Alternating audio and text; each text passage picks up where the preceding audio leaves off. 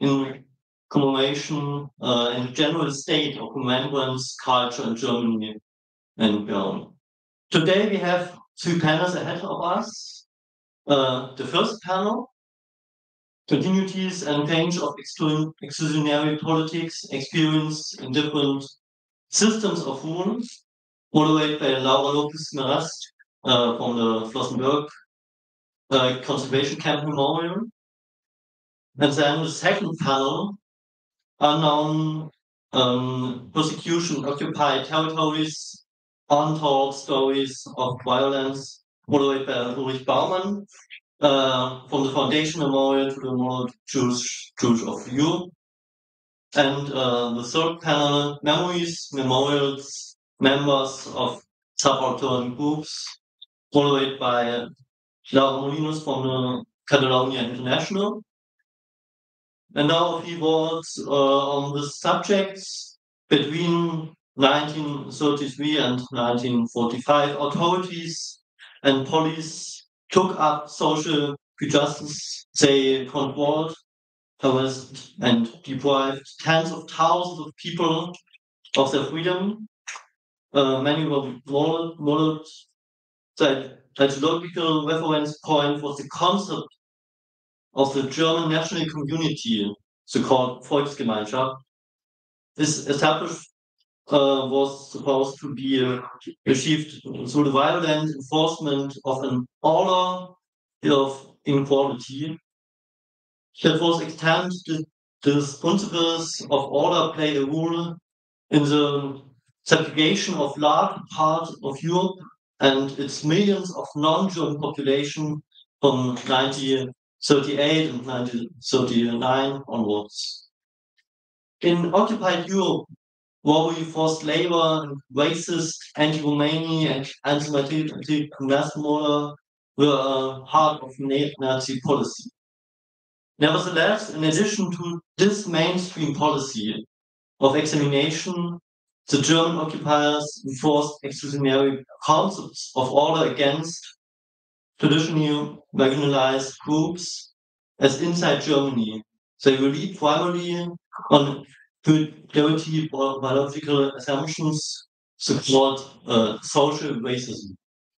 And now, and with these subjects, we have, of course, a lot of historical questions, and our hope is to get some answers to those questions. The research topic itself is still in infancy and not very synchronized.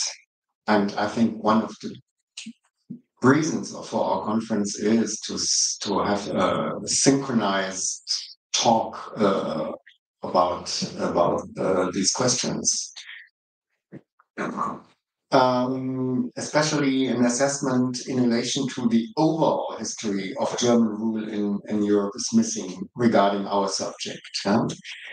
Key questions at the conference shall therefore be: what is the connection between the persecution of so-called asocials or career criminals in Germany and in the occupied territories, given the fact that there are also territories in between Germany and occupied abroad countries, like, for example, Luxembourg, or Austria, which had been annexed or partly annexed.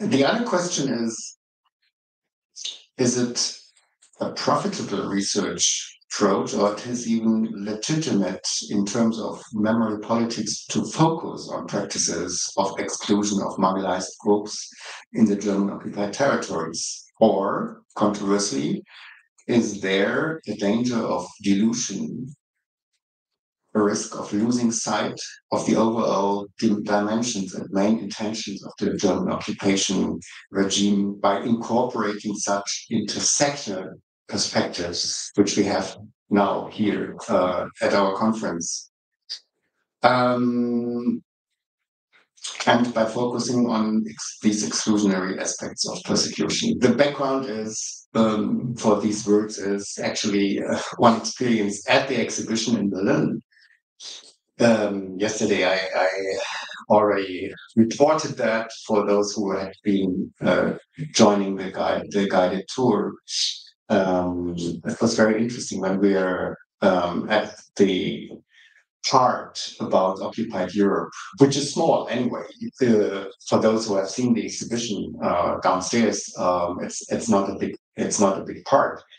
But anyway, standing in front of the Polish and the Czech example, the two stories about this Polish girl who had been arrested and brought first to Auschwitz and then to the youth concentration camp in Litzmannstadt, and the other example of this Czech woman who was brought to Ravensbrück. Two of very well-known colleagues of us were very, confused and said, "Why did you take this European chapter in this exhibition?" By talking about this Polish girl in Auschwitz, in the framework of the question of social racism, you lose the sight of German anti-Polish terror in the occupied East. So they were not amused about this example, and this was the first voice. I never heard that before. In contrary, actually, we more or less had a bad conscience that this chapter is so small. So, but this is this could be an interesting question. On the one hand, the conference will focus, hopefully, on the legal frameworks and the respective institutions of persecution in the individual occupied territories, and we have a lot here. And we have maybe even more voices to other countries that could be joined, like maybe Belgium, lower. And also related also to fascist states like Spain. On the other hand, it focuses in particular on the individual experiences, and that is important, of those persecuted and aspects of remembrance culture. The title of the series is Subaltern Memories, and my impression so far is that these memories, these subaltern memories, are represented quite weak here today. But we have to see what we can find. Can the rumor that the persecuted left no sources behind them can be refuted? So Andreas Kahnebitter yesterday stressed the point. It is a rumor. You can find sources if you are really starting to work on it and tolerate. But we have to talk about that. In post-war Europe, marginalizing stereotypes persisted. We all know compensation was refused to those affected, and their experiences of injustice are denied or were denied. Continuities of exclusion persist to this day. And the conference, therefore, also looks at legal concepts and police practices today. Very difficult questions. And I don't know if we have experts here, maybe for the afternoon, but it would be interesting to hear if in the different countries, from Norway to Spain, to Poland, to Netherlands, for example, there are intentions of today's police policy, for example, to get back to kind of Vorbeugungshaft, for example, or if there are still hereditary images or opinions on crimin in criminology, for example. So as far as I heard in Germany, for Germany, which an expert in criminology, who unfortunately will not join us today, told me there is still in German law the imagination of a jugendlicher Neigungstäter.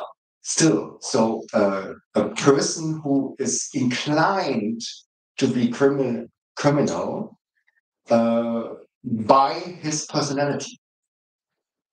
So that is still there, and maybe not only in Germany. So very, very, very difficult question, because we would really need experts of today's practices, and I don't know if we have here some in the room, but it would be very interesting to hear. So far, and now I think the word is to you, Oriol, and maybe I no. Before I do it later, I have also some views on the development of the day. We have after the first panel we have a coffee break, and for the speakers and moderators, we have booked or reserved a lunch place at the WDR Kantine. And so you can go over there. The speakers are also invited by the organizers for this lunch meeting. And then we come back, and we have public coffee here before starting the third panel. And yeah, maybe still a view further on. After the third panel, we have another break, and then we have the wrap up of the conference. And let me just announce this already, even if it's not afternoon, but we are very happy to get this everything done together by you, Stephanie. Stephanie Endlich, Professor Stephanie Endlich from Berlin, who is very intensively linked to the EUROM program, and especially to the Subaltern program, which we heard.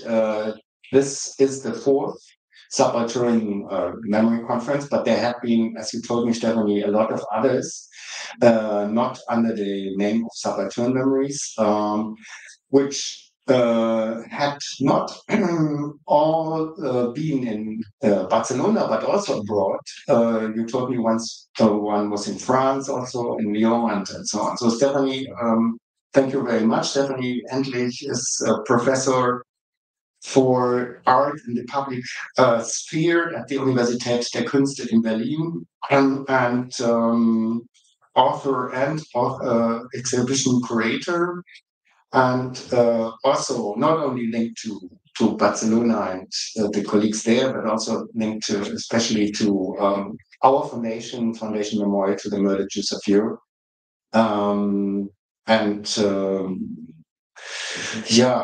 One among a lot of subjects is the common, where you have been actually, in my view, also an activist, is the commemoration of people who were killed in the so-called euthanasia. And everything around the long process of commemorating this crime from the end of the 80s up to the creation of a memorial in Berlin in front of the Philharmonie building in 2014. Yeah. So Stephanie, thank you for that in the afternoon. And yeah, I think that's today. Thank you. Thank you.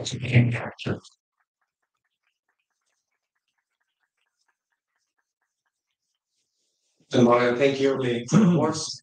Good morning to everyone. Like very briefly, I just want to say welcome and thank you to all of you. Thank you to the general audience. Let's say thank you to the speakers for your long journey to Cologne from different countries in Europe.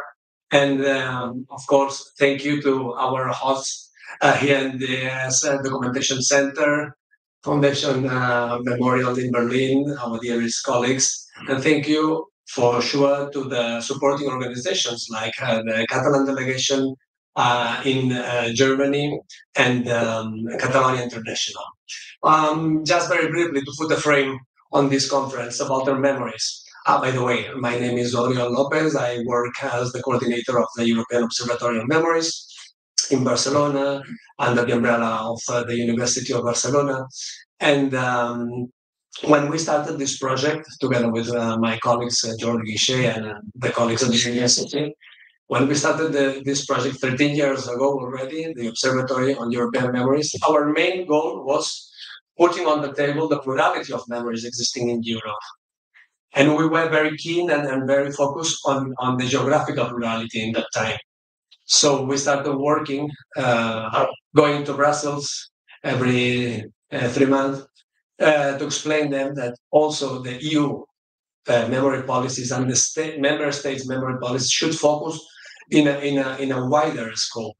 And of course, we work with our colleagues like Stephanie, Ulrich, and other colleagues. Of course, we work on the memories of the Holocaust, on, let's say, Western Europe, and the memories of the socialist regimes, communist regimes in Eastern Europe. But we wanted to go beyond this. And we started working a lot with our colleagues as well in southern Mediterranean countries in Europe. And we wanted to put on the table of these memory policies the dictatorships, let's say, in Portugal, in Spain, of course, and in Greece. We wanted to put on the table again the troubles in Northern Ireland for the struggles for civil rights, and we work with our colleagues there. So I might say that we kind of succeed on this because now the EU memory policies and the programs they are promoting and funding from Brussels include all these memories. But at a certain point, we realized that we also needed to work a lot to make these memories even more plural, including this what we call subaltern memories. It's just a title, and we can discuss if it's the proper and the best title or not. But it was an umbrella where to boost the importance both on historiography, research, and on memory politics to put all these voices that had been silenced for decades on the table again. So we started with this series, as Uli was mentioning, Subaltern Memories Conference. It's held once a year. And we started in 2022. We focused on the LGBTIQ plus community. Then the next year, we addressed the Sinti Roma cases. Last year, we focused on the persons with disabilities in Barcelona. And this year, we are super happy to be here in Cologne with all of you. And from the fantastic exhibition that Ulrich Oliver and all the colleagues and Laura as well, and all the colleagues at the foundation just launched 1 year ago, we took this opportunity to come here and to deal with the memories of so-called asocials. I know that it's not the perfect term, but it's a way to refer to these social groups. Well, that's all from our point of view. Thank you to all of you again. Thank you also to the interpreters and all the people working with us today. And we are really committed, and we believe that you as well, we are really committed to this changing potential of the memories in our society today. So we can hopefully have more fairer, let's say, and cohesive society through the memories of the past and through the struggles for having all these memories represented on the table. So thank you, and the floor is yours.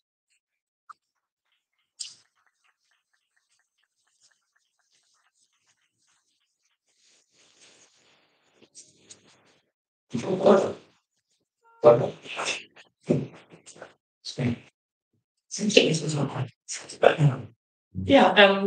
and welcome to our first panel, Continuities and Changes of Exclusionary Politics.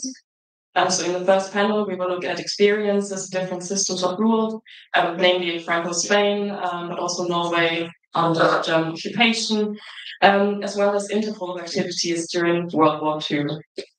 Especially a very warm welcome to the three speakers, Cesaro Lorenzo Rubio, Östen Hedland, and Jens Jäger. And I think at first we will listen to all the three talks and presentations, and afterwards you will have time for debate, discussion, questions. At first I'd like to welcome and introduce Cesaro Lorenzo Rubio, who will present on the criminalization of social deviance in Franco's dictatorship from vagrancy to dangerousness law 1933 to 1978. He's a historian specializing in political repressions, prisons, and the criminalization of social deviance in 20th century Spain. He holds a PhD in history from the University of Barcelona and has published extensively on Francoist legal mechanisms and the transition to democracy, including works in journals like the European History Quarterly and Historia y Politica. So yeah, that's the status quo.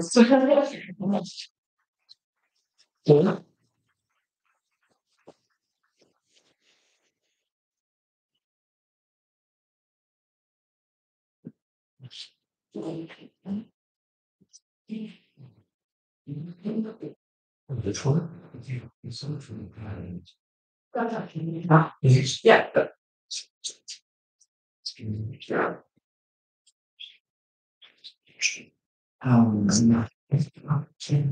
No, but it's not too hard.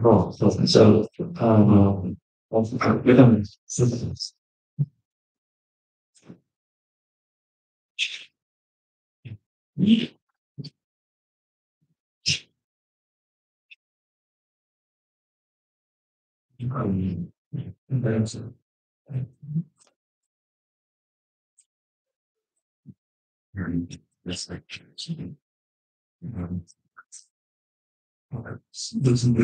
yes. Yes.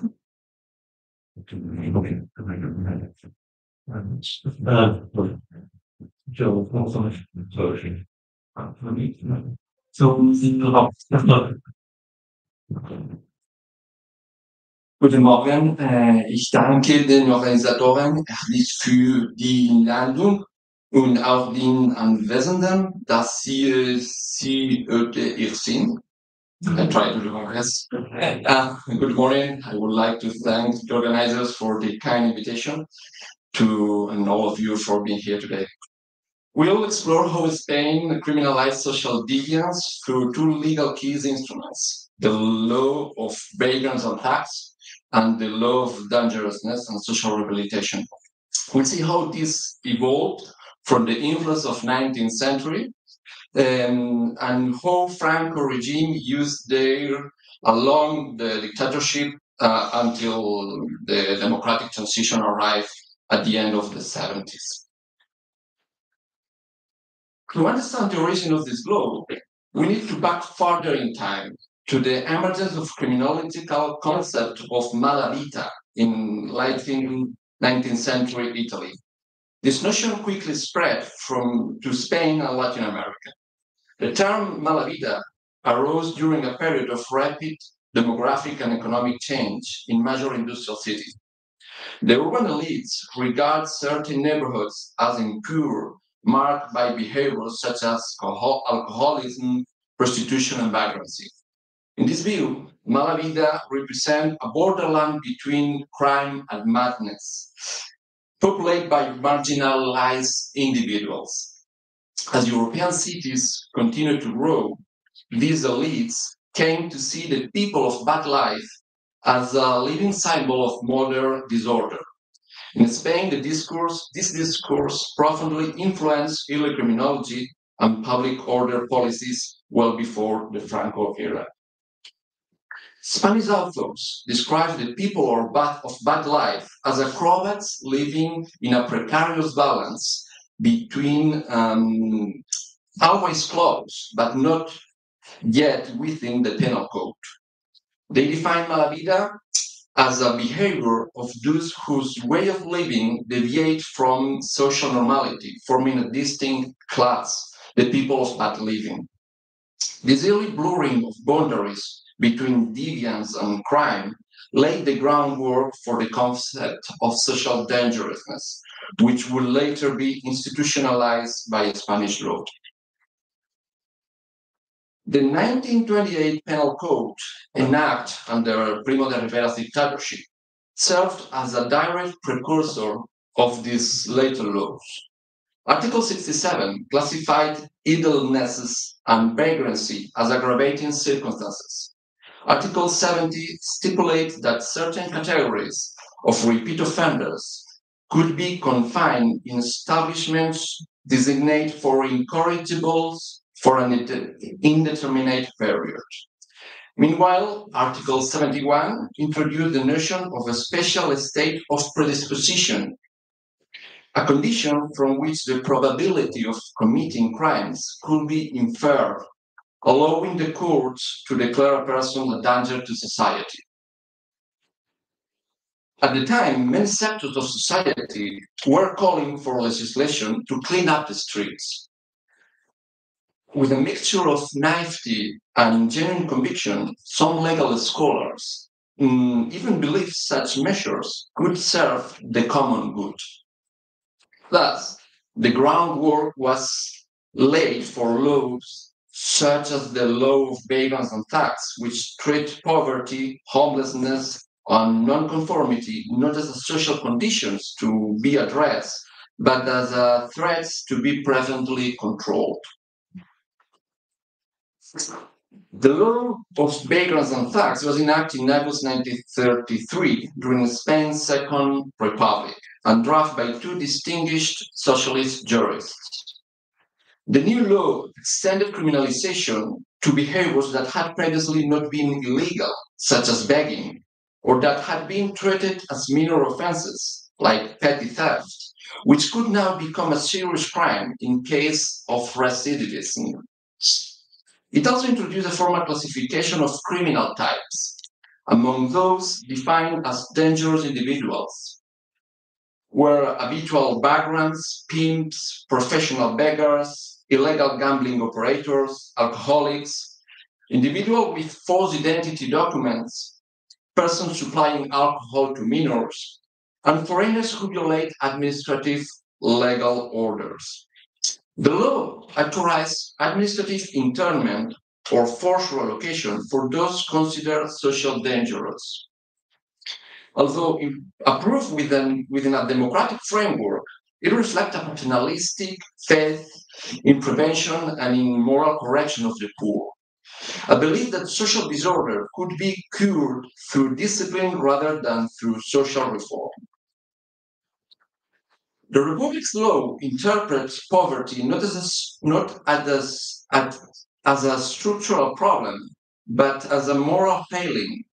By transforming social conditions into individual deviance, it legitimates state intervention through control and re-education. Under this framework, the state authorized the internment of offenders in camps of work and concentration, like you can see in this picture of August 1934, when was opened the first one in Alcalá de Henares. There were three more in Cádiz, Burgos, and in the colonial territory of Spanish Guinea in Africa. The logic of moral hygiene would later be intensified under Franco, transforming social policy into a direct instrument of repression. In this way, the boundary between assistance and coercion became dangerously thin. After Civil War, the law of vagrants and thugs was not repealed, unlike most other republican laws. Its use initially declined, since repression in the early Franco years was direct, mainly against those with opposing political views. By 1939, around 300,000 people were imprisoned for their ideological reasons. However, as our political repression gradually decreased, the focus shifted toward petty crime and social deviance. In 1945, the Central Register of Vagrants and Thugs was reorganized, signaling an intensification in the law's application against the multiple forms of poverty that characterized post-war Spain. In the following years, the law was revised several times, each reform expanding its reach, allowing authorities to prosecute virtually anyone whose behavior was deemed to endanger social peace or public tranquility. In 1948, the authorities expanded their scope to target sales on black market, which had become very usual due to the shortages of food and raw materials. By the following year, the number of cases had already surpassed 4,000. Beyond arresting and prosecuting repeat offenders, vagrants, thieves, pimps, and other criminals, the early Franco regime also sought to categorize homosexuals as dangerous subjects. They were labeled as sexual inverts, deviants, degenerates, or parasites, seen as presenting a hateful and degrading spectacle incompatible with the moral values of the victors. In 1954, homosexuality was explicitly added as a form of antisocial behavior, although it had already been included in 1944 Penal Code. 4 years later, special courts were established in Madrid and Barcelona. From then on, legislation functioned as both a criminal and moral code, punishing those who deviate from Catholic patriarchal norms. Homeless people, sex workers, and political dissidents were all subjects to internment under the same preventive statute. Between 1954 and 1966, the Franco regime operated the Tefía agricultural penal colony in Canary Islands, a facility presented as a place of re-education, but in reality a site of punishment. Men were imprisoned there not only for political or common crimes, but also for being homosexual under the law of vagrants. Life in Tefía was characterized by forced labor, overcrowded barracks, hunger, and systematic humiliation. Prisoners were made to work the dry, barren land under brutal conditions. In 1970, 2 additional special prisons for homosexuals were established in Huelva and Badajoz, although many other imprisoned under the law of dangerousness remain in regular facilities, in regular prisons. It is estimated around 5,000 people were incarcerated for their sexual orientation or gender identity along the dictatorship.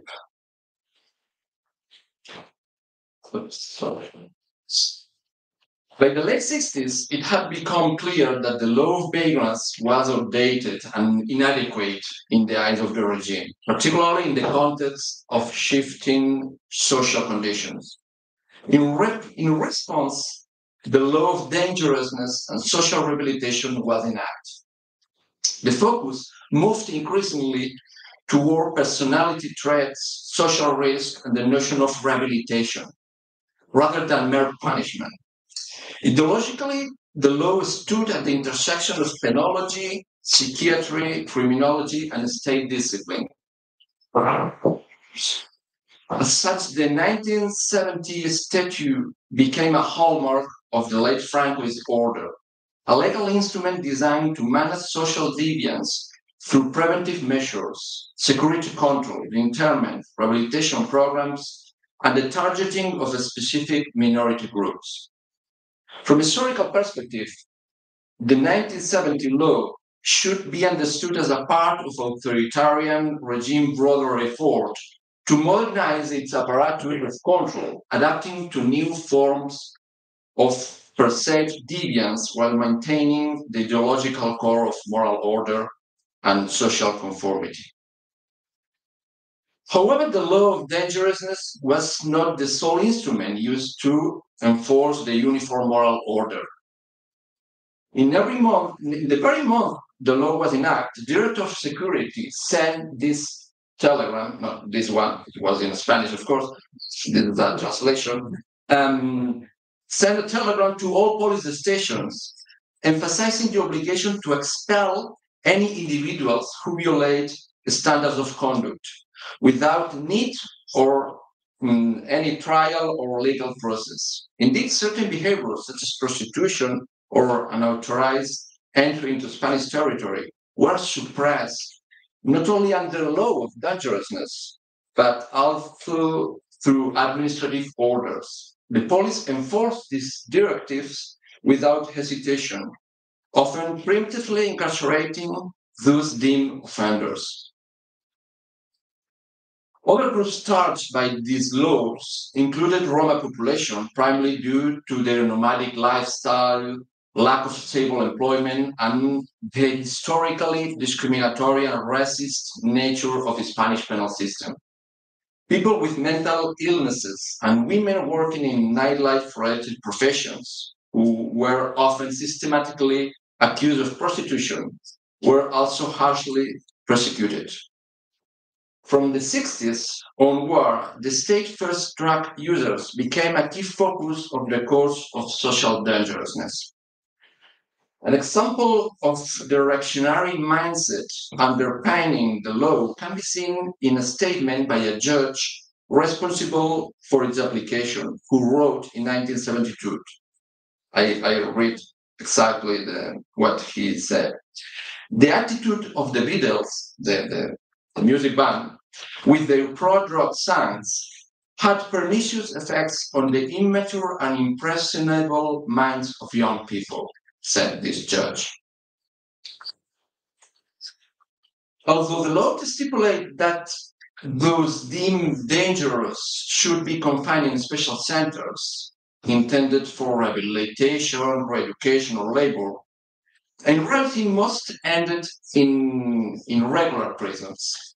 Some prison records, even in 70s, reflect attempts to link physical defects to moral or social deviance, drawing on Kresmer typological theories.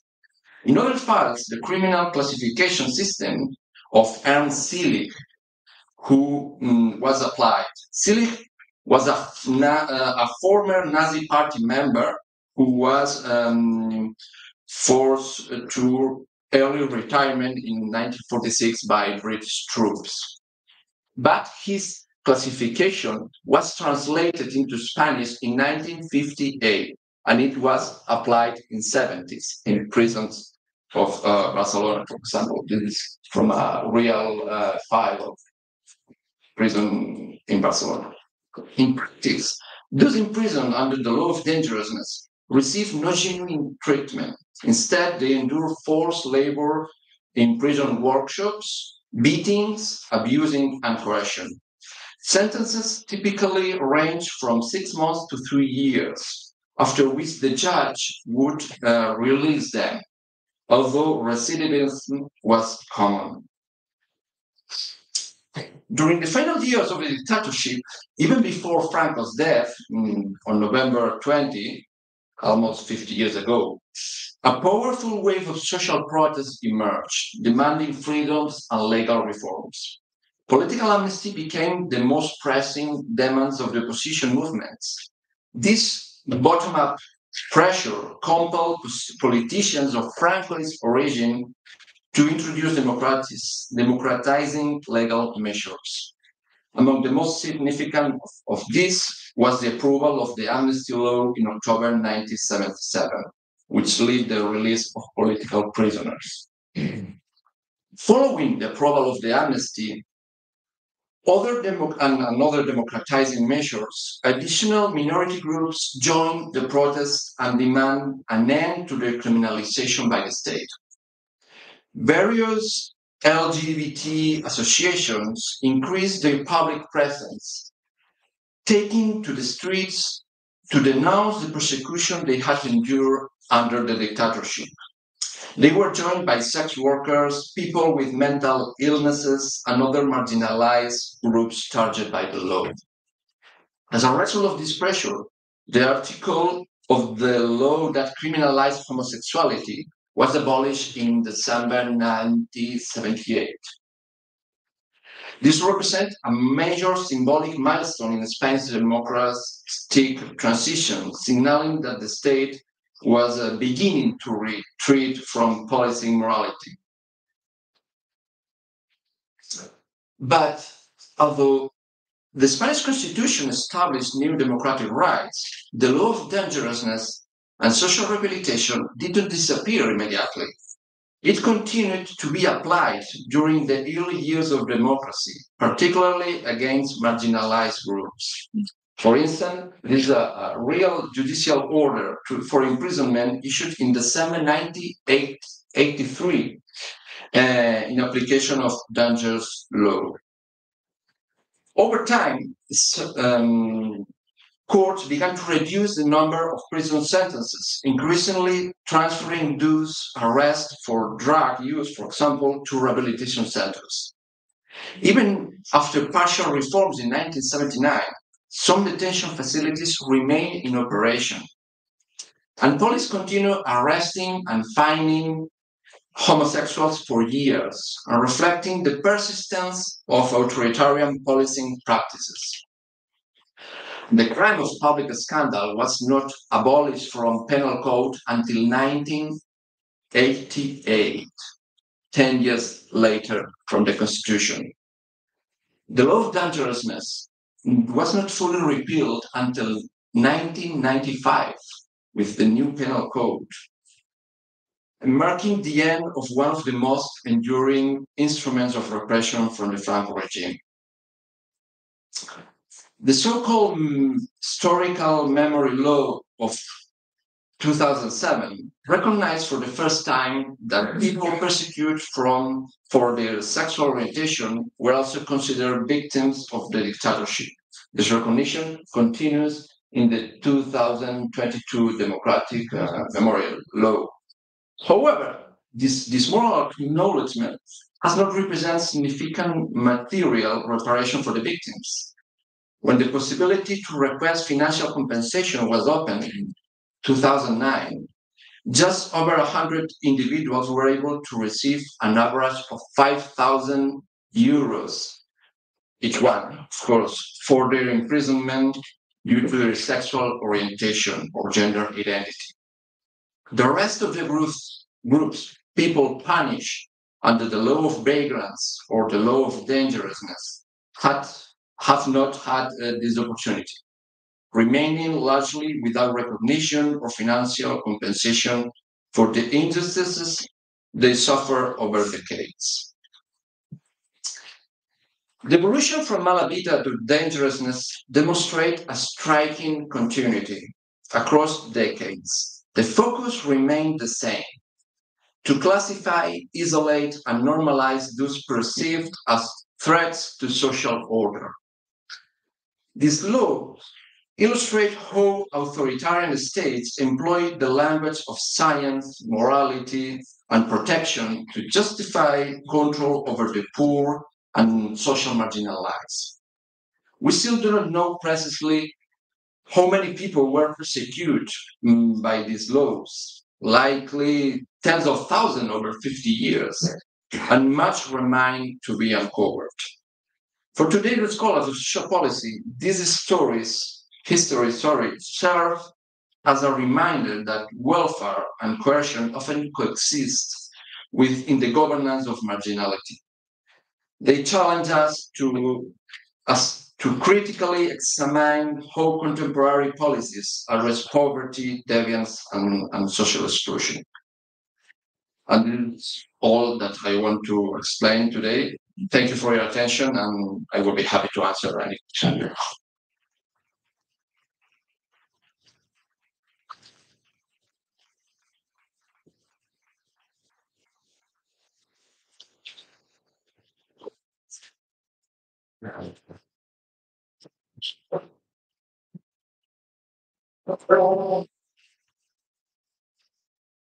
Great. Thank you very much for that very interesting input. Now we will take a look at Norway, and Øystein Hetland will present on the anomaly or continuity, the persecution of so-called outsiders in occupied Norway. Øystein earned his PhD in history at the University of Oslo in 2020 with a thesis In the Shadow of the SS, 3 Norwegian Police Districts, 1940 to 1945. And worked for many years at the Norwegian Holocaust Center and recently published a book on the Norwegian police during World War II. Thank you very much.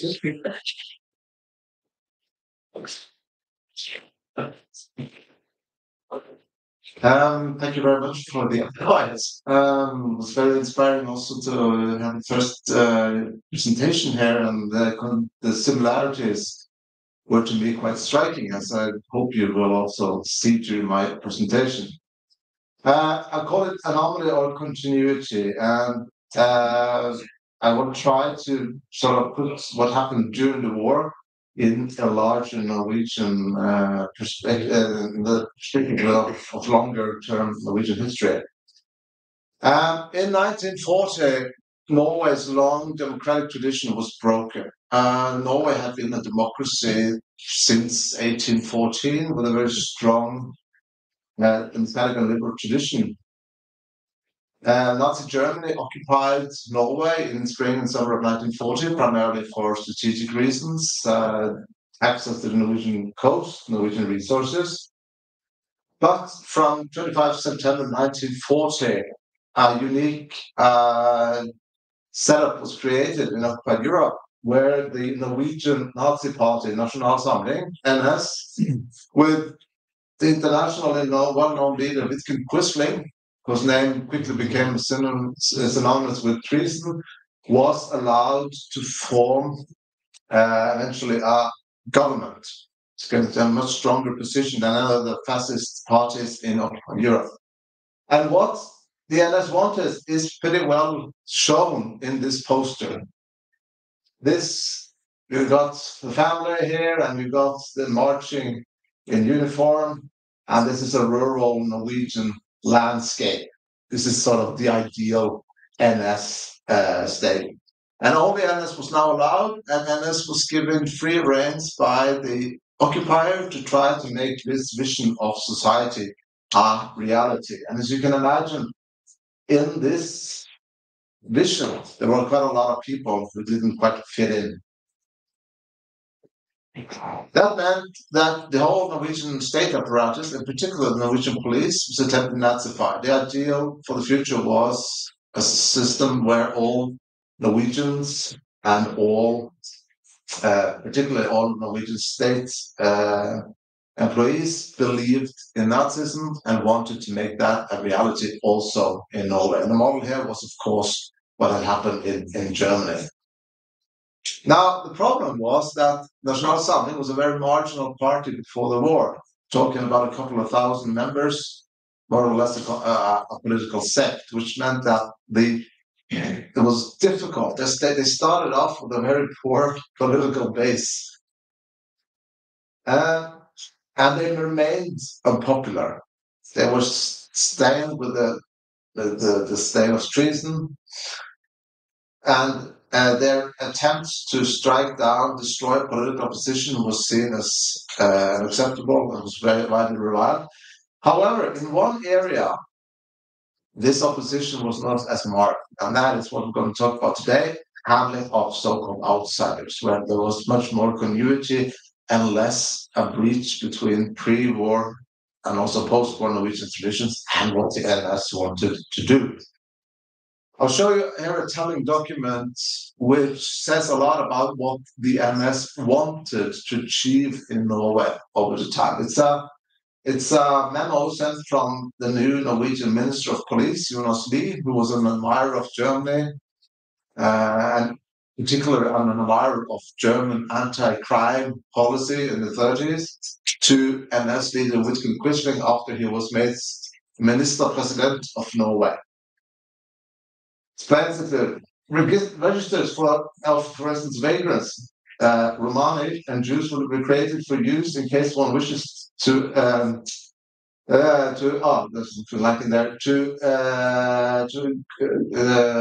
act against these foreign population elements. Furthermore, national registers of homosexuals and sex offenders will be established to further a centralized handling of these crimes. In order to further national socialist population policies, a central for combating abortion will be created. Biological examination of criminal families and calculations of what the evil of crime costs the state will be carried out. The preparation of a very important law for surveillance of professional and habitual criminals is underway. This was what he promised Quisling in March of 1942. These big plans had a big problem, namely the limited resources of NS and the big problems they faced. They met, as mentioned, serious political opposition. Here you see an NS poster defaced with anti-Nazi propaganda. Here's the symbol of the Norwegian king. And because of this, combating political opposition took up a lot of the resources and was deemed more important than handling so-called outsiders. Moreover, NS had limited time and resources. For instance, they were unable to get as many police officers as they wanted. A lot of Norwegians thought that service in an increasingly Nazified Norwegian police was not something they wanted to do. And more importantly, the time available to them, of course, they didn't know that in 1942, but they only had 5 years to implement this plan, which limited what you could achieve. And only some of their big plans, therefore, became a reality. Here, however, I will deal in particular with 3 targeted groups, the groups targeted by the NS regime. Norwegian Romani, sexually deviant women, and habitual or biologically predisposed criminals.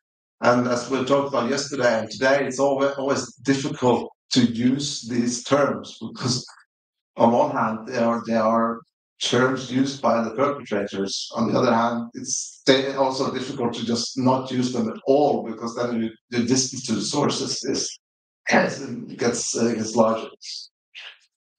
Now, Norwegian Romani had long been a group on the edge of Norwegian society, here very completely in the woods. They had first arrived in the 16th century, so they had a long history in the country, but they always had a tenuous relationship with the majority population. That meant that they were frequently but unsystematically persecuted by Norwegian authorities and the Norwegian population. They were often suspected and accused of various types of crime, vagrancy, trickery. Many words in the Norwegian language are sort of the Norwegian word for trickery is fanteri, and fanteri is another word for Romani. And in Norwegian, there was a word, Taterplagen, the Romani plague, often used to describe this menace. Even before the war, the Norwegian state attempted to cure the Romani of their vagrant ways. Norwegian nationalism was very much into seeing the steadfast Norwegian farmer on his farm as sort of the Norwegian ideal, and the Romani challenged this view of what was ideal. So work colonies were established where these vagrants could be placed and learn proper work. There was strong pressure for sterilization of Romani women, and children were taken from their parents so as to sort of cure them of their condition. Now, in addition to the Romani, there was for a time also a Roma minority in Norway. But in the 1920s, the Norwegian Storting, without discussion, deprived them of their Norwegian citizenship, which left them stranded on the continent. And during the war, they were deported from Belgium and France to Auschwitz-Birkenau, and only 4 of 66 of them survived. So that is sort of a side crime to this, but yeah. Now, during the war, the NS authorities wanted, and this is an actual quote, they wanted a final solution for the Romani question. Now, you should say final solution, that gives certain associations.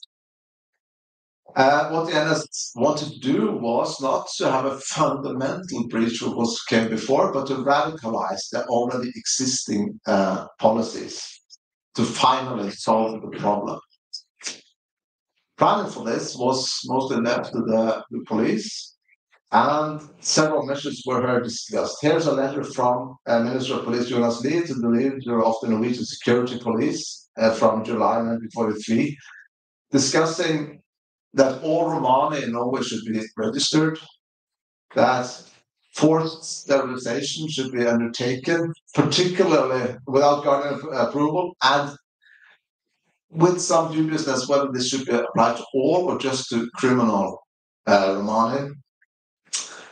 Expanded work camps under guard, confiscation of boats and horses to make the traveling way of life impossible. Now, these were radical plans. For instance, sterilization of families with criminal genes. Now, these were radical ideas, ambitions, and plans. Even more radical ideas were also introduced. Both Jonas Lie, the Minister of Police, and Sverre Risnes, the Minister of Justice, discussed solving the Romani question as the Jewish question had been solved, meaning deportation to Germany or occupied Europe with the consequences that entailed. Now, in practice, the Romani ended up being saved by what we could call bureaucratic inertia, because there were very, very different difficult questions to solve. For instance, should we be targeting a race, a Romani race, or a way of life? Because not only Romani were vagrants in Norwegian society, and the Romani were intermixed by other with people with the same type of life, with a different ethnic background. So it was not always should vagrancy in itself be targeted, or should the Romani be targeted? And then, in extension, how do you identify the Romani? Who are they, as distinct from ethnic Norwegians? How radical measures are appropriate? Norwegians had traditionally been in a European context, a very liberal state with moderate practices when it comes to combating crime. And the authorities found it very difficult to agree on the policies to enact. Finally, in 1945, things were moving towards a final resolution of this question. And an example of this is this printed proof of registration for all Romani. That was as far as they got, to print out the registration cards. This has happened to Jews in Norway in 1942 already, but here it was ready. But in 1945, time had run out. So in many ways, the Norwegian Romani were saved by Germany losing the war. That meant that the practical consequences of this radical planning for a final solution for Norwegian Romani were limited. There was no systematic persecution, but there were selective persecutions, just as there had been before. Eager police officers arresting Romani for various reasons. And there was a slight uptick in the number of sterilizations of Romani based on a 1942 law which removed the previous necessity for guardian approval to sterilize people. But not a major uptick, but slight uptick. Turning to another group, so-called sexually deviant women. The German occupation of Norway led to numerous sexual relations between German soldiers and Norwegian women. The number of German soldiers in Norway compared to the population was huge. We're talking about 300,000 soldiers in a country with 3 million people. So every 10 person was a German soldier. And this presented challenges for both Norwegians and the Germans. The Germans enacted very strict measures to limit the spread of sexually transmitted diseases. And this would result in very harsh measures against many Norwegian women. What we see here are women who have been, and we will turn to this later, they have been forcibly sort of halfway in prison in a hospital where they were to stay until they had been cured. And she didn't want to be there, so she escaped. And to combat this, the police stripped her of her hair and clad her in this prison suit, which makes her look very much like a concentration camp inmate, to just keep them from running away. In this area, we saw frequent German-Norwegian cooperation. The German security police demanded of the Norwegian police that they would find any Norwegian woman who they accused of having transmitted a sexually transmittable disease to German soldiers. And the Norwegian police complied, including by having mass raids in cafes, so on, where German soldiers and Norwegian women met. For instance, here in June of 1941, where they just took everyone and checked out if they were ill afterwards. And notably, this was done without basis in Norwegian law. There was no legal basis for this until 1944. And this was aided by police officers, often seeing these women as loose or even as prostitutes or as national traitors. Okay, if you hang out with German soldiers, then we're not going to have pity on you. So there was not much opposition even from non-Nazi police officers to this practice. These women sort of got what was coming to them, so many of their views. And this was a large-scale operation. Only in Oslo, between 1941 and 1945, 5,674 women were examined for sexually transmittable diseases after these kind of raids and also individual arrests. I looked at the interaction between the German and Norwegian police in several cities, and often, some months, half of the tasks performed by the Norwegian police for the Germans consisted of this. It was a major operation. Now, among these, there were some who were deemed worse than others. And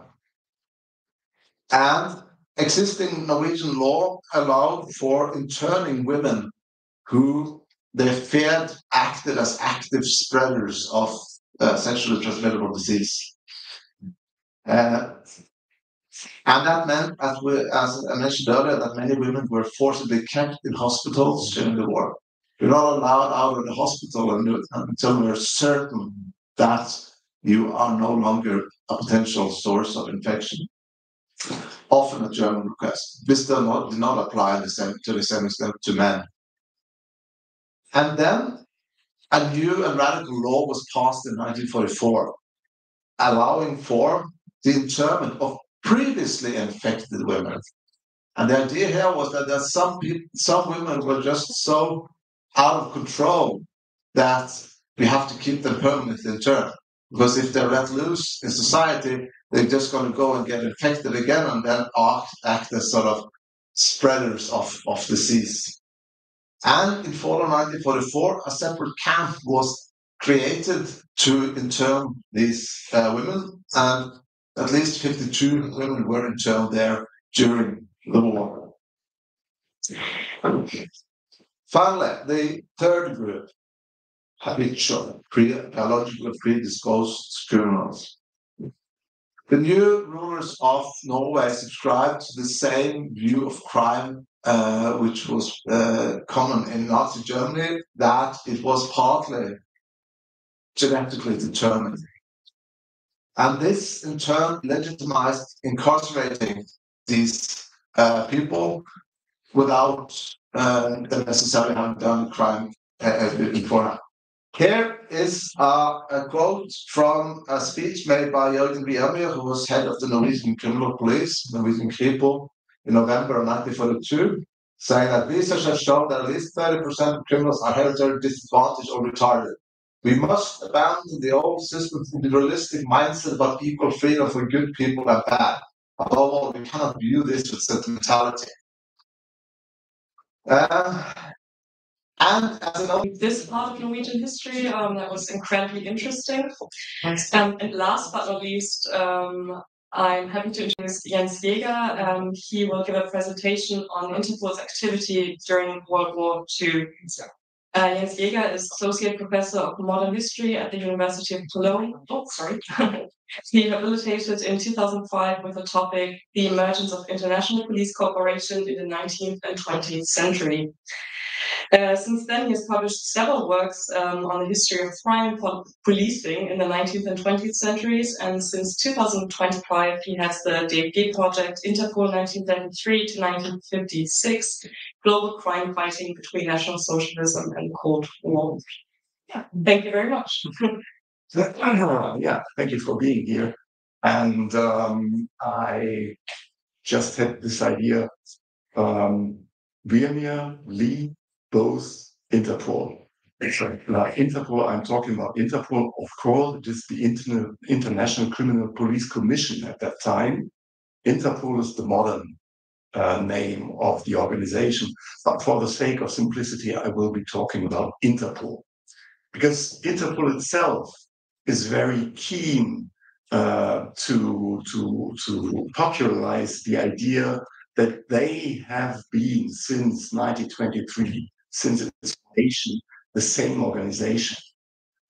And this is meaningful. Yeah. Yeah. Okay. Okay.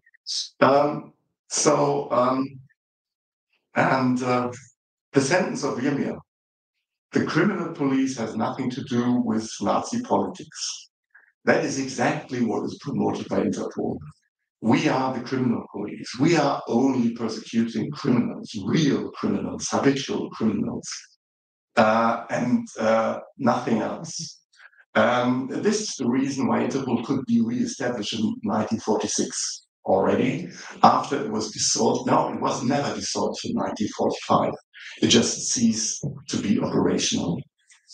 So in the following minutes, I would like to introduce you to the project I'm currently conducting at the University of Cologne with the help of my assistants, Lino Kuchberg, Jana Türk, and Charlotte Mittelstedt. They did the bulk of the work I'm presenting here. So the project attempts to unveil the history of Interpol in the years 33 to 1956. So continuity will be the main aspect of it. Did Interpol do change after World War II?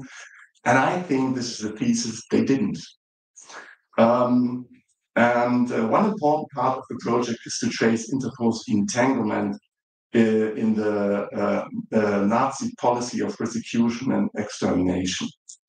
And how are we doing it?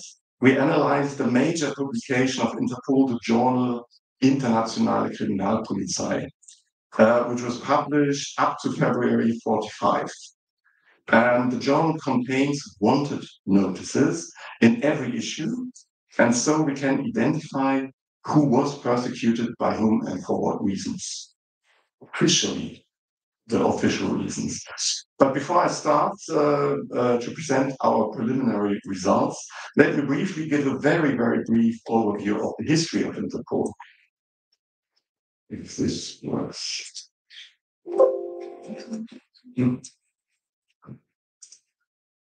Okay.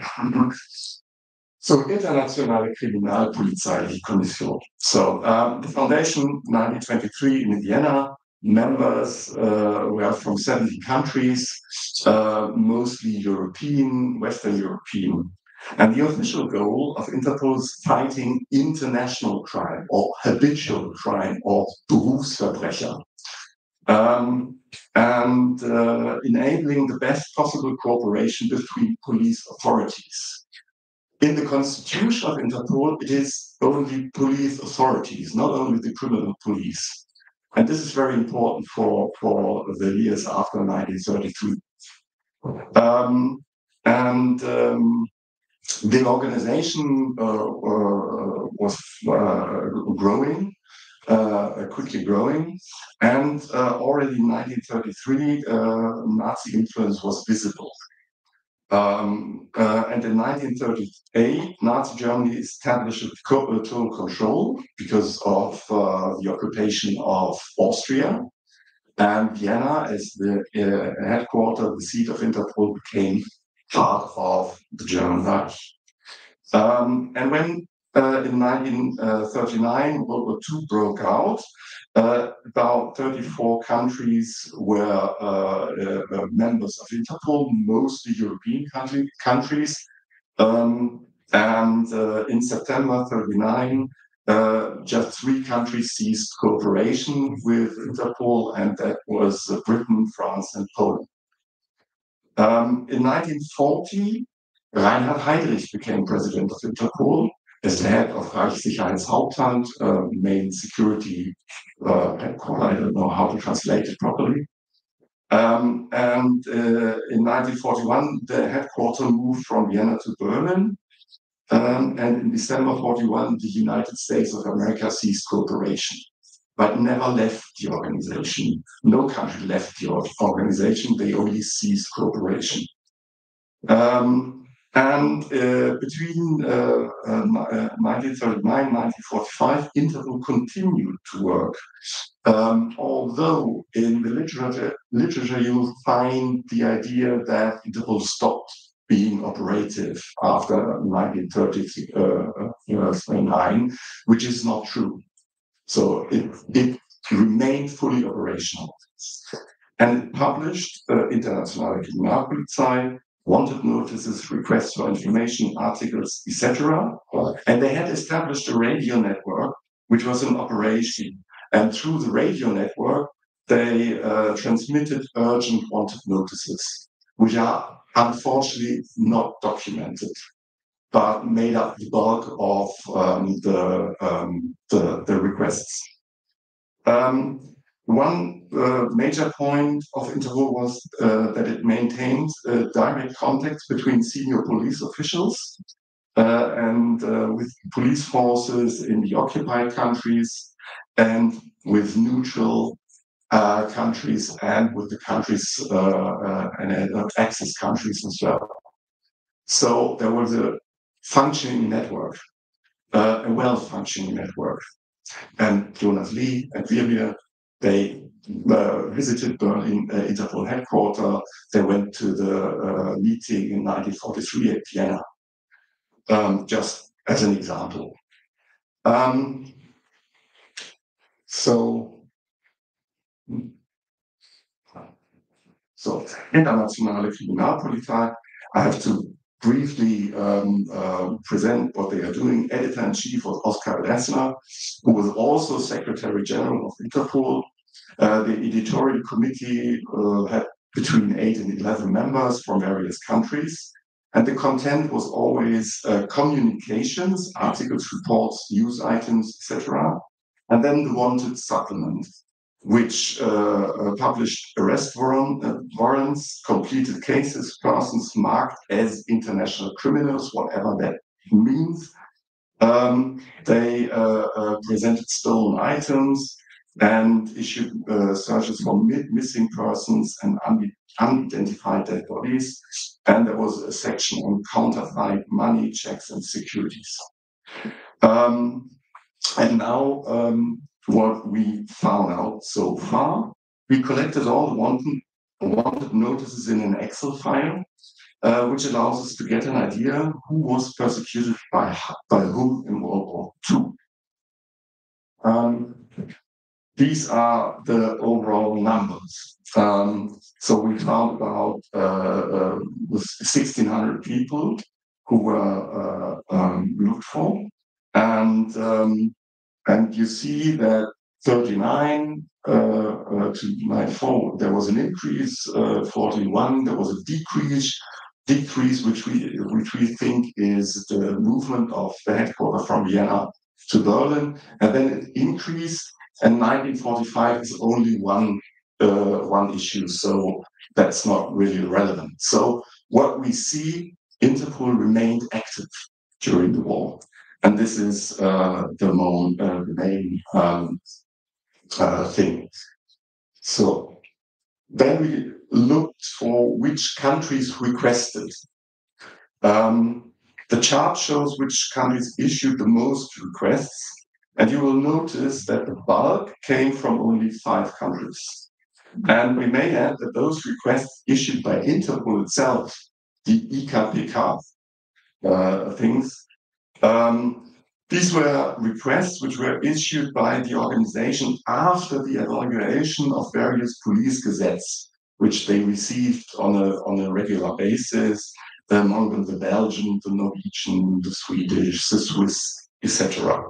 So they evaluated those, and what they seemed were appropriate for publication in International Kriminalpolizei they put in.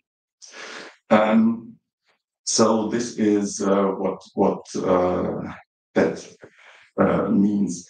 And the point is, the headquarters was run by SS officers, of course. So everybody who was working at Interpol was an SS officer, either coming from the Kriminalpolizei, the criminal police, or from the Sicherheitsdienst, and some of them had already experience as Gestapo officers as well. So when we are talking about these Interpol warrants which were issued, it is probably the idea of the German criminal police or the Reichssicherheitshauptamt, which is behind this publication. So, and what we see further, that Belgium is very present in this, and we can't account for that. So we don't know why this is the case. Why Belgium? Why not the Netherlands? So that's an open question. I have, of course, some ideas, but that means needs to be established. The nationality of wanted persons, as far as it is indicated. So you clearly see the majority or the relative majority are Polish people, then German people, Belgians, French, Italians, Americans, North Americans, then Swiss, Dutch, and Russians. And well, the top 3 are Germans, Polish, and Belgian.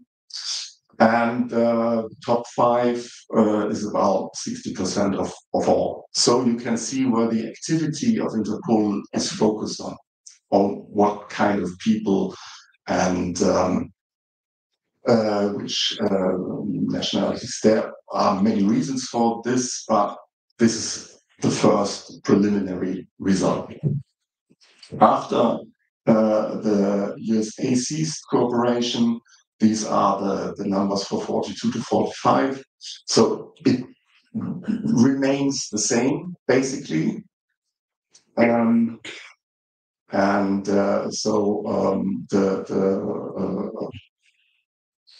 Yeah, that's it. It remains the same. No major changes after the USA ceased cooperation.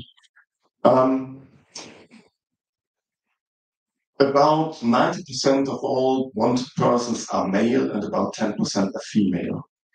And in Internationale Kriminalpolizei, very seldom the religion is given or the race, which is contrary to the practice in the German police world. There is a reason for that. I give an idea a bit later. An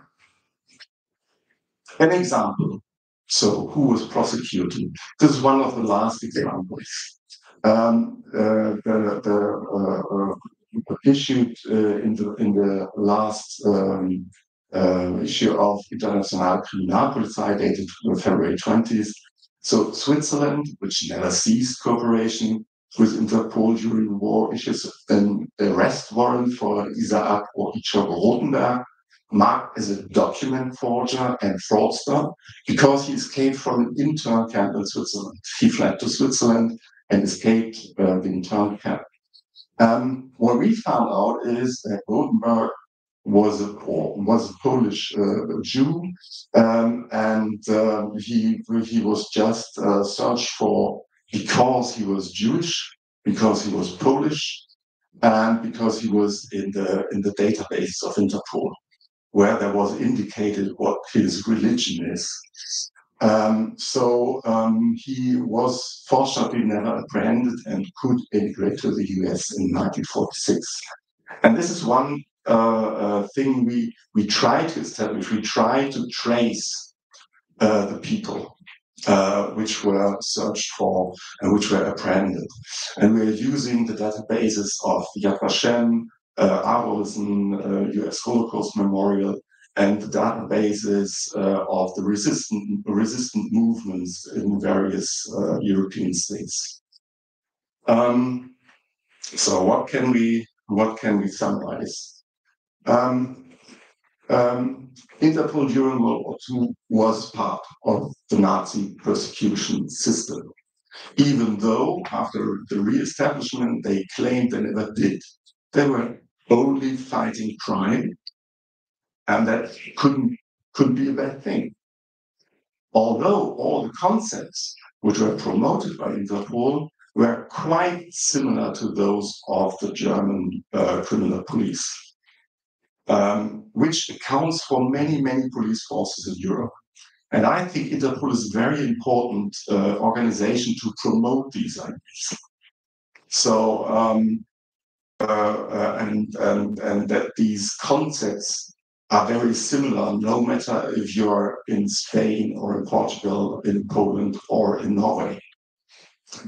And this is something where Interpol is very important. They somehow stuck to the self-declared idea that they were only fighting crime or career criminals, but they never had issued any definition of that. And there was no mechanism to control wanted notices from the members. So they just took them at face value. They didn't evaluate. They didn't have the people to check. So it was very easy. The fate of the wanted people was never explained, except for arrests and unspecified deaths. If some persecuted person was found dead somewhere, they indicated it, but they never said what happened to those people.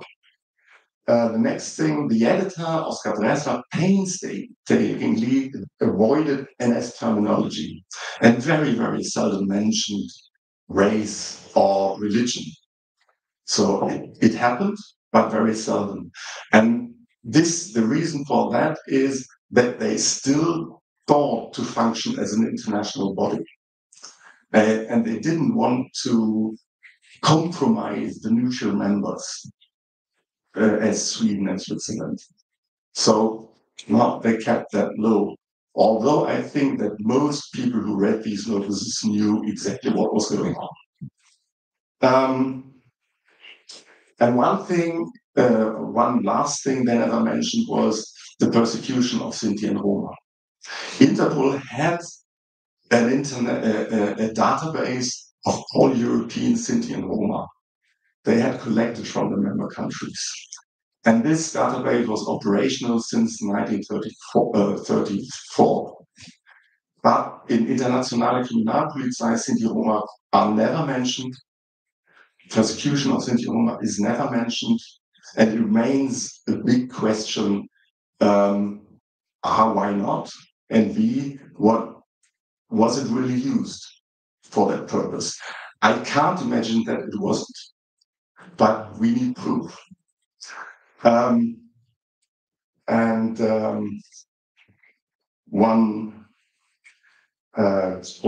last thing is that this is only a minimum of what Interpol did during World War II. I mentioned the radio network. And over the radio network, about 1,000 notices were issued every year. So far more than that was published. So we need to check that as well.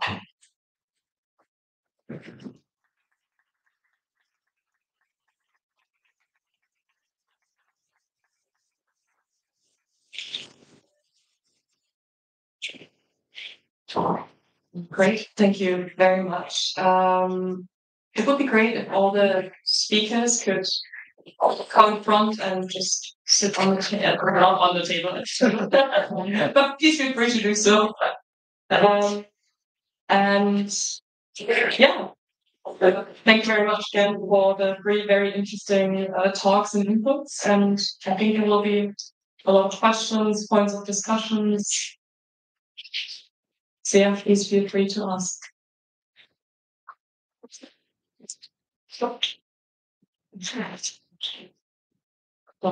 Yeah.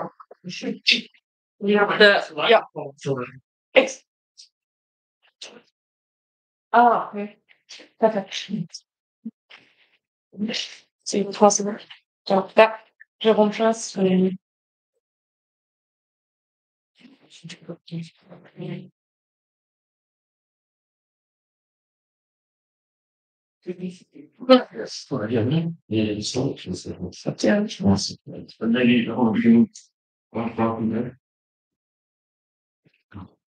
This one is working. Yeah.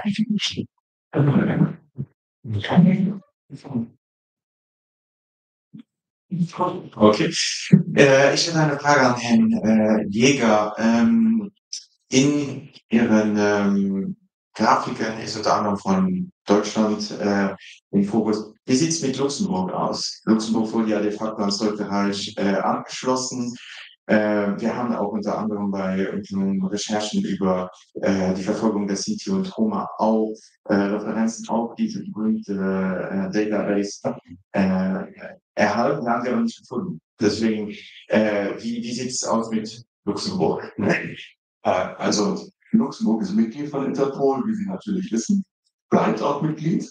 Das ist die Praxis der NS-Polizei in den westlichen Staaten, dass die Polizeien im Großen und Ganzen scheinbar unabhängig bleiben und eben nicht direkt von Berlin aus verwaltet werden, obwohl das de facto natürlich so ist. Und es gibt in der Tat ein paar luxemburgische Fälle, also wo von Luxemburg Fahndungsinstrumente erstellt werden nach Berlin, aber wirklich sehr, sehr wenige. Und die zweite Frage, die Datenbank oder die Sinti- und Roma-Kartei ist in der Tat verschollen. Man weiß nicht, wo sie geblieben ist. Es gibt eine Möglichkeit, und zwar als im April 1945 die Rote Armee Berlin eingekreist hat, hat das Interpol Hauptquartier, das am Wannsee, am kleinen Wannsee lag, in der Villa ebenfalls das gemacht, was fast alle großen Polizeidienststellen gemacht haben, nämlich verbrannt. Unglaublich viel. Und es sind von den Alliierten tatsächlich noch Bestände gefunden worden von Karteien, die bezogen sich aber nicht auf Sinti und Roma, sondern auf die sogenannten Kriegsverbrecher. Können wir uns bei Ihnen nochmal melden wegen der luxemburgischen Fälle? Unbedingt. Okay.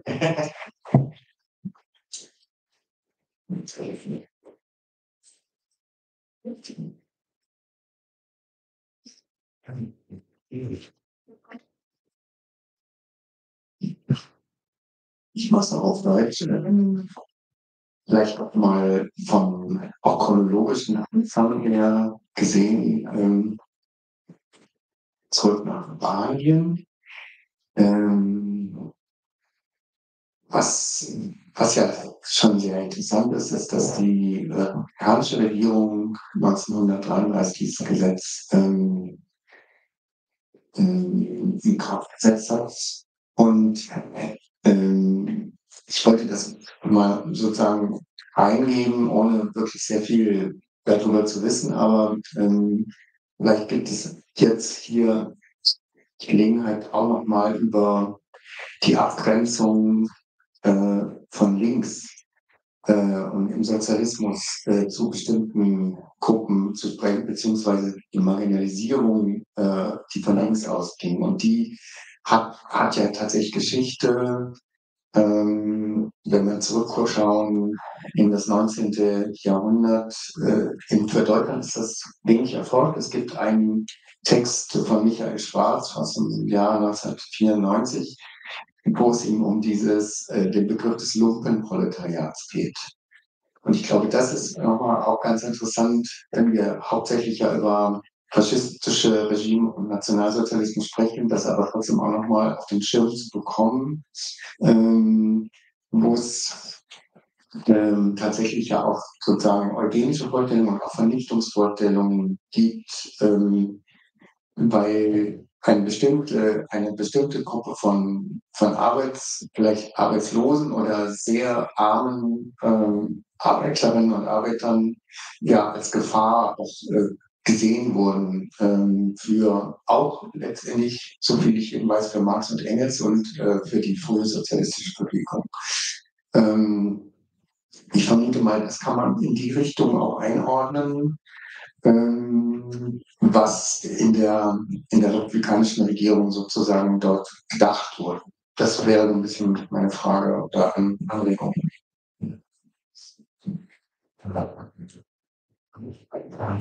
Well, it's really paradoxical, and it's a paradox that a left government established a law that punish proletarian people, poor people. But the jurists who made this law were very qualified lawyers, and they thought that punishing in advance that people commit crimes could be a good option to prevent a moral failing in that society. The problem was the left government was over in few months, and the right government changed the policies and go further in that direction and use that law to pursue it and to punish all kind of dissidents. Many political dissidents, vagrants, all kind of people. And the Franco dictatorship abuse of this law and many others to persecute this kind of people. But at the beginning was probably too many naive purpose. But yes, that is the reason. They thought they could be a good option to prevent a moral disease in general. See the same thing in Norway, actually. Johan Schaffenberg, as I mentioned, the Norwegian Labour Party's youth organization published a text by him calling for eugenics. And this was distinct from the Nazi conception of eugenics, but it was sort of a way of saying that, okay, we can do this much by improving society, but there will be a class of people there who, due to various reasons, are unimprovable. And the best thing we could do for them is that they will never talk about killing or anything like that, but sterilization, for instance, because nothing good can come from these people reproducing and thus continuing the misery across generations. It was sort of a left-wing fatalism that, okay, we can do a lot by improving these conditions for working people and others, but not for everyone. And we can't fix everything. And for those, maybe them not having children in the future is the best thing we can do for them and society. It was what they thought. Kann ich auch was ergänzen? Mich überrascht es immer wieder bei der ganzen Forschung, wie ähnlich die Konzepte zur Bekämpfung von Kriminalität sind, über das gesamte politische Spektrum hinweg. Also diese Grundvorstellung, dass es eine Gruppierung gibt innerhalb der Gesellschaft, aus der heraus sich kriminelle Verhaltensweisen entwickeln. Und die werden sehr häufig in Verbindung gebracht mit Armut, dem, was die Nazis Asozialität nennen, und diversen anderen Randgruppen. Also da gibt es einen unglaublich breiten Konsens. Und das führt eben auch dazu, dass dieser ganze Komplex der sogenannten Verbrechensverfolgung, würde ich mal sagen, in der Nachkriegszeit so lange nicht aufgearbeitet worden ist, weil er als Problem überhaupt nicht begriffen worden ist, weil die ganzen Konzepte eben relativ unverändert über 45 hinaus in Gebrauch waren. Eine Frage hier und dann dort.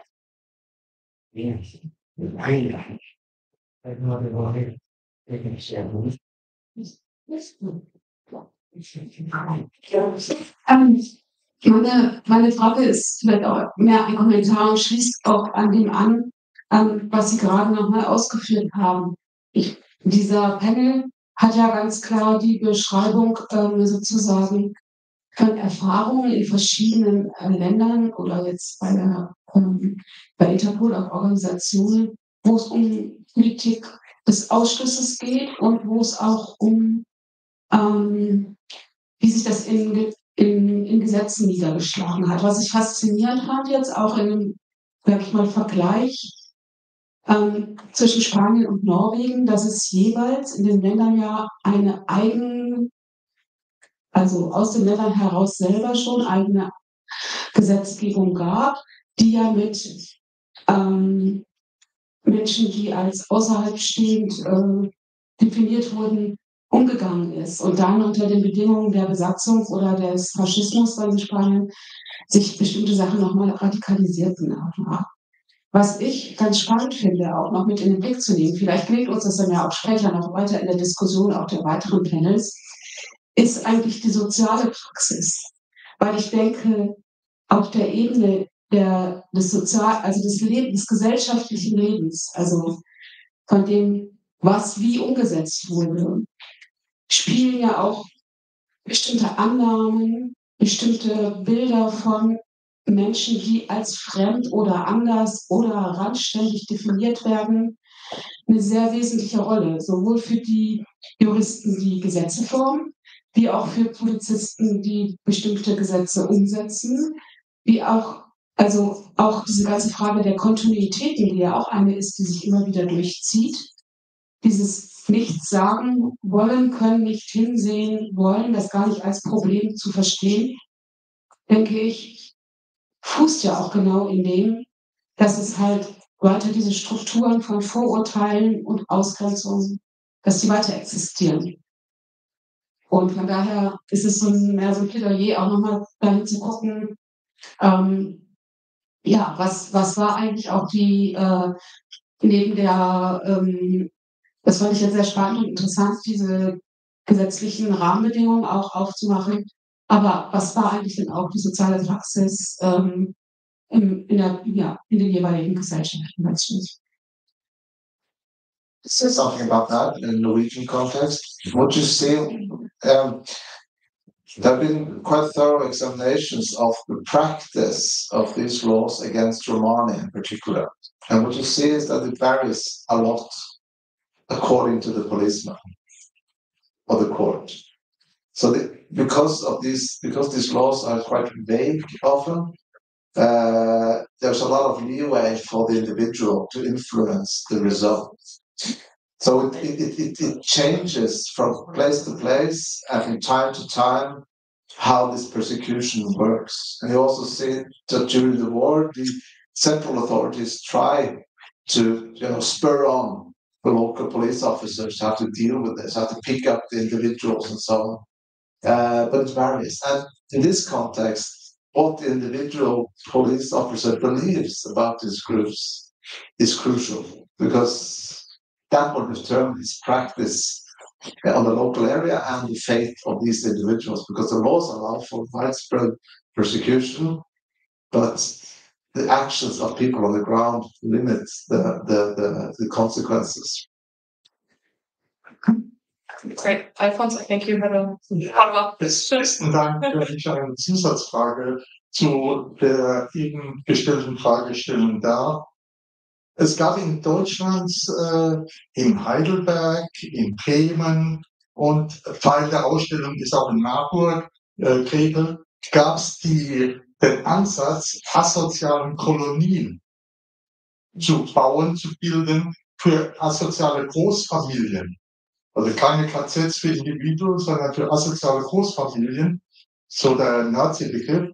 Gab es sowas solche Ansätze in Norwegen, in Spanien, in Polen? It's a very interesting question. There was thought about that, particularly in the case of the Romani, who were seen as such as being a social individuals. Their whole way of life was seen as also as social. What was interesting there was that a lot of the people involved were skeptical because they feared that this could somehow become a colony where this would multiply.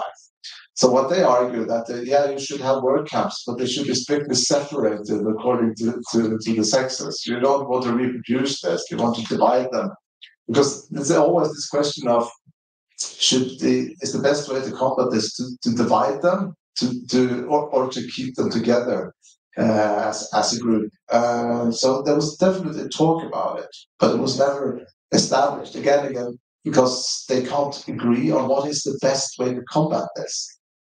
There's just no consensus on how to efficiently do this, keep them together, split them apart.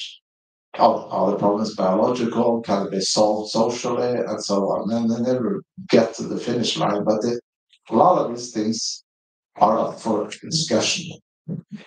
Thank you. We have two more questions, and then I'd say some fresh air and coffee. So Laura, and then the last one. Okay, first of all, thank you so much for your input. It was all very, very enriching. I have two things, one question and one comment. The first one is to Mr. Jäger.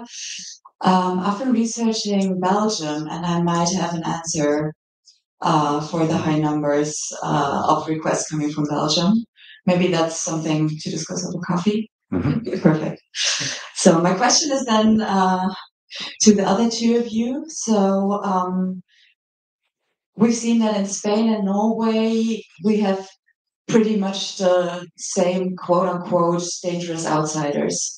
But there's slight differences, like in Spain, the homosexuals, in Norway, more like the Romani community. Would you say that was rooted in society and norms, or would you say that this is due to the difference in system, like Spain being not occupied, Norway being an occupied country? I would really love to hear your thoughts on that.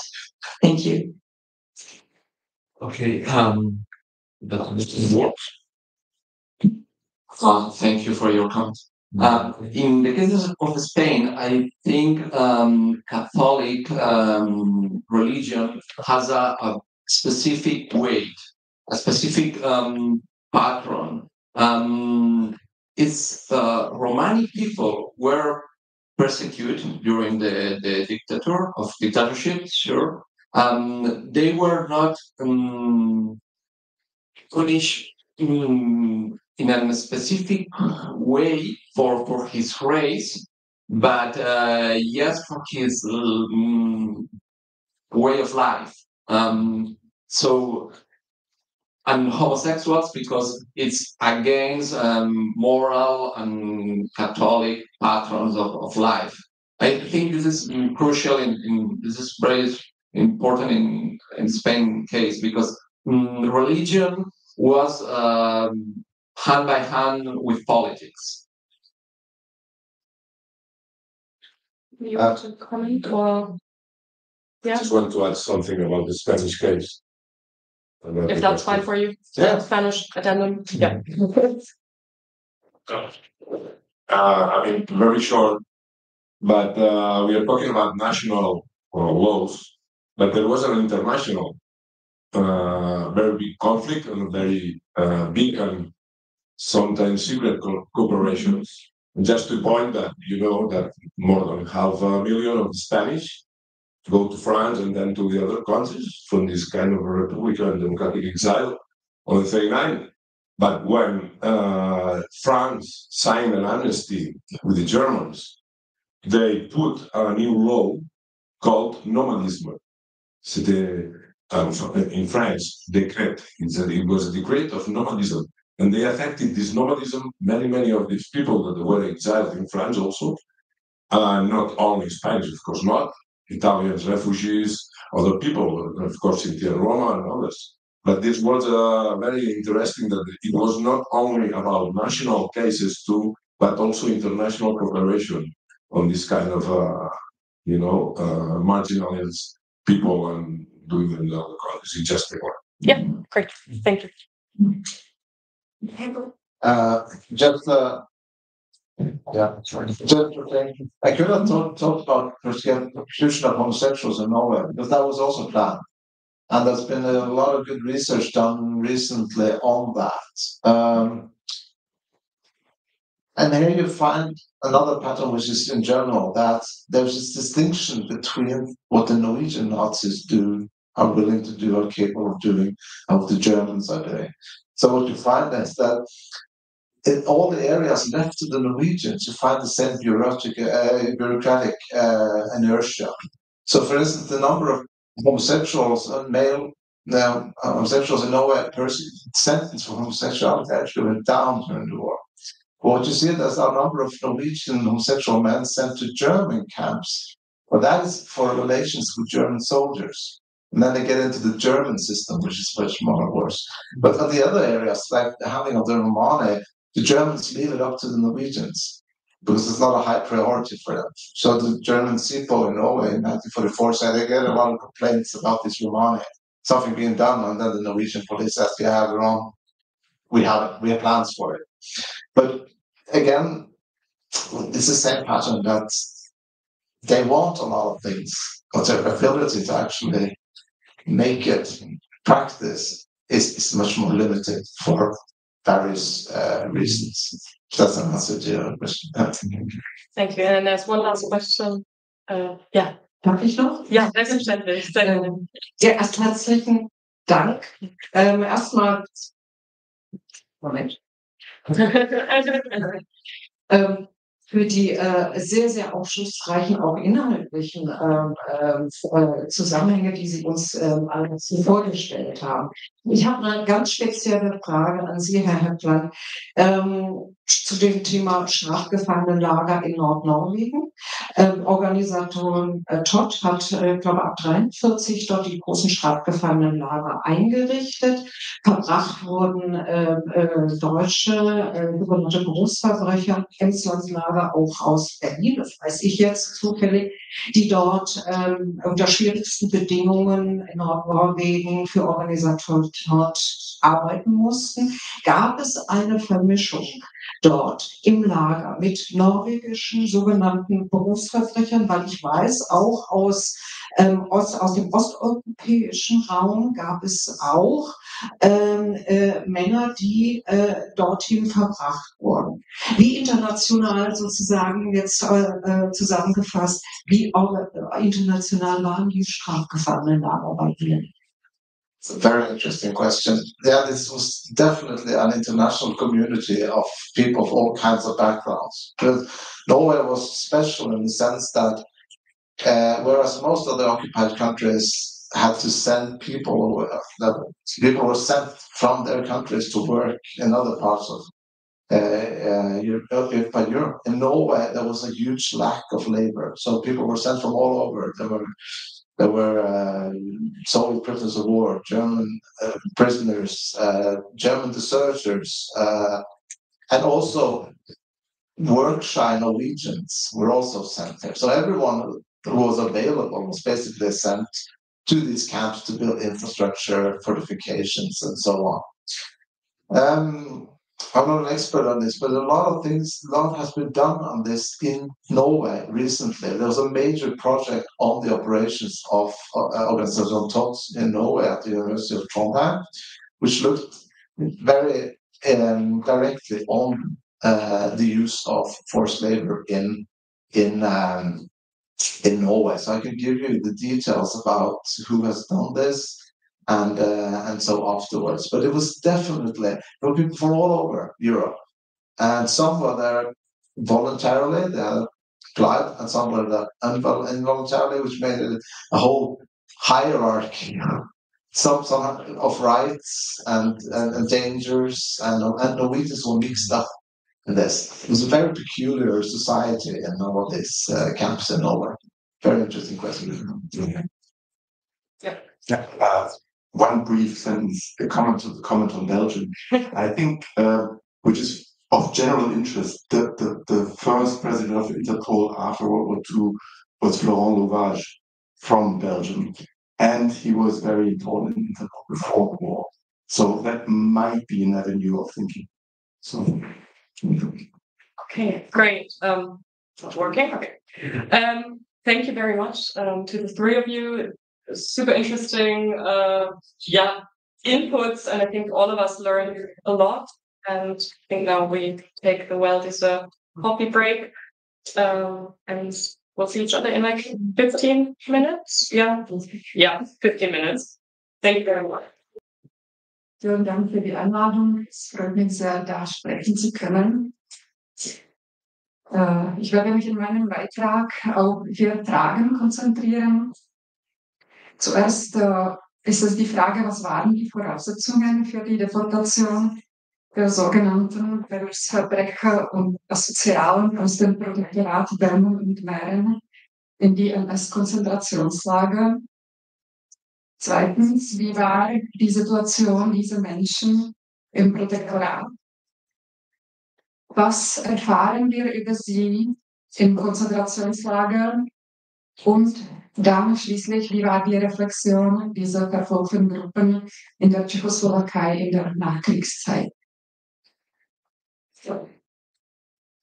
Wie schon Herr Baumann erwähnt hat, stütze ich mich da auf meine Recherchen zu den tschechoslowakischen Frauen im Konzentrationslager Ravensbrück.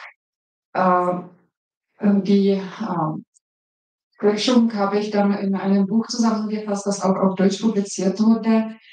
So bin ich eigentlich auch zu diesem Thema gekommen. Ich habe mich konzentriert auf die ganze Gruppe der Tschechoslowakinnen, die nach Ravensbrück kamen, und habe mich gefragt, waren es wirklich nur die politischen, die ideologischen Opponentinnen der Nazis oder die Kritikerinnen des Regimes, oder waren unter den Tschechoslowakinnen auch andere Frauen? Und so habe ich dann entdeckt, ja, die Tschechoslowakinnen findet man eigentlich in jeder Häftlingskategorie.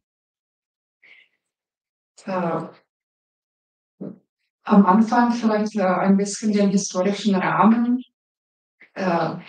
Die Besetzung der Tschechoslowakei verlief in 2 Wellen. Zunächst wurde auf der Grundlage des Münchner Abkommens im Herbst 1938 das tschechoslowakische Grenzgebiet annektiert.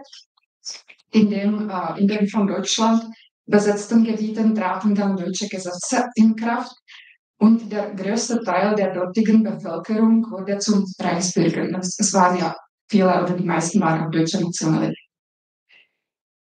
Im März 1939 wurde auch das sogenannte die sogenannte Resttschechei von Deutschland besetzt und das Protektorat Böhmen und Mähren verkündet. Kurz zuvor hatte die Slowakei ihre Unabhängigkeit erklärt. In der Übergangszeit zwischen diesen beiden Besatzungswellen existierte auf dem noch nicht besetzten Gebiet ein spezifisches Staatsgebilde, genannt Tschechoslowakei mit großem T- und Slowakei mit großem S, das üblich auch als die sogenannte Zweite Republik bezeichnet wird.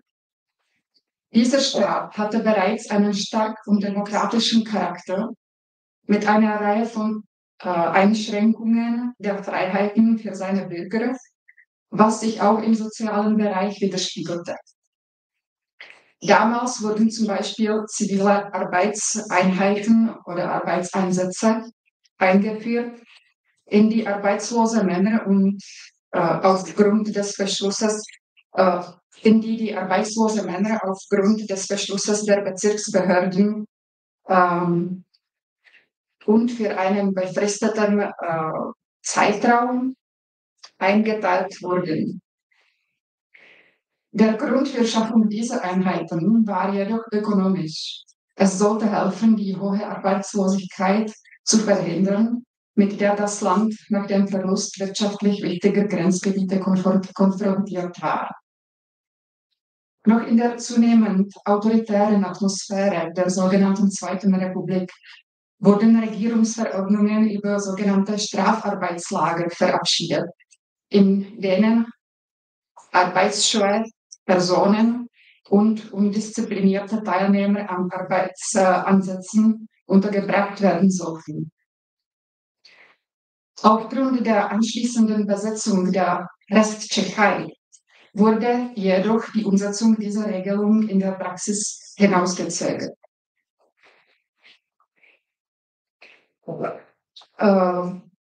Die Strafarbeitslager wurden dann später, also erst im Sommer 1940, in Betrieb genommen.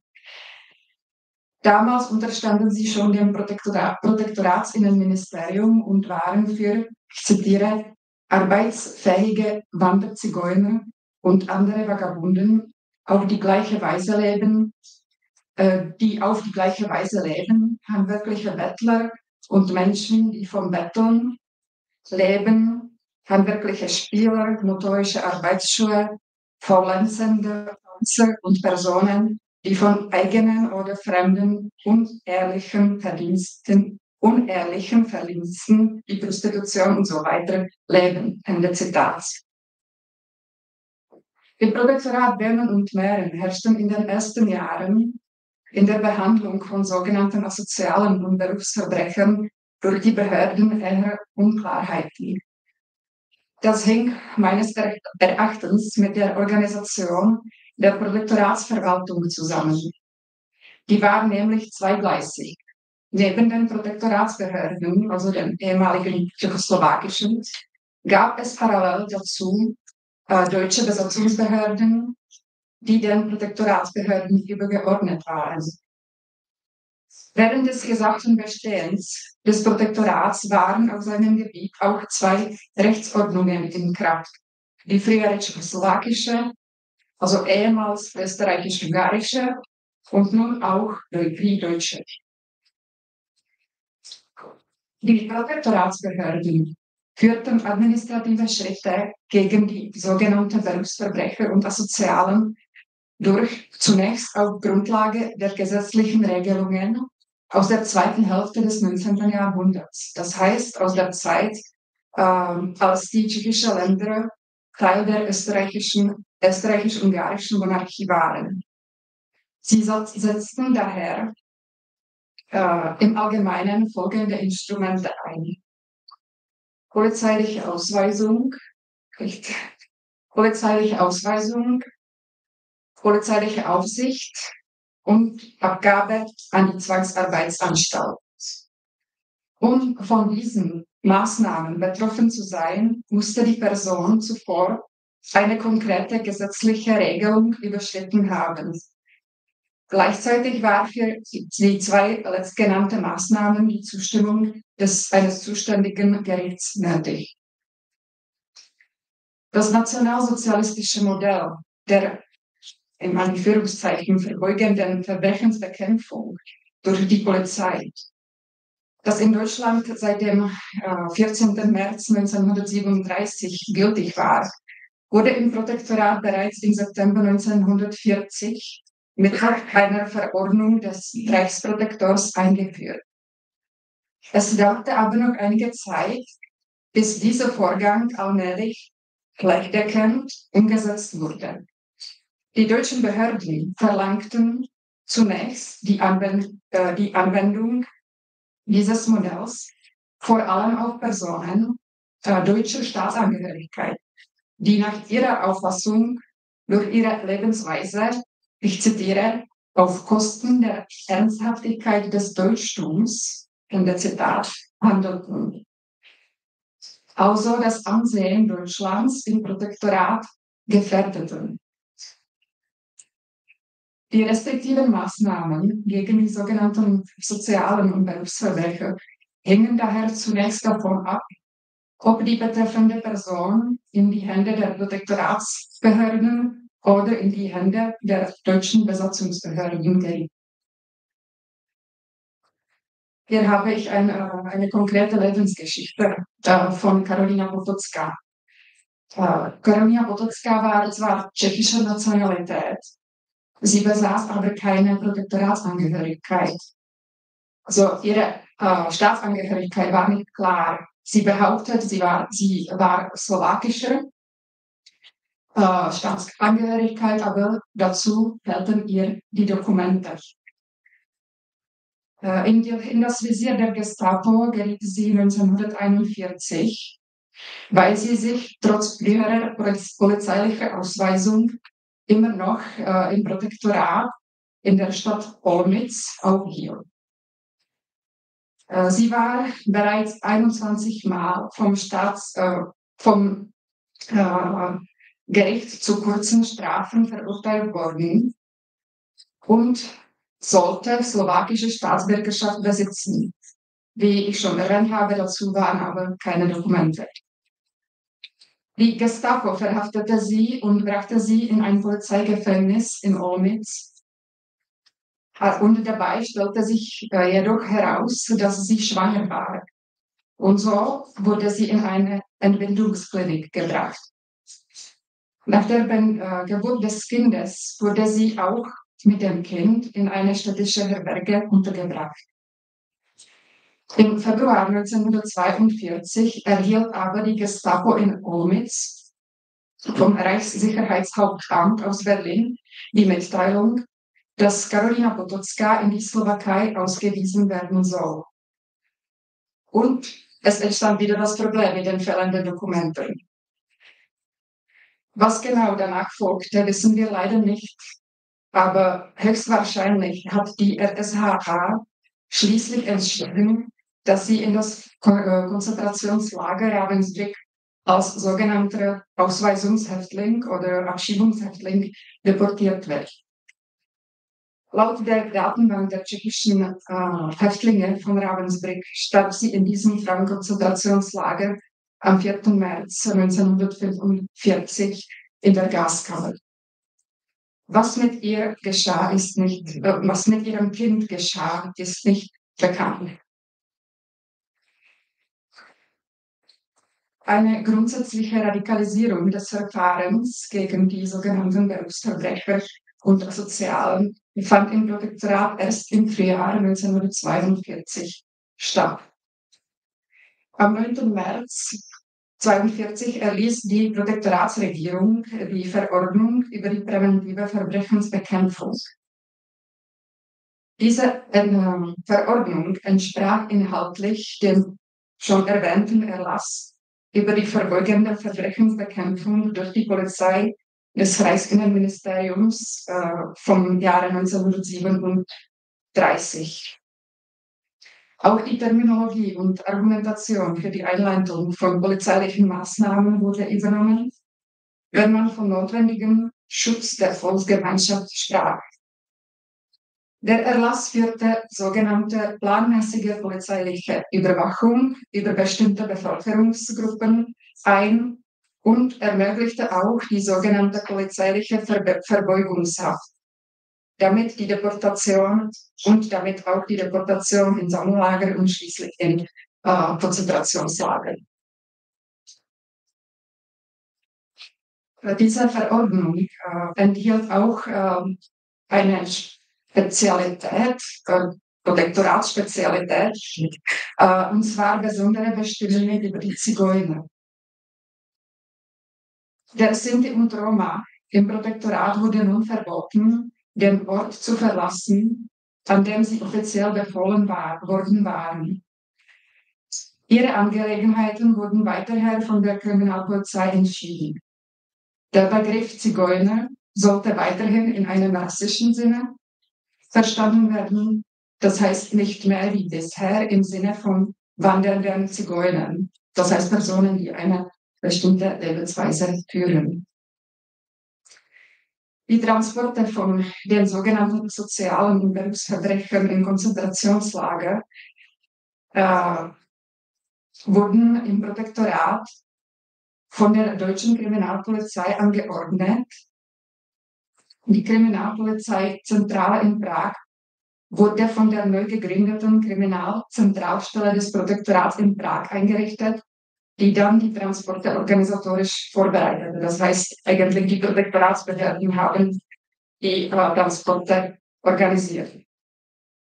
Einzelne Gendarmeriestationen suchten dann nach bestimmten Kriterien auch nach Personen, die sich zu diesem Zeitpunkt in Justizgefängnissen oder in anderen Internierungseinrichtungen befanden. Nach Recherchen des tschechischen Historikers Stibor Nečas, der in den 90er Jahren zu dem Thema geforscht hat, verließen diese asozialen Transporte, so werden sie in seinen Büchern noch genannt, das Protektorat in dem Zeitraum von 1942 bis März 1945. Ihr Ziel war vor allem das Konzentrationslager Auschwitz, danach Buchenwald und Ravensbrück. Die Transporte nach Buchenwald und Ravensbrück können aufgrund unzureichender Dokumentation nicht datiert werden. Von den Listen der transportierten Personen, die teilweise erhalten geblieben sind, bildeten Frauen etwa 17% aller Deportierten. Die überwiegende Mehrheit von ihnen wurde als asozial eingestuft, einige von ihnen dazu noch als Zigeuner oder Juden. Weibliche sogenannte Berufsverbrecherinnen oder Berufsverbrecher waren unter den Deportierten eher eine Ausnahme. Von diesen Transporten war wahrscheinlich diese Frau betroffen, Růžena Klintová. Sie gelangte in einer dieser Transporte zuerst nach Auschwitz und dann nach Ravensbrück. Sie wurde 1903 in einem Zigeunerwagen geboren, in der Nähe der Stadt Boskovice in Südmähren. Schon in jungen Jahren verdiente sie ihren Lebensunterhalt als Tänzerin und Künstlerin. Vielleicht ist in diesem Zusammenhang, wenn wir da spanischen Kollegen haben, interessant, dass sie einen spanischen Freund hatte, den sie heiraten wollte. Dabei beging sie auch geringfügige Diebstähle ab und zu kleine Skandale, die sie auf die Polizeiakte brachten. Ursprünglich besaß sie die tschechoslowakische Staatsbürgerschaft, aber während des Protektorats wurde sie als staatenlos geführt. 1942 war sie in Prag verhaftet als arbeitsscheu und in das Anhaltelager oder Sammellager in Hodonín zum Staat deportiert, wo die Soziale zusammengebracht waren. Anhaltelager oder Sammellager in Hodonín zum Staat deportiert, wo die Soziale zusammengebracht waren. Von dort wurde sie dann in einem Transport nach Auschwitz gebracht. Später kam sie nach Ravensbrück. Die Befreiung erlebte sie in Bergen-Belsen. Nach dem Krieg lebte sie in Prag und in den 60er Jahren wurde ihr wegen der Rassenverfolgung das Status eines politischen Gefangenen zuerkannt in der Tschechoslowakei. Dazu komme ich noch zu diesem Thema. Die Datenbank der Ma- und Gedenkstätte Ravensbrück verzeichnet etwa 145 sogenannte Asoziale und 37 sogenannte kriminelle weibliche Gefangene tschechischer Nationalität. Da sind nicht die Roma eingerechnet. Es scheint daher, obwohl es natürlich nicht komplette Zahl ist, scheint es, dass sie zahlenmäßig ziemlich kleinen Teil der Gruppe aller Tschechinnen in Ravensbrück ausmacht. Wichtige Informationsquelle über das Leben dieser Frauen im Lager sind die Erinnerungen ihrer tschechischen Mitgefangenen aus der Häftlingskategorie politisch. Für die Erinnerungen in der Tschechoslowakei war ein offizielles Vorbild dieser Sammelband namens Ravensbrück.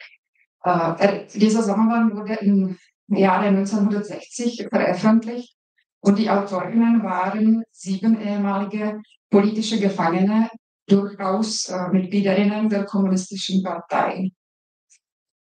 In diesem Sammelband gibt es Erwähnungen über die sogenannten Asozialen und Kriminellen, aber nie erfährt man, dass unter ihnen auch Tschechinnen waren. Die werden nur allgemein erwähnt. Zum Beispiel gibt es da einen Hinweis, es gibt nur ein einziger Hinweis darauf, dass unter ihnen auch Tschechinnen waren, aber der mildert ein bisschen die Vorstellungen darüber, was es eigentlich Soziale bedeutet. Ich zitiere. Weitere 8 Tschechinnen aus diesem, gemeint ist der tschechische Block, waren als asoziale Elemente inhaftiert. Aber auch die waren, wie wir später feststellten, meist wegen Sabotage am Arbeitsplatz eingesperrt. Ende Zitat. Über die Gruppe der kriminellen Häftlingsfrauen wird dann völlig ohne Bezug auf die Nationalität verhandelt. Sie werden so bezeichnet, ich zitiere. Als Ganzes waren die Grünen grob und roh, unsolidarisch, sie bestahlen sich untereinander, riefen hysterische Szenen hervor, Streitereien, Prügeleien und dienten sich dabei den Aufseherinnen an. Ende Zitat. Auch in anderen individuellen Erinnerungen werden Asoziale, die sogenannten Asoziale und Kriminelle, generell negativ dargestellt. Sie treten als Verkörperung des Bösen auf, einer der schlimmsten Schrecken, mit denen es die Politischen im Konzentrationslager zu tun bekamen. Ich zitiere wieder. Das waren die sittlich verdorbensten Frauen, Prostituierte und verschiedene perverse Individuen, die wir oft mehr gefürchtet haben als die Aufseherinnen. Das Leben im Lager war umso schwerer, je mehr diese Frauen dort mit uns waren. Sie beschuldigten, stahlen, prügelten sich, schimpften. Ihre Unterhaltungen waren durchweg unsittliche und unzüchtige Erinnerungen an das Leben, das sie in Freiheit geführt hatten. Sobald sie sich ins Politischen gegenüber in die Mehrheit fühlten, dort, wo sie in der Überzahl waren, wurde das Zusammenleben mit denen zur reinen Hölle. Ende Zitat. Warum solche Bewertung? Wie ich schon erwähnt habe, politische Tschechinnen nahmen diese Frauen, aber das betrifft auch andere Häftlingskategorien, nicht nur die sogenannten Asozialen und Kriminellen, aber auch zum Beispiel Zeugen Jehovas, nicht als Teil des nationalen Kollektivs wahr. Es hängt auch zusammen mit der Organisation der Konzentrationslager. dass mit diesem System der Häftlingskategorien, der die Stereotypen unterstützte und zu verallgemeinernden Schlussfolgerungen beigetragen hat. Und nicht zuletzt lag diese Beurteilung in gewisser Weise auch am Anteil der sogenannten Kriminellen in den Häftlingsfunktionen in Ravensbrück.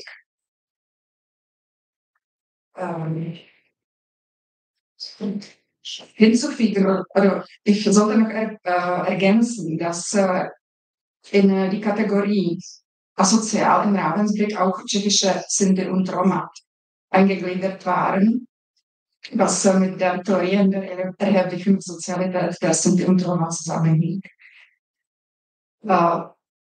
Gleich in Ravensbrück wurden auch einige Frauen, die wegen eines Arbeitsdelikts inhaftiert waren, in die Kategorie der Asozialen eingeordnet.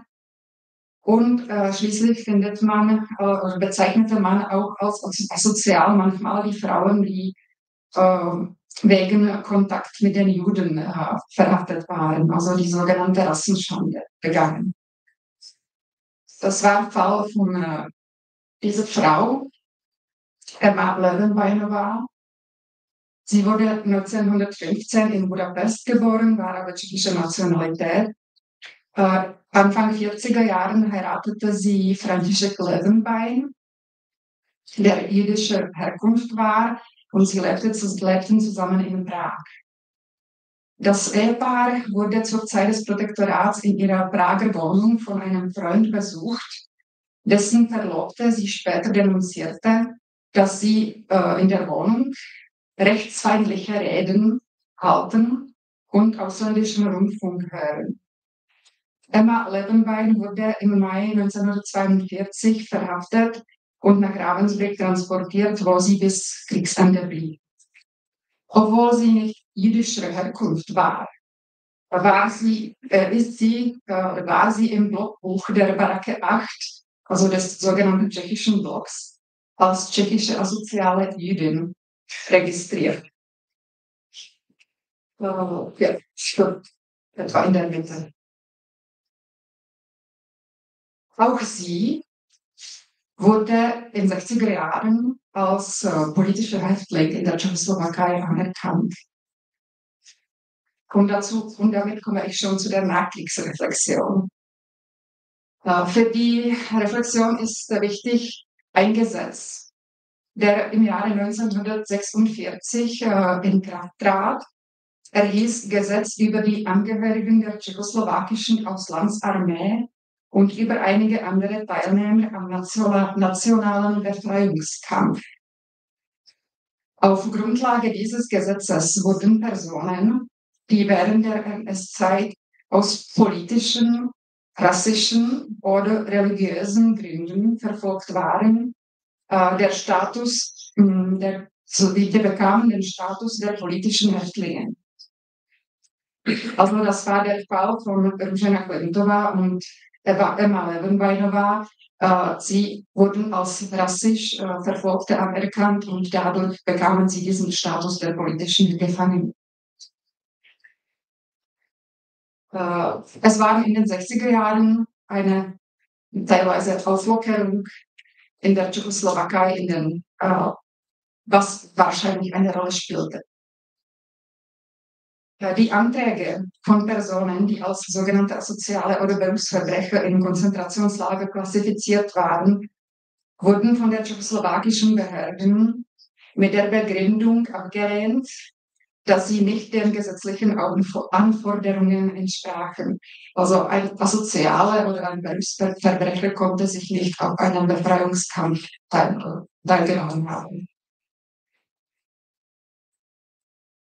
Die Schicksale dieser Menschen wurden nicht einmal Teil des nationalen Narrativs. Da komme ich wieder zurück zu dem Sammelband Ravensbrück. Und letztendlich sind diese Schicksale zur Zeit des Nationalsozialismus, aber auch zum Beispiel zur Zeit der ersten tschechoslowakischen Republik nicht Thema für die tschechischen Historiker. Ich hoffe, dass es sich mit der Zeit ändert. Es man sieht schon, wenn jetzt der Interesse zu dem Roma-Holocaust gewidmet wird, dass es sich ein bisschen ändert, weil diese zwei Sachen man nicht ganz trennen kann. Also ich glaube und hoffe, dass es noch bald anders wird. Ich danke für die Aufmerksamkeit.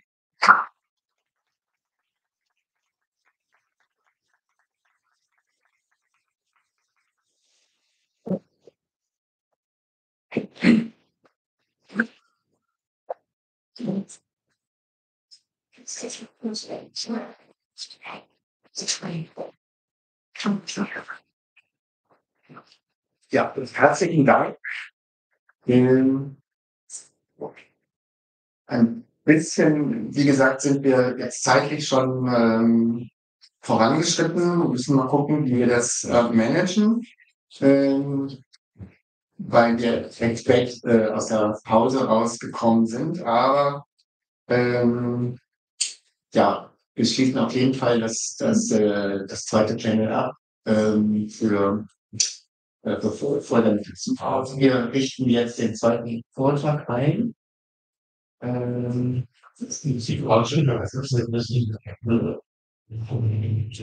ich kann schon mal die beiden Referenten vorstellen. Genau, Jérôme Courtois und Daniel Thielmann.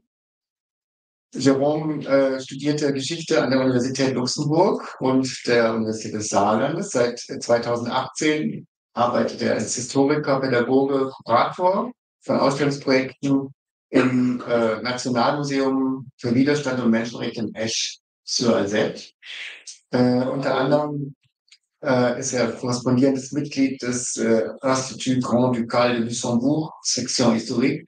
Zu seinen Veröffentlichungen zählen Arbeiten zur Geschichte der NS-Besatzung und der Verfolgung von Minderheiten in Luxemburg.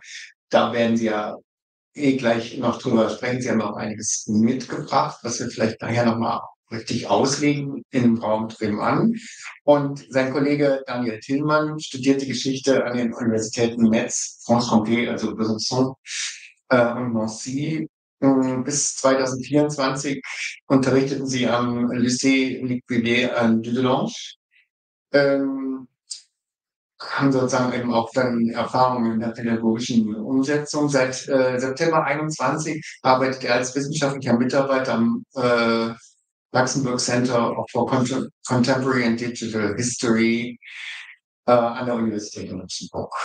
Er ist einer der Kuratoren des Memorial Digital de la Shoah au Luxembourg, Preisträger des René Oppenheimer Preises 2024. Und sie haben veröffentlicht zu den Juden und Jüdinnen Luxemburgs und auch zur Ansiedlung und Verfolgung von Jenischen. Auch das ist ein Thema, wo wir, glaube ich, uns durch Sie erstmal angeführt werden. Sinti und Roma in Luxemburg und der Großregion. Großregion muss man, glaube ich, auch erklären. Das ist sozusagen Lothringen, Saarland, Luxemburg, Ostbelgien, Rheinland-Pfalz. Während der NS-Besatzungszeit. Stage is yours.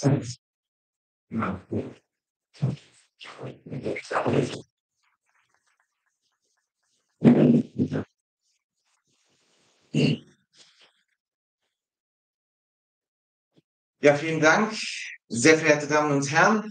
Im Namen unserer beiden Häuser bedanken wir uns bei den Veranstaltungen, bei den Veranstaltern für die Einleitung für diese sehr, sehr spannende Tagung. 2024 widmete sich in Luxemburg erstmals eine Wechselausstellung dem Thema der vergessenen Opfer des NS-Terrors im besetzten Land.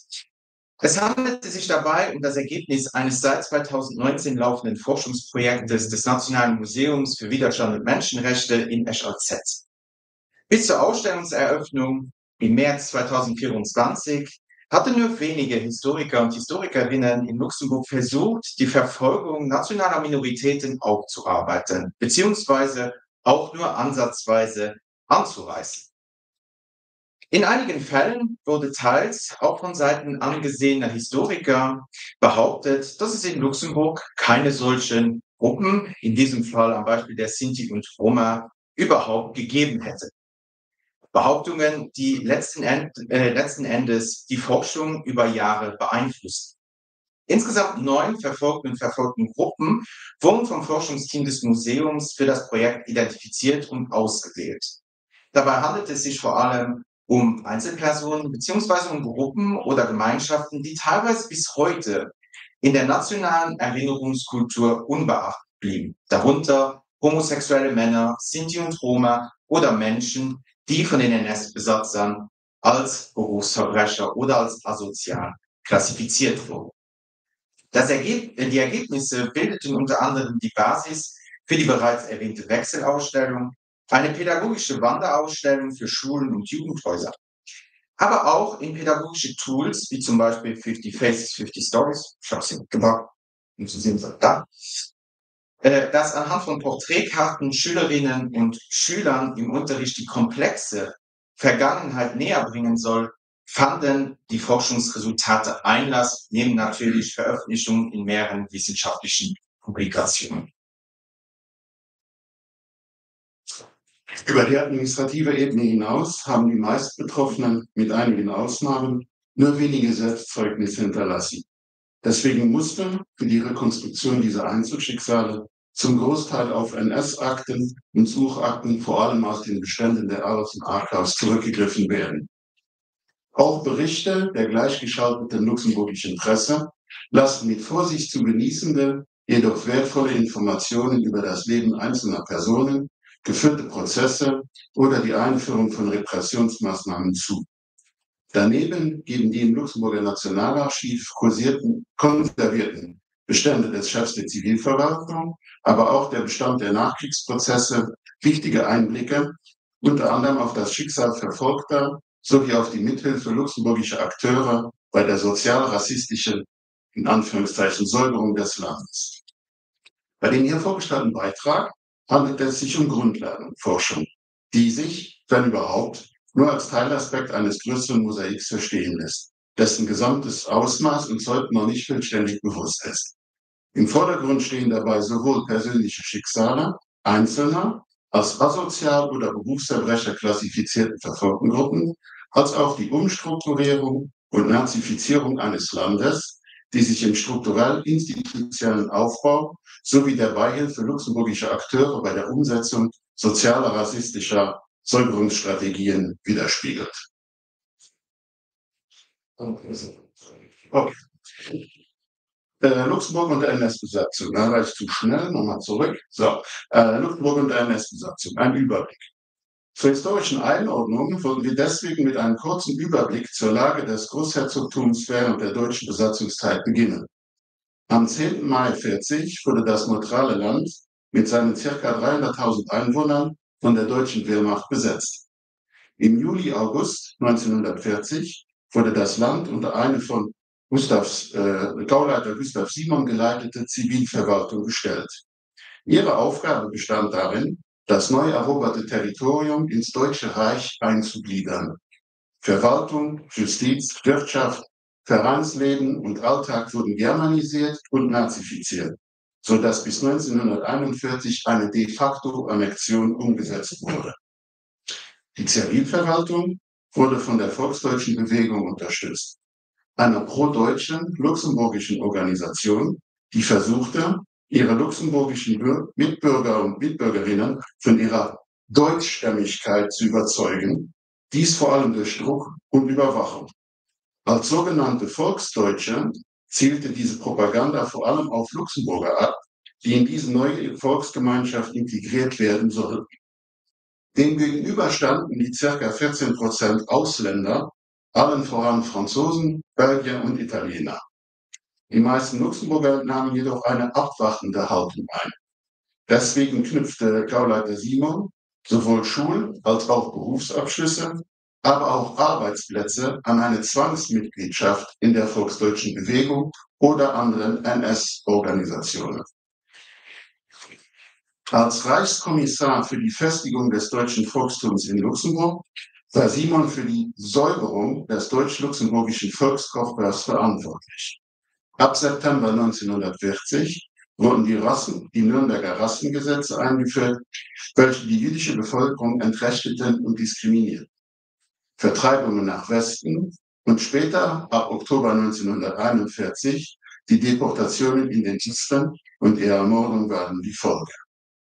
Neben den Rassengesetzen sollten weitere rassenhygienische Maßnahmen folgen. Obwohl die Mehrheit der Luxemburger innerlich gegen das NS-Regime war, wagten es die meisten nicht, dies offen zu zeigen. Nur eine Minderheit leistete aktiven Widerstand. Hier sehen wir ein paar Darstellungen dazu, unter anderem in Form von Gegenpropaganda, Fluchthilfe oder dem Verstecken politisch-militärischer Verfolgter. Für die Unterdrückung des Widerstandes, aber auch für die Umsetzung der sozialrassistischen und politischen Säuberungen war das Einsatzkommando der Sicherheitspolizei und des SD maßgeblich verantwortlich. Erste Internierungen in Konzentrationslager erfolgten ab Herbst 1941. Im August 1942 wurde die allgemeine Wehrpflicht in Luxemburg eingeführt. Daraufhin wurden ca. 10.200 Männer, also luxemburgischer Nationalität, zwangsweise in die Wehrmacht eingezogen. Etwa 3.500 entzogen sich der Wehrpflicht und wurden verfolgt. Ja, die sozialrassistische Verfolgung in Luxemburg. Fangen wir an mit den Vorbestrafungen. Mit der Machtübernahme der Nationalsozialisten wurde das Rechtsverständnis auf die juristische und die juristische Gewalt als solche in Luxemburg in ihren Grundfesten erschüttert. Nach dem Gedanken, Recht ist das, was dem Volke dient, sollte der Gesetzgeber sich nicht um die Interessen des Einzelnen kümmern, sondern um die Interessen des Volkes. Das Justizsystem wurde dem deutschen Modell angepasst. Schrittweise wurde das deutsch-nationalsozialistische Straf- und Zivilrecht eingeführt. Über Verordnungen der Zivilverwaltung traten diese dann in Kraft. Am 2. April 1942 wurde beispielsweise die vorbeugende Verbrechensbekämpfung durch die Polizei im Land offiziell eingeführt. Das Gesetz gegen gefährliche Gewohnheitsverbrecher und über Maßregeln der Sicherheit und Besserung wurde hingegen ohne vorherige Verordnung einfach auf Luxemburg übertragen.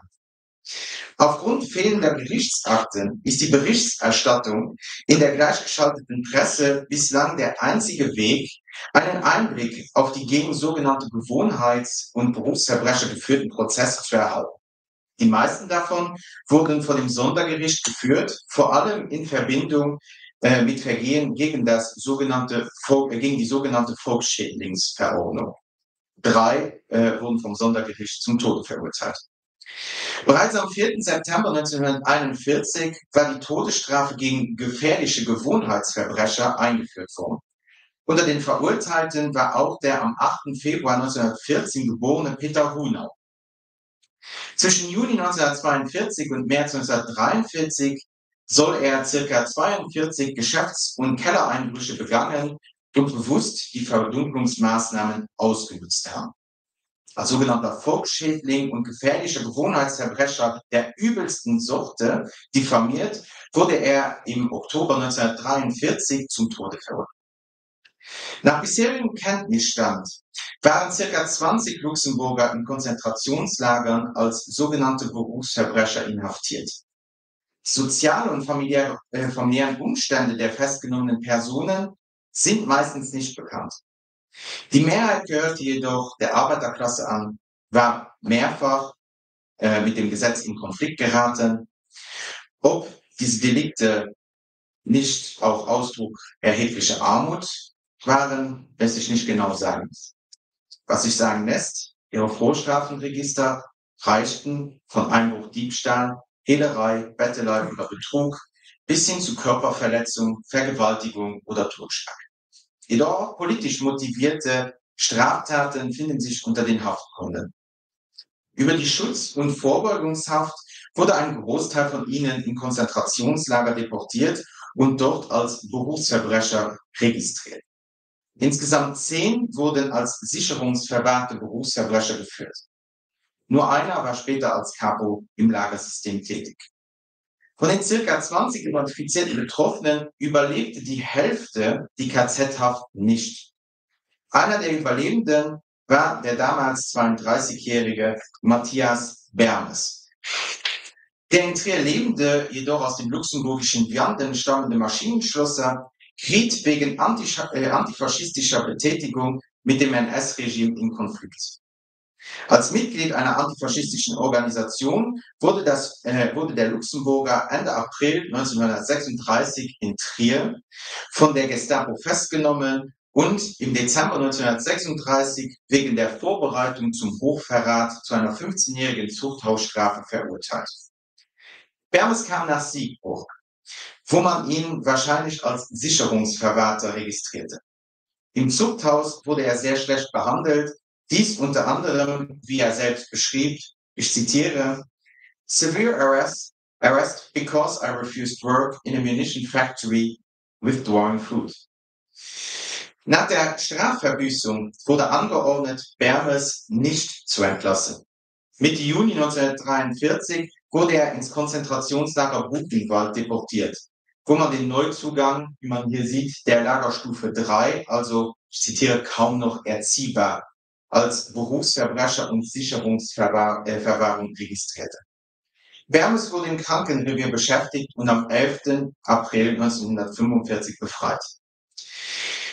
Nach dem Krieg versuchten nur die wenigsten als Berufsverbrecher klassifizierten Luxemburger entschädigt und/oder als NS-Opfer anerkannt zu werden. Das Klischee, dass man als Berufsverbrecher zu Recht im KZ inhaftiert wurde, war auch im Großherzogtum präsent und galt bei Opferverbänden als Ausschlusskriterium. Bermes strebte jedoch nach einer Wiedergutmachung. Das Ergebnis ist bislang aber noch nicht bekannt. Neben den Vorbestraften gerieten auch Menschen, die zum Beispiel eine Gefahr für die Volksgesundheit darstellten, ins Visier der neuen Machthaber. Der Bekämpfung von Geschlechtskrankheiten und somit auch der Prostitution kam dadurch eine besondere Bedeutung zu. Obwohl erst am 10. September 1942 entsprechende Verordnungen offiziell in Kraft traten, wurden bereits kurz nach der Besetzung des Landes erste Maßnahmen gegen Prostituierte ergriffen. Um das Dirnenunwesen in Luxemburg-Stadt besser steuern zu können, wurde am 8. Juni 1940 eine Liste von ca. 50 zweideutigen Lokalen, vor allem im Bahnhofsviertel, aufgestellt, wohl unter Zutun luxemburgischer Polizeiangehöriger, die nun den Besatzern unterstellt waren, und die lokalen Begebenheiten sowie die als Prostitutionsstätten bekannten Lokale auch kannten. Die Liste sehen wir unter anderem hier.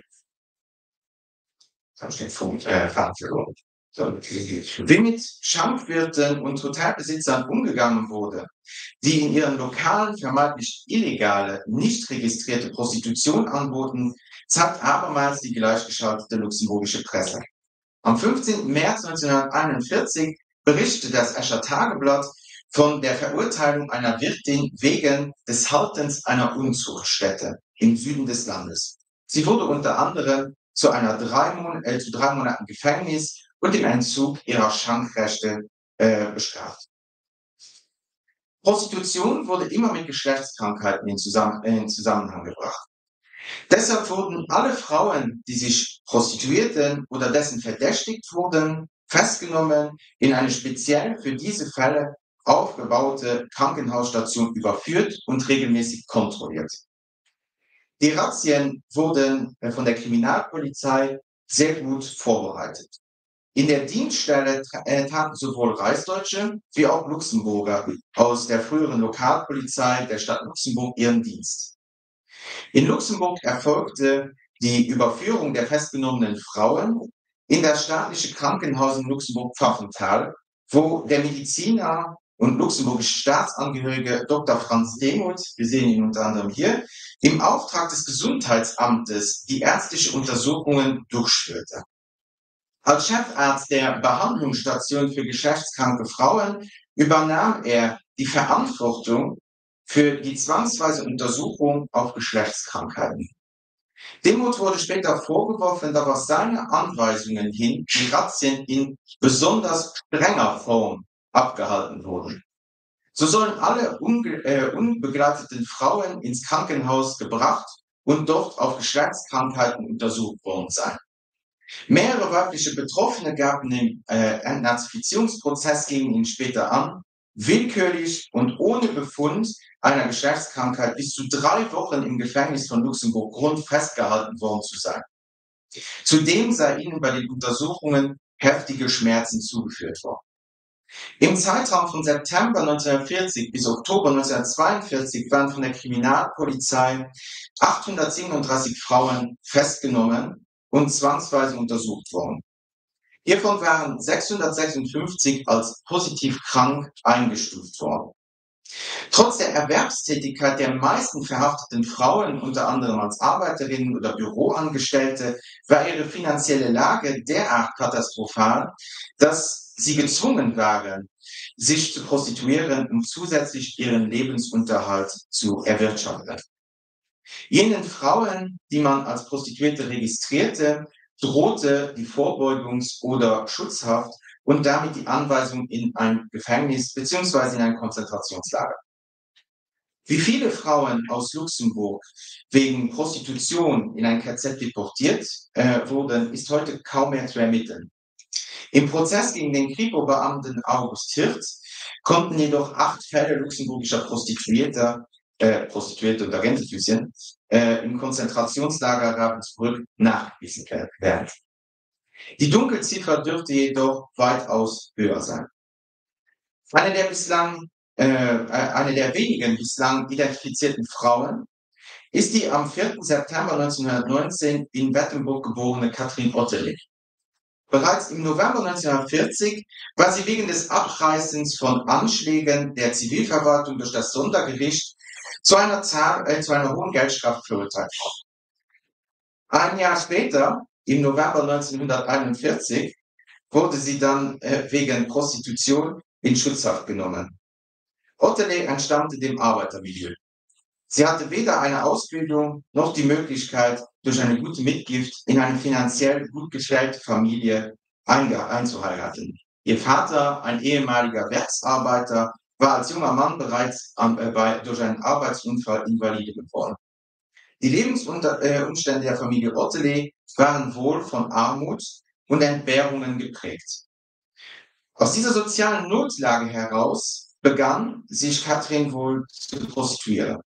Nach ihrer Verhaftung wurde sie in die Behandlungsstation für geschlechtskranke Frauen überstellt, wo man sie einer Zwangsuntersuchung unterzog. Dabei wurde eine Geschlechtskrankheit diagnostiziert. Da sie sich nach ihrer Entlassung den angeordneten polizeilichen Kontrollen regelmäßig entzogen hatte, wurde sie im Januar 1942 erneut in Schutzhaft genommen. Am 5. März wurde Ottele wegen des anhaltenden Entzugs polizeilicher Kontrolle in das Landgerichtsgefängnis in Trier überstellt. Als Prostituierte wurde sie als eine Gefahr für die Volksgesundheit angesehen. Am 23. April 1942 erfolgte ihr Transport ins Frauenkonzentrationslager Ravensbrück. Dort wurde sie am 2. Mai 1942 als politische Gefangene registriert. Trotz ihrer Verhaftung wegen Prostitution wurde sie nicht als asozial, sondern als politisch klassifiziert. Vermutlich war ihre Verurteilung vor dem Sondergericht in Luxemburg wegen deutschfeindlichem Verhalten, wegen des Abreißens der Plakate ausschlaggebend für diese Entscheidung. Kurz nach ihrer Einweisung beantragten die Eltern von Katrin Ottele die Entlassung ihrer Tochter beim Reichssicherheitshauptamt in Berlin. Daraufhin wurden Berichte über ihr Verhalten im Lager angefertigt. Während die NS-Behörden den ersten Entlassungsantrag noch wegen schlechter Führung ablehnten, wurde dem zweiten jedoch stattgegeben. Am 9. November 1943 wurde sie aus Ravensbrück entlassen. Mit der Auflage, sich zweimal wöchentlich bei der Kriminalpolizei zu melden und ihren Wohnort in Düdlingen im Süden des Landes nicht ohne polizeiliche Erlaubnis zu verlassen, wurde Ottele am 24. November 1943 zumindest probeweise aus der Schutzhaft entlassen. Da sie dieses Mal die polizeilichen Auflagen befolgte, wurde die Schutzhaft am 8. März 1944 definitiv aufgehoben. Ottele blieb jedoch bis zum Ende des Krieges unter polizeilicher Beobachtung. Häftlinge wie Katrin Ottedem, die dem Stigma ausgesetzt waren, sich prostituiert zu haben und deswegen einer als asozial angesehenen Tätigkeit nachgegangen waren, wurden nach 1945 auch in Luxemburg nicht als Verfolgte des NS-Regimes anerkannt. Sie waren damit von Entschädigungszahlungen definitiv ausgeschlossen.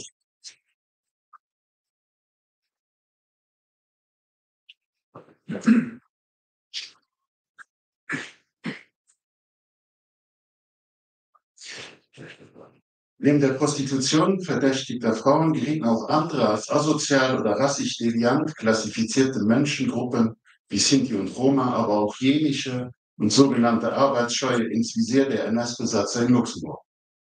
So wurden die beiden letztgenannten zum Beispiel allmählich von der Sozialhilfe ausgeschlossen.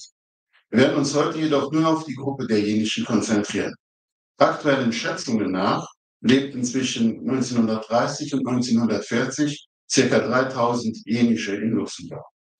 Dort lebten die Angehörigen dieser als semi-nomadenhaft lebenden ethnischen Minderheit unter anderem vom ambulanten Handel, vom Schrottsammeln oder von Schaustellen. Aufgrund ihrer Lebensweise wurden jenische bei den Nationalsozialisten als asozial, kriminell oder nach Zigeunerart lebend angesehen. In Luxemburg war jedoch ein Großteil bereits seit einer, wenn nicht zwei Generationen sesshaft. An ihrer Erfassung und Behandlung war jedoch der Luxemburger Kriminologe Armand Mergen, den wir hier sehen, maßgeblich mitbeteiligt, wenngleich in Österreich, wo er studierte und forschte. Als wissenschaftlicher Assistent am Institut für Erd- und Rassenbiologie in Innsbruck nahm Mergen 1942 zusammen mit dem Rassenforscher Friedrich Stumpfel an eugenischen Forschungen an den Karnern teil, einer jenischen Minderheit in Tirol. Dabei sollte die Erbgesundheit von ca. 240 überprüft und erforscht werden. Hierfür lebte Mergen fast 3 Monate bei einer Gruppe jenischer in Österreich. Seine Forschungsergebnisse und die anderer Karna-Forscher führen schließlich zu der Theorie, dass in den Erbanlagen der Karna, ich zitiere, asoziale und kriminelle Wesenszüge verankert wären. Diese Erkenntnisse trugen letzten Endes, laut der österreichischen Historikerin Elisabeth Groninger, zu ihrer systematischen Erfassung nach rassenhygienischen Kriterien bei. In Luxemburg selbst wiederum gerieten vereinzelte jenische aufgrund ihrer kulturellen Zugehörigkeit ins Visier der Nationalsozialisten. Andere wurden als Widerstandskämpfer oder Kämpferinnen verfolgt oder aufgrund ihrer Zwangsrekrutierung zu Kriegsopfern. Der Fall des jenischen Familienvaters Josef Steffen sticht aufgrund seiner Einzigartigkeit besonders hervor. Steffen wurde am 7. Oktober 1897 in Ech-Alzette geboren, einer Industriestadt im Süden Luxemburgs, und kam bereits in jungen Jahren mit dem Gesetz in Konflikt. 1915 saß er wegen eines Notzuchtvergehens ein erstes Mal in Haft. In den darauffolgenden Jahren wurden Steffen regelmäßig wegen Diebstählen und versuchten Vergewaltigungen festgenommen und eingesperrt. Steffen heiratete, bekam 2 Kinder.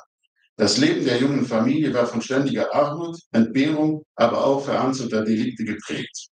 Seit 1937 lebt die Familie in einem Wohnwagen. Wir kommen darauf zurück, das wird mal sehr wichtig.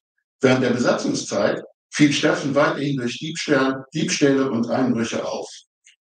Am 26. November 1941 wurde er dann festgenommen. Als gefährlicher Gewohnheits- und Gewaltverbrecher, Zitat, wurde er vom Sondergericht zum Tode verurteilt und am 9. Dezember 1942 hingerichtet. Sie sehen hier den Ausschnitt der gleichgeschalteten Presse, die darüber berichtet. Interessanterweise wurde Steffen auch das Vagabundieren, das Betteln sowie, ich zitiere, das Hausen in einem Wohnwagen als Vergehen vorgehalten, was als asoziales Verhalten gedeutet und somit als Straferschwerung angesehen wurde. Eine gezielte Erfassung der jenischen in Luxemburg konnte bislang noch nicht nachgewiesen werden. Jedoch wurde während der Besatzungszeit der ambulante Handel stärker kontrolliert und später sogar gänzlich verboten. Seit dem 28. November 1940, also rund 2 Monate nach Übernahme des Chefs der Zivilverwaltung, waren es zum Beispiel nur noch bestimmten Personen erlaubt, den Handel mit Abfällen und Altmetall in Luxemburg zu betreiben. Unter den zugelassenen insgesamt rund 50 Personen befanden sich weiterhin einige jenische, aber deutlich weniger als vorher. Ob und unter welchen Kriterien jenische Händler ausgeschlossen wurden, ist zurzeit noch unklar. Bislang konnten nachweislich nur 2 Familienväter nachgewiesen werden, denen untersagt wurde, weiter ihren Handelsberufen nachzugehen. Beide wurden zur Arbeit in den nächstgelegenen Eisen- und Stahlhütten verpflichtet. Ein weiteres Standbein einiger jenischer war der Beruf des Schaustellers auf Jahrmärkten. So wurden auf der Schirmerfauer, dem größten luxemburgischen Volksfest, zunehmend Schausteller aus dem Altreich zugelassen und jenische Familien abgelehnt und verdrängt. Abgesehen von den erwähnten Berufseinschränkungen gab es jedoch auch Razzien gegen sogenannte asoziale Volksgruppen, darunter auch ein Lager ambulanter jenischer Händler in einer Stadt im Norden Luxemburgs. Einige jenische Familien begannen, aus Furcht vor Verfolgung, aber auch aus Solidarität mit flüchtigen Sinti und Roma, Fluchthelfernetzwerke aufzubauen. So wurden zum Beispiel mehrere Sinti in Luxemburg-Pfaffenthal, einem Vorort der Hauptstadt, in einem Lager einer jenischen Landesfamilie versteckt. Wie auch bei den in Luxemburg lebenden Sinti ist es derzeit noch nicht möglich festzustellen, wie viele jenische Opfer sozialrassistischer Verfolgung im besetzten Luxemburg ausgesetzt waren. Auch die Anzahl der in Konzentrationslager deportierten jenischen ist unklar. Lediglich einige Fallbeispiele sind bekannt, wie etwa der von uns hier dargestellte Fall von Jules Clément.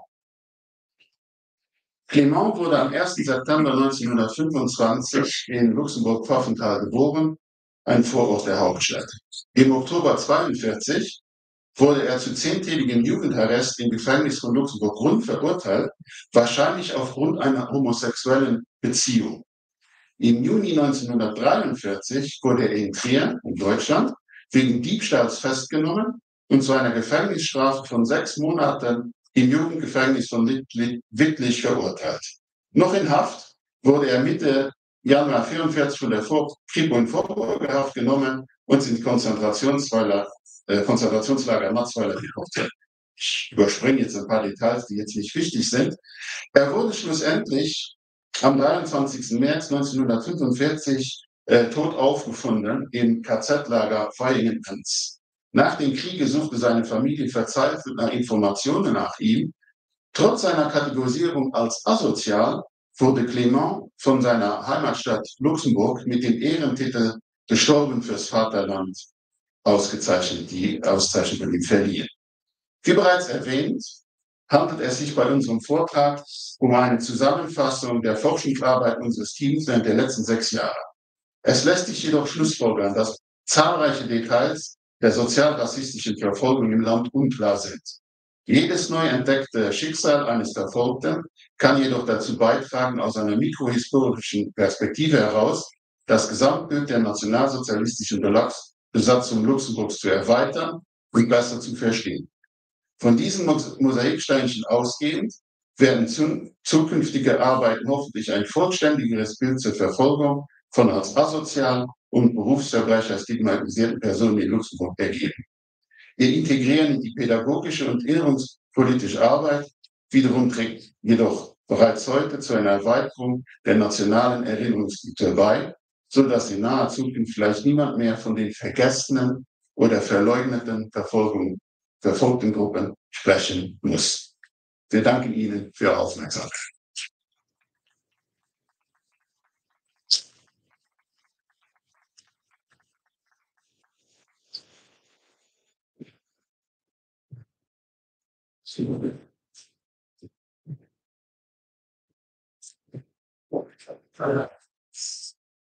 Ja, wir sind tatsächlich jetzt etwas in Verzug geraten.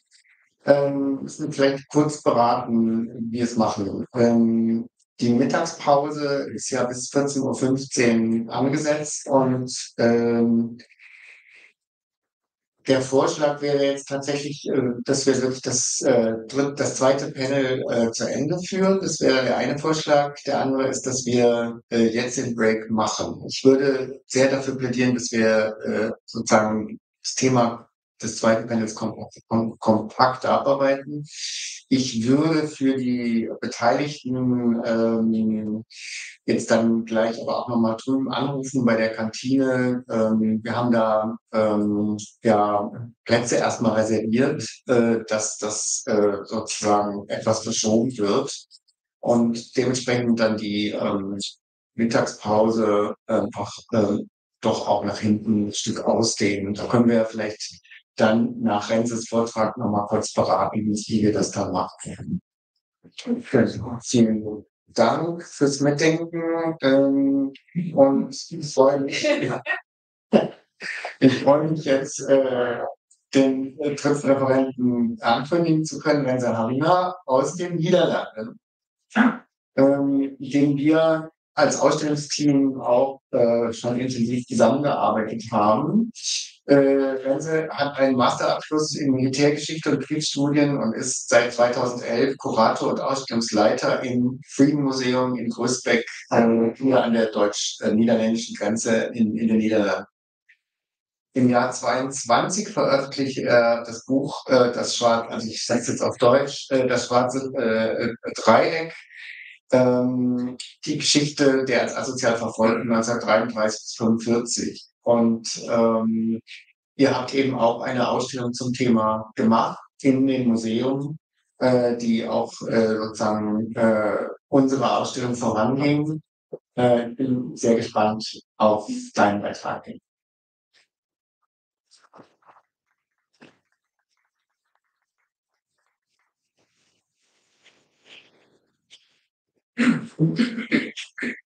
Thank you. I'll try to keep it short. And apologies for not speaking in German. I think it will be better if I try in English. So first, compared to Germany, the Netherlands started researching this group very late. When I started researching in 2019, there was very, very little known about this group. The popular conception was that there were no people persecuted as asocial in the Netherlands. Among historians, it was known that that was not the case, that there were people persecuted, but very little else was known, not how many people, not exactly what happened. So in 2019, we were pretty much starting with a blank slate. What we had was cards, prisoner cards, which would occasionally have either Schutzhaft or political prisoner or Jewish or ASO written on the cards. And that was pretty much our only starting point. So our plan was, well, we are going to count these cards. We're going to transcribe as many of these cards as we can. And we're going to see what we can find about the people in these cards. And what we can do with quantitative analysis of the demographics of these cards and whether we can find enough information to do case studies about these prisoners. We only had a 2-year project, so we were quite limited. And as you can see from the dates, we were limited quite a bit more by the fact that the pandemic started about 7 months after we started our research, which meant that some of the archives that we wanted to go to were either unavailable or only available one day in about 2 months. And then we had to wait another 2 months on a wait list to visit some archives again. Because of this, we did almost no research into the bureaucratic part of the persecution, why people were prosecuted, which laws underlie their prosecution, and we focused pretty much only on who these people were, because that was the information that we could access despite the pandemic. So counting the cards is another overview of these cards. In pretty much all the cases, we had a name, a date of birth, sometimes an address. And what we ended up with was first a big database of transcribed cards. majority gave us some data. For example, the first thing that stood out of us was that everyone in the cards was male, and that almost everyone had an address. So going directly to the data, after we transcribed all these cards, we then compared these cards to other archives in the Netherlands. The most important is the project Oorlogsbronnen, War Sources, which combines the archives of 40 World War II museums in the Netherlands, so that with one search query, you could look at everything that all these museums had about all these about all these people. Another important source was the National Archive, which has birth records, marriage records, sometimes death certificates. And another important one was the War Graves Archive, which keeps lists of people who had died, particularly in Germany, but also in the Netherlands during the war. And that was very valuable to us because in cases of, if there was a file for this, it often had statements of the family about what happened, which were the only kind of personal stories that we had access to. And in addition to that, there were 8 more columns here, mostly of city government and regional archives, which sometimes had additional data about a person. So first, the amount of cards. We ended up with roughly 2,200 names from concentration camp Vught, 1,700 names from Durchgangslager Amersfoort, and 400 names from Ommen. We were not always able to compare these cards and find out the overlap, but we were able to find quite a bit, mainly based on transport lists as well. So there's a strong overlap between Vught and Amersfoort, and some overlap between Amersfoort and Ommen, but nobody was in all 3 camps, and that has to do with when these camps were in operation and when transports took place. It was not possible for someone to be in Ommen first and then Amersfoort and then Vught. So in total, with some estimates and uncertainties, there were roughly 2,700 people in the Netherlands who had the status asocial on a card. This excludes prisoners who went directly to German camps. We don't know yet how many of those there were. We know they existed. It also has some margins of error of people who might have been double counted despite trying to check for this. And it lacks women. And I'll get back to that. We know from oral histories that prisoners said, well, there's also this group of asocial women that were in the women's part of the camp, and their cards seem to be completely missing. We had in the Netherlands pretty much the same situation that has just been described in Luxembourg and Norway with regards to people who slept with German soldiers and had STDs, that they were persecuted, forcibly treated, and in some cases probably ended up in concentration camps, at least according to eyewitnesses. They were probably registered as Schutzhaft. The Schutzhaft category is so huge in terms of the number of women in there that it was we were not able to find these particular cases within that category. So for the moment, in this research project, we were unable to research this category. There is currently, I think, in the starting phases of new research being done in concentration camp Vught to try to find these persecuted sex workers who probably in the camp did not have the status asocial but were referred to as such by his fellow prisoners. So the demographic analysis of these cards has to be split up into 2 categories, namely the camps Amersfoort and Vught. Turned out to be very different from concentration camp Erika. So we were able to analyze 1,445 cards from Vught and Amersfoort. Prisoners were between 16 and 67 years of age. Most of them had an address listed, and for the ones that didn't have an address listed, we tried to look for, were these people homeless or not? And in most cases, it looked like there were people who were in hiding to avoid being drafted to work in Germany, meaning they probably were housed before. So the vast majority was not homeless before they went into hiding. Arrests took place between 1941 and 1944, and there's a very notable absence of Jewish people persecuted, only 4 that we could identify, and of Roma and Sinti. Now, of course, in the Netherlands, Jewish people, Roma and Sinti, were all systematically tracked down and exterminated. So what we see here is that this group was excluded from the category asocial, but as it turned out, destined for a much worse fate than the people in this category.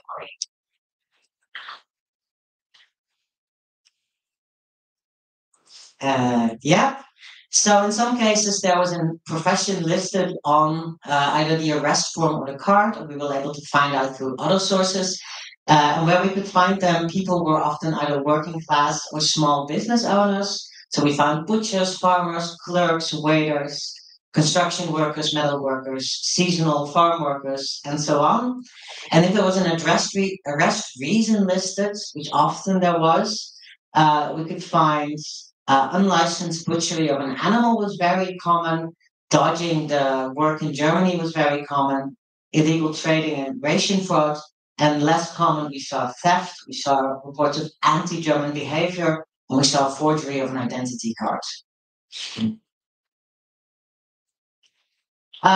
We were also able to see what happened to these prisoners as they moved through the camp system. Quite a lot had released on their form, but as it turned out, most of these were transferred from a concentration camp to a labor camp in Germany. So they didn't exactly go home. We have 110 registered as deceased. We think this is not representative of the data because the group that we were able to study were mostly people that were involved in the construction of Vught concentration camp. And Vught concentration camp was, when these prisoners were put to work, basically an empty field with a fence around it. It had hardly any provision of food. It had no medical department. It had hardly anything such as sanitation, and the prisoner casualty rates in this period of the construction of the camp were extremely high. So we think that the percentage of deceased in our sample is higher than in the averages. And finally, we saw that some people were transported to concentration camps in Germany.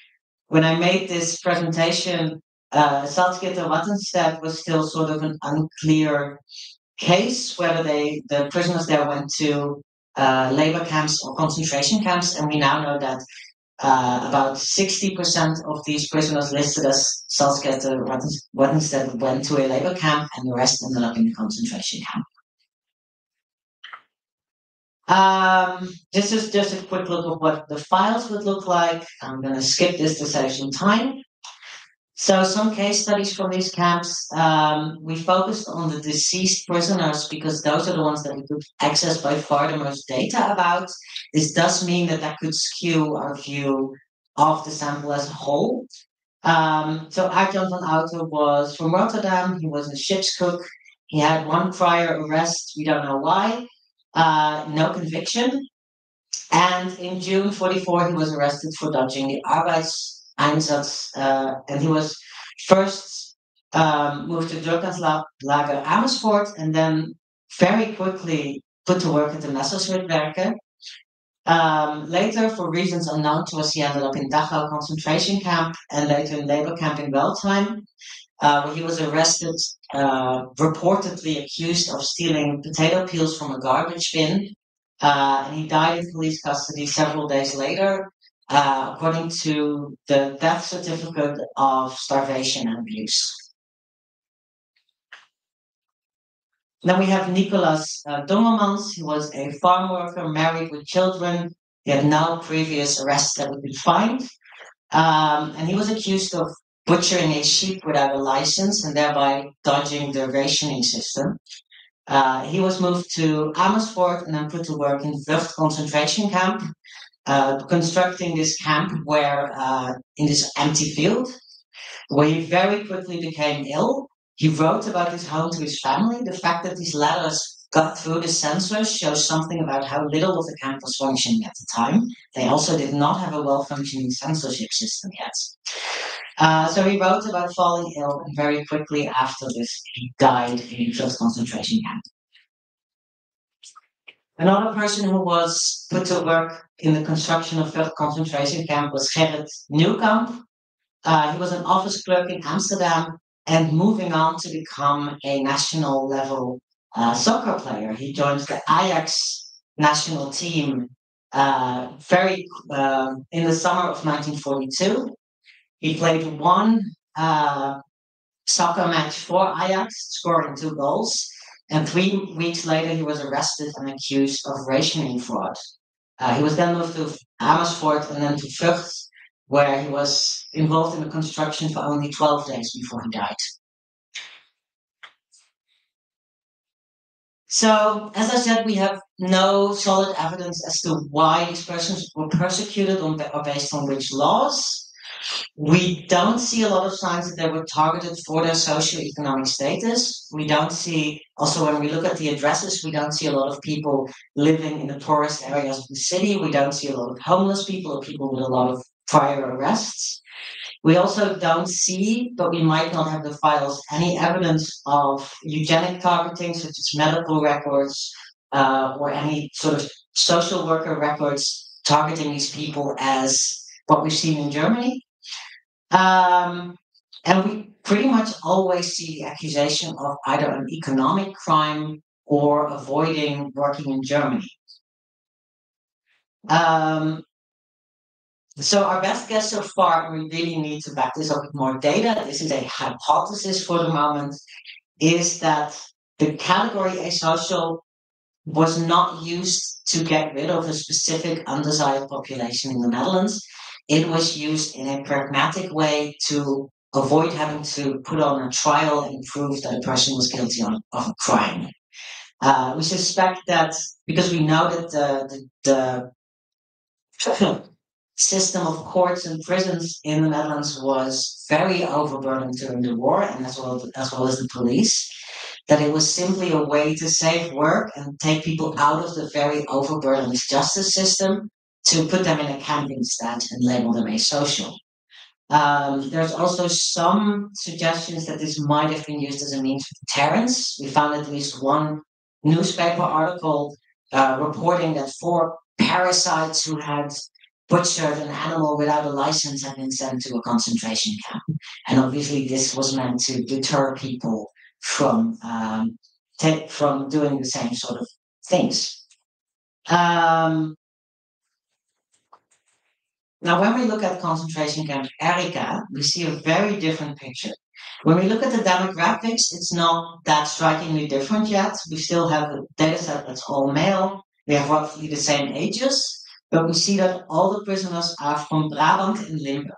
And for those unaware, Erika is in the north of the country, so these people are very far from home. And we see that all the arrests took place in about 3 months in the summer of 1943.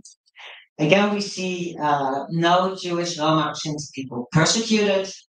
And we had a smaller data set that we were able to find additional data on, so we know very little about the profession of these people.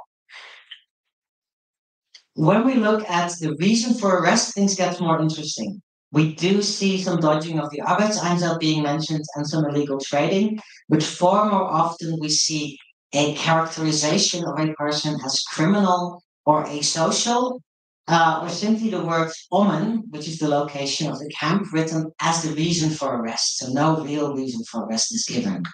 We also see reason for arrest being work shy, himp, drinker of spirits, and one case homosexual. And this is the only known case in the Netherlands of someone who was persecuted for their sexual orientation, with the exception of 4 people who were punished for sleeping with a German soldier specifically. So this is the only person who was only targeted for their orientation. So in this case, we were able to find out in quite a lot of detail what happened. Because it was a regional case, we had less problems accessing files during the pandemic. And we could trace this quite clearly to the order of one man, Piet Kooijmans. He is a Dutch police officer, member of the Dutch National Socialist Party, and later of the SS. And he became police president for the provinces of Brabant and Limburg in March 1943. He was very well known for being very passionate about National Socialism and pushing the hunting down of Jewish people in hiding in his area of control. He started new police units specifically to find Jewish people. And as we shall see, he's also going to start a police unit specifically to find what he calls asocials. And in July 1943, he wrote to all the municipalities of Brabant, asking them to provide a list of professional and habitual criminals, pimps, beggars, vagrants, legal traders, and other scum. And he mentioned very specifically that no crime needs to have been committed. Simply knowing that these people could be a danger to society is enough for them to end up on this list. Now, quite a lot of municipalities provided these lists, not all of them. Some simply wrote back that they had no people fitting this description. So shortly after, he creates a unit called the Preventative Police, and this Preventative Police carries out a series of raids and starts arresting pretty much everyone who was on this list provided by the municipalities. These people did not end up in the justice system. We don't even have any documentation of their arrest itself. We only have the list and then the day of the arrest, and the same day, or sometimes one night later, they arrive in Erika concentration camp. So they are not taken, they're probably not even processed at the police station, they're taken directly to the camp. In August, Kooijmans sent a second directive to his units of the preventative police, saying that too many sick and elderly people are arriving, and from now on, only people able to work should be sent to this camp, and the rest should be released. He is transferred to become chief of the general service of the Director General of Police in September, and arrests by the preventative police cease 2 weeks after his transfer, and the unit is quickly after that disbanded. So this period of arrests of this group is pretty much confined only to the time when he's in charge of Brabant and Limburg. So concluding, we know that 2,700 people carried the label ASO in a concentration camp in the Netherlands. At the national level, this seems to have been very pragmatic and not targeted as at the same demographic that you saw in Germany. On the local level, in the case of Brabant and Limburg, we see something that is far more reminiscent of what has happened in Germany, and we see a lot of the same language being used to target people and to justify arresting them. There are, quick question, because people keep asking this, did they wear the black triangle?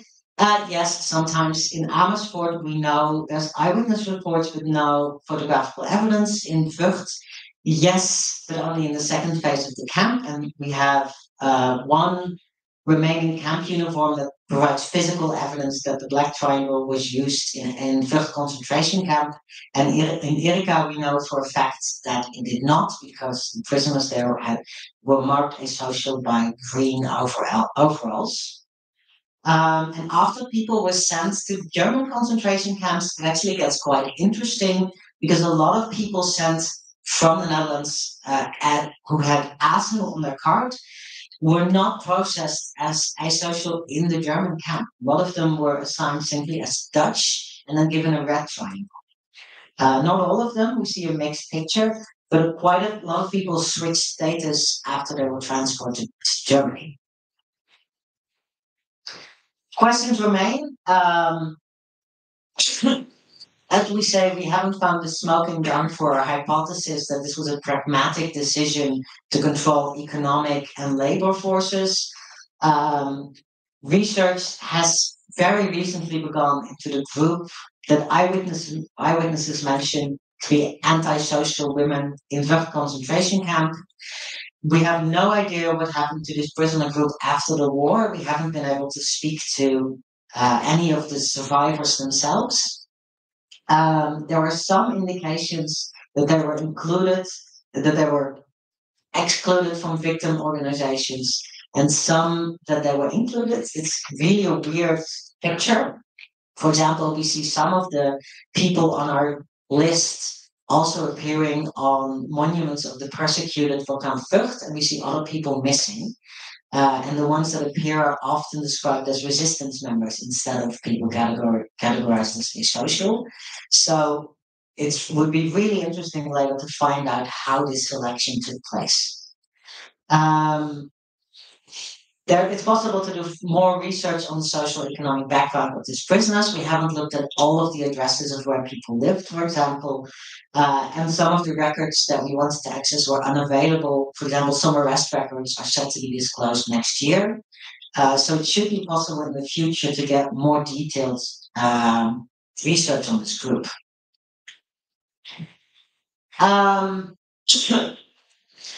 For us, yes, I'm finishing it up.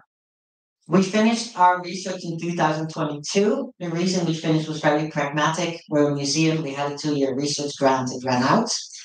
And we had to make a choice. We don't have all the answers. Are we going to do a scientific publication, or are we going to do a public thing that the general public can access? And we decided to go to do something public, to make an exhibition and publish a book. Mainly because we were missing any input from survivors or from descendants of the people persecuted, and we felt like the clock was ticking to find those. So we did go as public as we could go with the little data that we had, hoping that people would contact us. That has to some extent happened. We've gone into more contact. I should mention the biographies I just shown to you were people where we reached descendants before publishing them.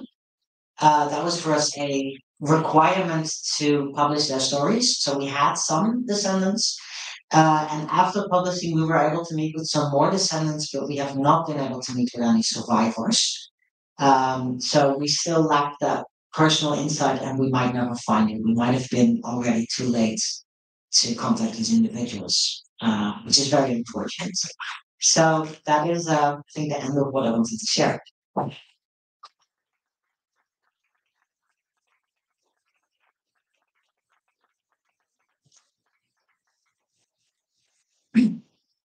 Ja, für die abschließende Gespräch wäre es ganz gut, wenn die Referenten nochmal nach vorne kommen. So, if you would like to join us in front or have a conclusion discussion still. I have bad news from lunch restaurants because they are out of food already. They just called me. So we are definitely too late. Even, they called me like 20 when we were 28 minutes too late, and they already said, no chance. So the canteen is closing at 2:00 already, and that is, on the one hand, it's bad because we lack the time together, and on the other hand, maybe it's a chance because there are plenty of possibilities, like 50 meters away, in this big shopping center with food, and it gets probably shorter now. And we are not delaying too much. We can discuss it still later when we will come back. But before that, now we have our participants of the second panel at the stage again. Thank you very much for all of your contributions. yeah, it became true what we planned as a title of this second panel, that we have more the aspect of stories, of personal stories. All of you presented stories of people. Actually, we had not really voices of them, but faces at least. And that is also very moving. And so this needs time. And we had this time now for the presentation. Yeah, let us start the questions without any ado. Please address your comments and questions to the stage. If you're hungry and tired, yeah, there you go. Mikro on.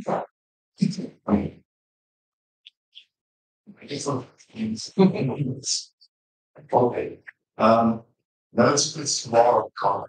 So about the category as social, which is a catch all category for our last piece.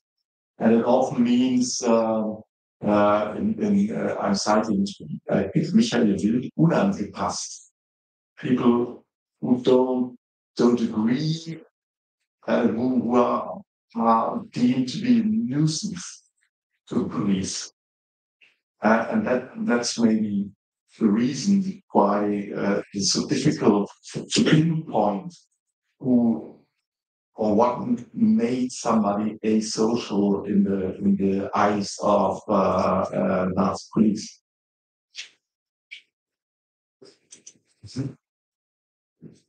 Andreas. Ja, ich stelle es vielleicht in Deutsch oder so, die Frage. Ja, ja. Also erstmal vielen Dank für die vielen verschiedenen Vorträge vorher schon und jetzt das wird wirklich ein Panorama auf die Bühne von völlig unterschiedlichen Arten der Polizei damit umzugehen, auch völlig unterschiedlichen Besatzungsregimen. Das finde ich sehr spannend. Für mich ist, glaube ich, ein Aspekt, und das wäre eine Mischung aus Kommentar und Frage. Wenn ich jetzt an die österreichische Situation denke, dann ist die auf eine Art schneller, brutaler und auch kollektiver. Jetzt ist in vielen Ländern dann der Punkt, dass es eine individuelle Art von Polizieren ist. In Österreich beginnt das durch den Anschluss auch mit Razzien, mit Raids, wo dann wirklich Hunderte als asozial und kriminell gleichmal stigmatisiert werden. Und ich denke mal, ein Punkt oder eine These dazu wäre, dass es da noch darum geht, das der Bevölkerung zu verkaufen und auch sozusagen Zustimmung zu generieren. Die Bevölkerung jubelt da ja den NS-Behörden zu und sagt, endlich wird gegen Crime vorgegangen sozusagen. Und ich glaube, das ist in den anderen Fällen gar nicht mehr so notwendig. Ne? Bei Besatzungsregimen geht es physischer um Terror und nicht mehr um Zustimmung der Bevölkerung dort zu den Maßnahmen. Das scheint mir ein Unterschied zu sein. Das andere wäre vielleicht die Frage der Gefährlichkeit. Ne? Für deutsche und österreichische Kriminelle gibt diese Dolchstoßlegende, wo man glaubt, dass sie die 1918 dann, wenn die Gefängnisse freigelassen werden, mit Kommunistinnen und Kommunisten und Jüdinnen und Juden gemeinsam quasi verantwortlich sind, den deutschen Soldaten in den Rücken zu fallen. Dadurch werden Kriminelle politisiert und Asoziale politisiert und als gefährlich gestempelt. Das scheint mir vielleicht auch umgekehrt beim tschechischen Fall zum Beispiel nicht der Fall zu sein. Wenn die schon dort die Outsiders der Outsiders sind, dann werden sie vielleicht auch nicht mehr so als gefährlich wahrgenommen von der von den NS-Behörden. Also das die zwei vielleicht Anmerkungen als Fragen kommen. Okay, danke.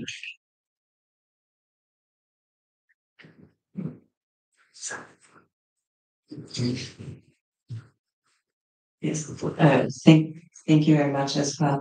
There are a couple of things. I'm so interested in the fact that it seems to have been in various cases a way to arrest people without any sentencing, without so extrajudicial, and sometimes even self-recording. With the American background in my mind right now, the missing of them. So not self-recording as belonging to this particular group then becomes itself a reason for criminalization. I don't know if that's common or if that's a theme that's repeated everywhere. The other question that I had, you brought it up in your presentation. How are these prisoners faring in the camps? So how are they being treated by other prisoners? Is there more research on that?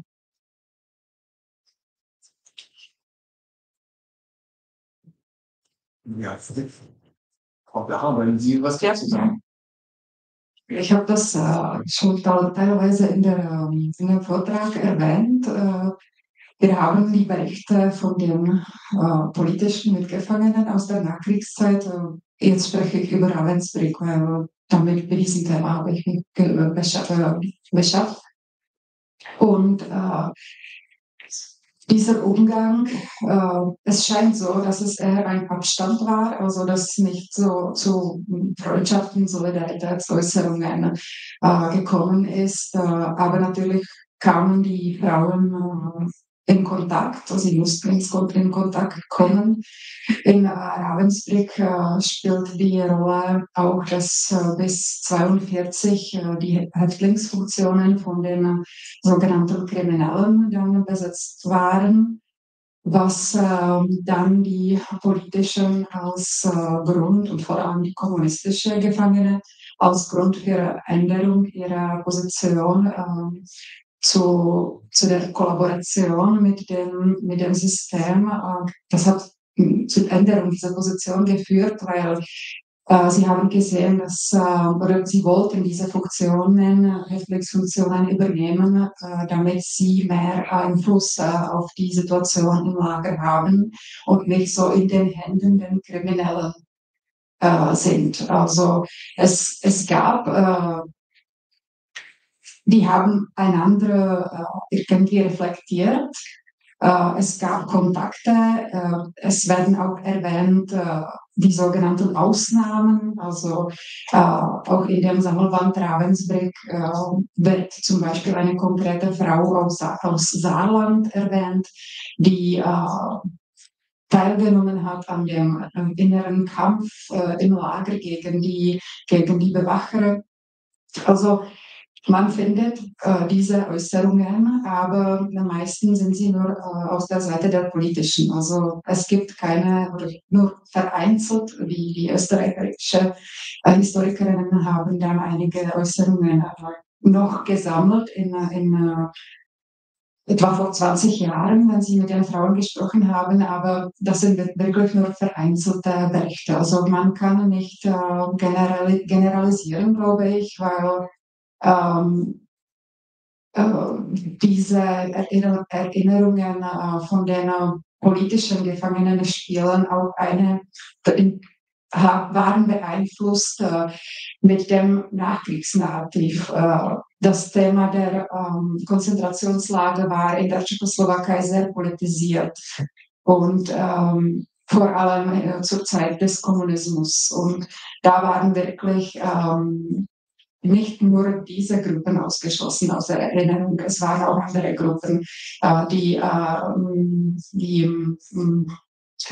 Menschen, die nicht kommunistisch waren, die andere politische Stellungnahmen hatten. Also das ist wirklich schwierig, irgendwie generell zusammenzufassen. Ja, sie waren zusammen in Kontakt, aber wir können das jetzt nicht beurteilen, nur nach diesen Erinnerungen aus der Nachkriegszeit.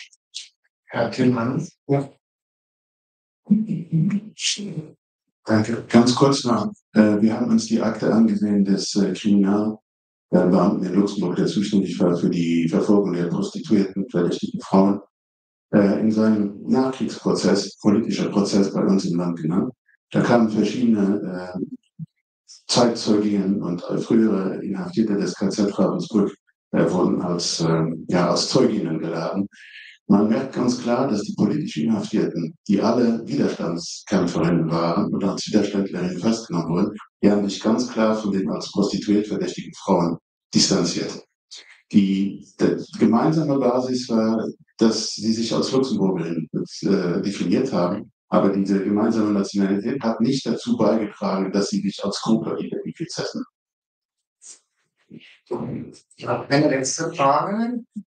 Ja, mich interessiert dies auch bezüglich der Aufarbeitung in der Nachkriegszeit in Deutschland. Wir haben erst vor 2 Jahren die sogenannten Asozialen anerkannt als Verfolgte vom Naziregime. Wir haben erst 83 anerkannt die Roma und Sinti. Die Frage ist, ob das nur in der Gesellschaft der Nachkriegszeit und deren Vorurteilen beinhaltet war oder ob das auch ein Reflex der Mitgefangenen ist, die eben nicht gleichgestellt werden wollten mit den anderen.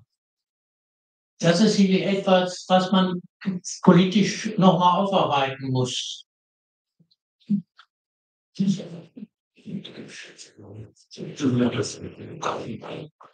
Ja, ich glaube, das hat eine große Rolle gespielt. Man kann das merken, also an dem Beispiel der Tschechoslowakei, dass gleich nach dem Kriegsende die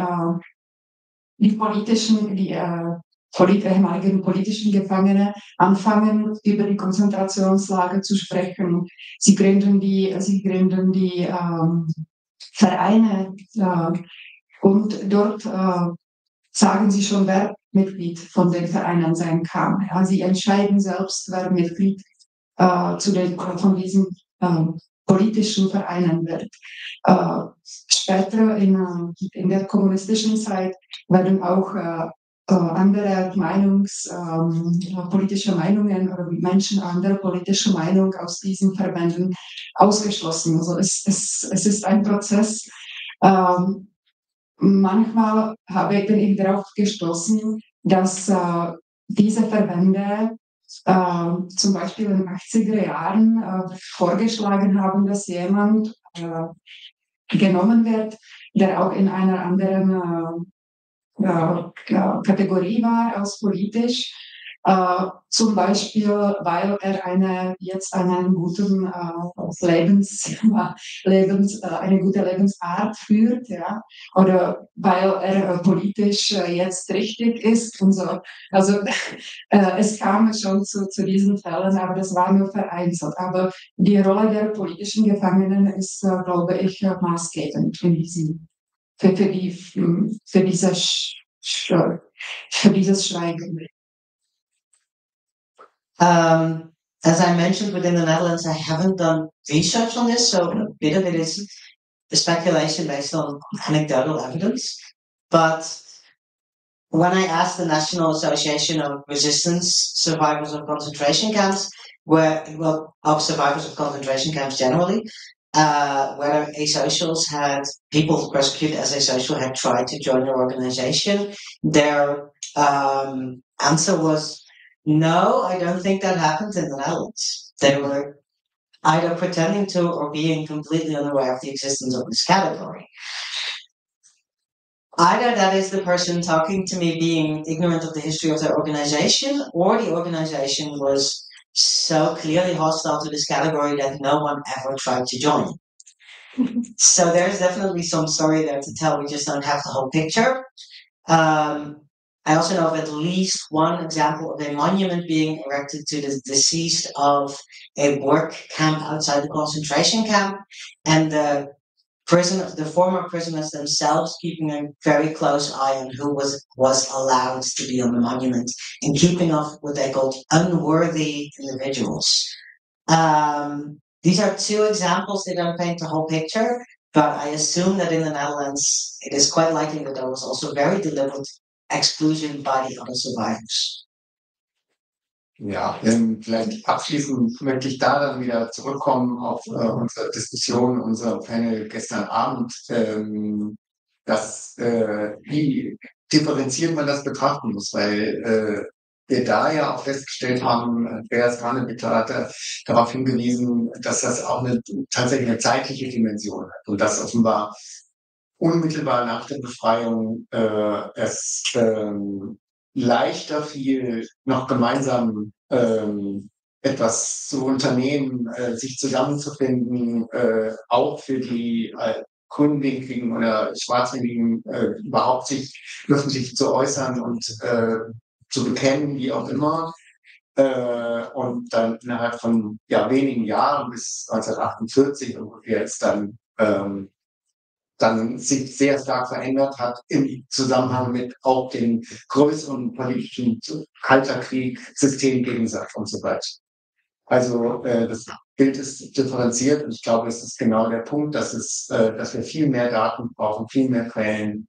Und es war ja jetzt heute auch bei dem Panel spannend, diese Mischung aus persönlichen Geschichten und Quantifizierung. Ja, das wird auch der Weg weiter sein. Ich würde es jetzt hiermit bewenden lassen und jetzt nochmal herzlichen Dank. Labor during World War II, as well on the queer history in the same period, and homosexuality under National Socialism. He was awarded with the Mauthausen Memorial Research Prize in 2020 for her book in Unmentioned Sexual Forced Labor during the World War II, among other awards. Today she will talk about the history of marginalized groups, including female prisoners registered as socials, and their places in the Polish politics of memory. Joanna, floor is yours.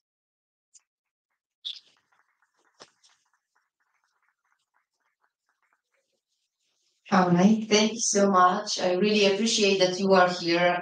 Trust me, I feel it too. This is a really hard panel, the last panel. I'm really happy to be here because it's 2 years, almost 2 years. 2 years ago, I was here with my book Jene, Homosexuelle während des Zweiten Weltkriegs. There was a book launch exactly in this place, so like I feel I'm coming back again and I can talk about other research. Today, I will talk about the history of marginalized groups and their place in the Polish politics of memory. And I will try also to answer for some of your questions from today's morning, as yesterday during the discussion, this topic was also mentioned. I will try. You will see that this presentation is written in a way to give you some answers about what's going on in Poland with this history of marginalized groups, what is going on when you are thinking about politics of memory. But of course, it's impossible to answer for all of them. However, silence dominates Polish collective memory and especially Polish research on victims and survivors of World War II. This remains unchanged with minor transgressions that do not actually change the overall status quo. I can say this aloud today as a researcher who conducted the first research on forced sex workers during World War II in 2005. Who is affected by the silence? Those groups of victims who were not labeled as political prisoners, who did not wear a red triangle in a concentration camp, or were not imprisoned for activities against the Nazi regime in occupied Poland. The post-war hierarchy of victims in Polish collective memory is incredibly strong and constantly maintained by institutions responsible for the remembrance of the victims of World War II. Contemporary Polish politics has an impact on this, but it is worth noting that the memory of queer people, sex workers, victims of forced sterilization, and those considered asocial or still referred to as Berufsverbrecher is invisible in Poland, whether the government is led by conservative and far-right politicians or those who consider themselves pro-European and liberal. As the title of my presentation today suggests, those marginalized groups have no place in Polish memory politics. They are permanently excluded from it. They are not considered good victims, as can be seen from years of observing the activities of Polish memorial sites in former concentration camps and other institutions, primarily museums, that are responsible for collective memory in my country. There are no research projects, monographs, exhibitions, or educational projects. Cultivating silence has become part of the strategy to conceal those deemed inconvenient. What is unique in the Polish context is that when it comes to the histories, to the stories of marginalized groups, memorial sites work to their detriment. They silence them.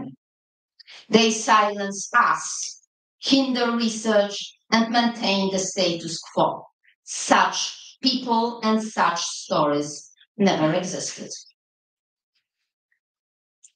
Nine. This, I'm sorry, something to know.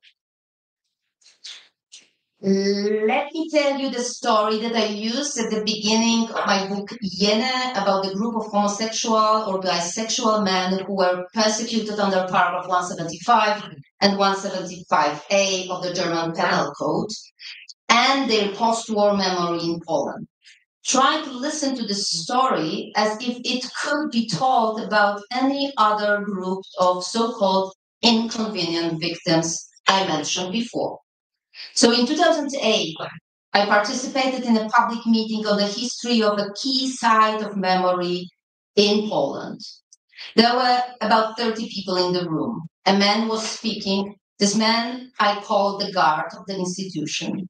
The talk was followed by a question and answer, alongside the classic set of questions about the significance of commemoration, the respect for witnesses. Someone inquired about a group of prisoners, men with the pink triangle, men with the pink triangle on their prisoners' clothes. And although I do not recall what exactly the guard was asked, I will always remember his reply.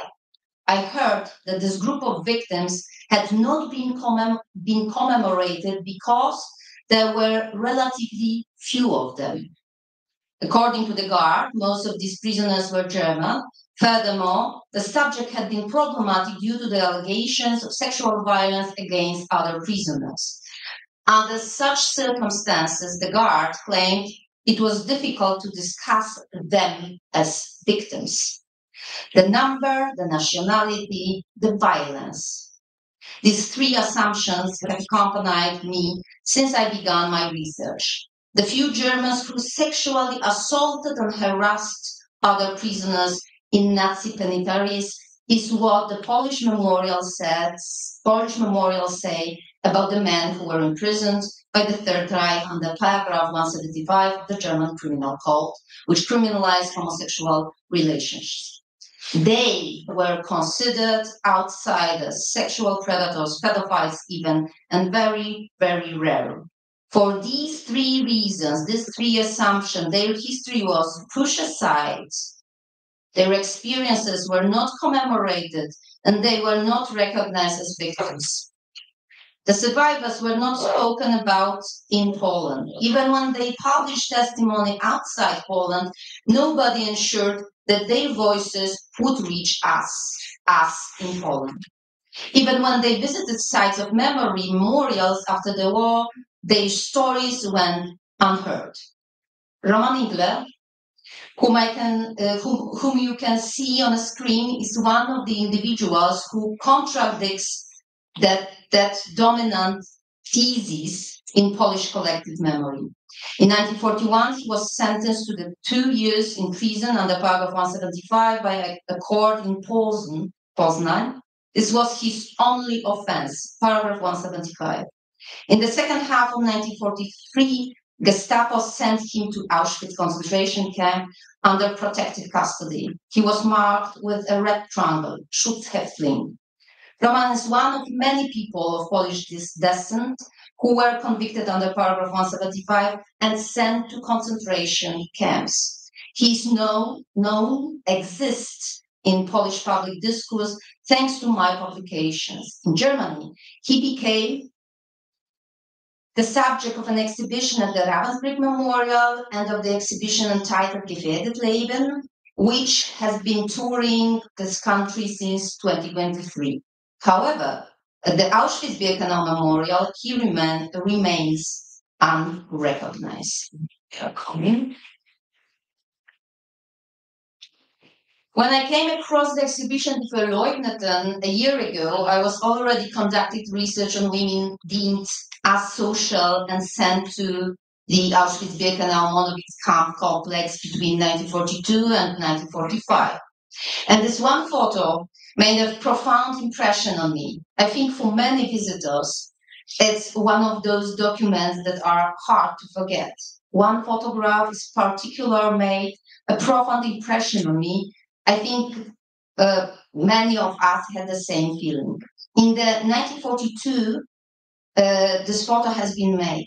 The woman, Hella Wernicke, she looks directly into camera. She's crying, and her suffering and humiliation are evident. She was later transferred to the Ravensbrück camp, Mauthausen camp. Her partner, Heinz, was also persecuted. Both of them survived the war. However, Hella's photo moved me for another reason. I knew that in my research archives, I had Auschwitz on March 26, 1942. Of the 1,000 women, 999 arrived at the camp, at the new camp. The transport list did not survive and has not been reconstructed to this day. To understand the process of post-war silence regarding marginalized groups and the perpetuation of stereotypes, it is worth considering the history of this first female transport. In Polish studies and educational materials about the memorial connected with the memorial site, including the most recent ones published after 2020, the first female transport is described as a transport of German female prisoners, functionaries. These few sentences leave no doubt. Let me quote. They were mainly German prisoners, most of them criminals and so-called social misfits prisoners, but also political prisoners and Jehovah's Witnesses. And further, as prisoner functionaries, they were mostly criminals and social misfit prisoners. Their brutality also outlined the former Auschwitz commander Rudolf Höss in his memoirs. Rudolf Höss's quote, which I deliberately omit here, is de facto the only testimony used to describe this transport of women. I leave it without any comment. In the same transport was Greta Jaspulski, the woman you can see on the left side. She was born in 1990 in Kiev, Kol, Krzywe Koło today, near Gdańsk. She declared German nationality. Her father, Paul, was blind and her mother had died. Greta was forcibly sterilized. From 1937, she was monitored by the criminal police in Hamburg as a sex worker. As a social prisoner, she was sent to Ravensbrück in January 1942 and later to Auschwitz, from where she was transferred to the Staff Company in Budeburg. She escaped from there on July 21, 1942. Not only female political prisoners that escaped from Staff Company Auschwitz. Arrested again in Hamburg 2 months later, she forcibly returned to Auschwitz. In June 1944, she was still alive, as indicated gynecological examination performed in Auschwitz-Birkenau Reichskamp. Like other female prisoners, she was sent for pap smear tests several times, most likely carried out to select new women for the camp brothel. In early August 1944, Grete was transported to Ravensbrück.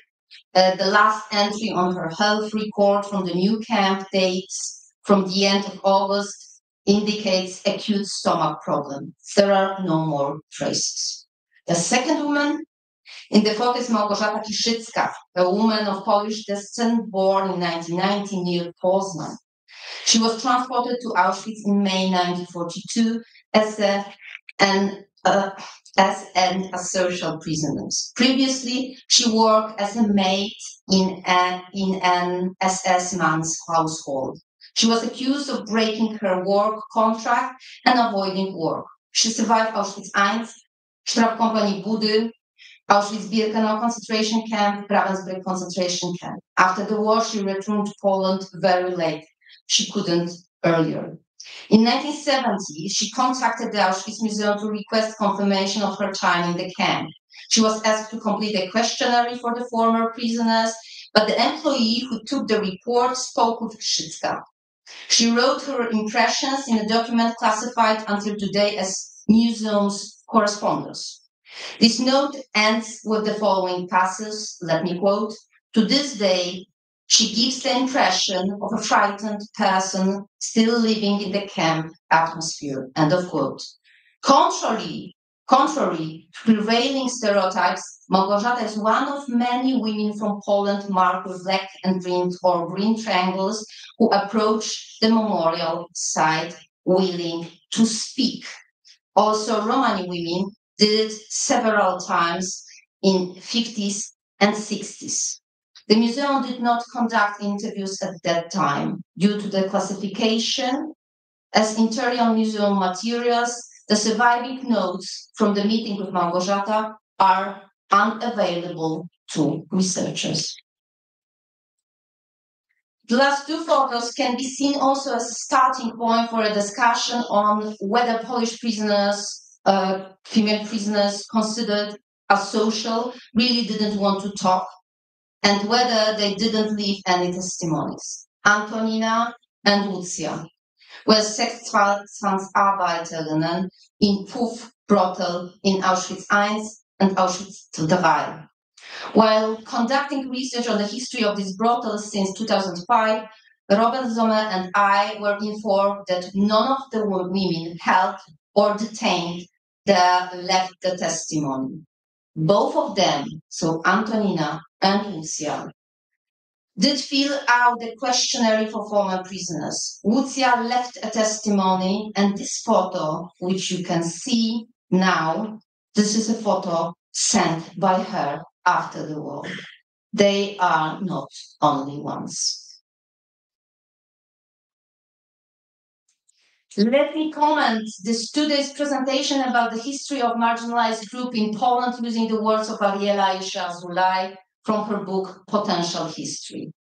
Let me quote, "The habitus that I have briefly described here is not that of a professional historian tracing the past, but is rather that of co-citizens or activists, asylum seekers, family members and community activists, informed children and courageous stateless people, scholars of in-between disciplines, workers and laborers equipped with common sense of non-imperial responsibility.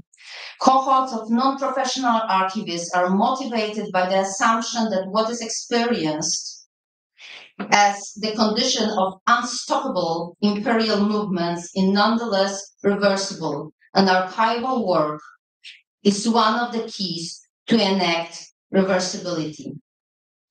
Fighting for a place for marginalized groups in Polish discourse on World War II often requires fighting without institutional support or against the institution responsible for collective memory. Since 2005, I have written 4 monographs on so-called inconvenient victims. None of them, like my research, until today received any institutional support. Exhibitions like this one, Recovered Stories, Queer in Lower Silesia, help to change today's perception of the past. We are organizing them together with colleagues not only from Poland, but also from Germany, to demonstrate that nationality should not be a factor when researching marginalized groups from the Second World War period. This is our shared history. Our shared goal should be to support each other as researchers and build a common European memory without unmentioned biographies against the institution. Thank you.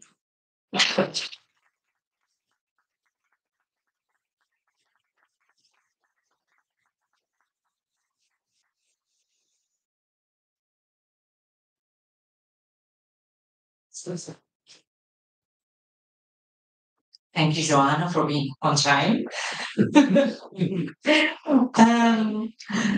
And now here we have Nuria Ricard from Barcelona.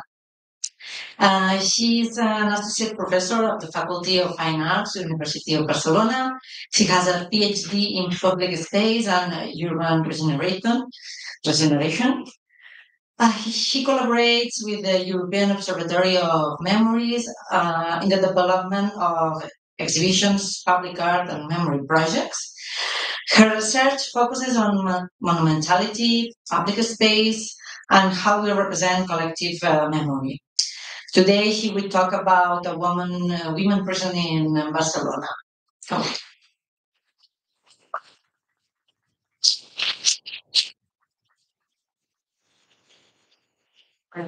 on. Guten Tag, danke für deine Einladung, more or less. Thank you for having me, especially thanks to all the organizers.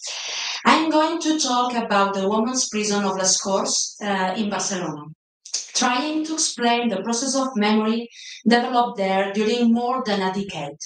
First, I will talk about the gaps of memory that led us to an interdisciplinary and participatory work of recovery and communication.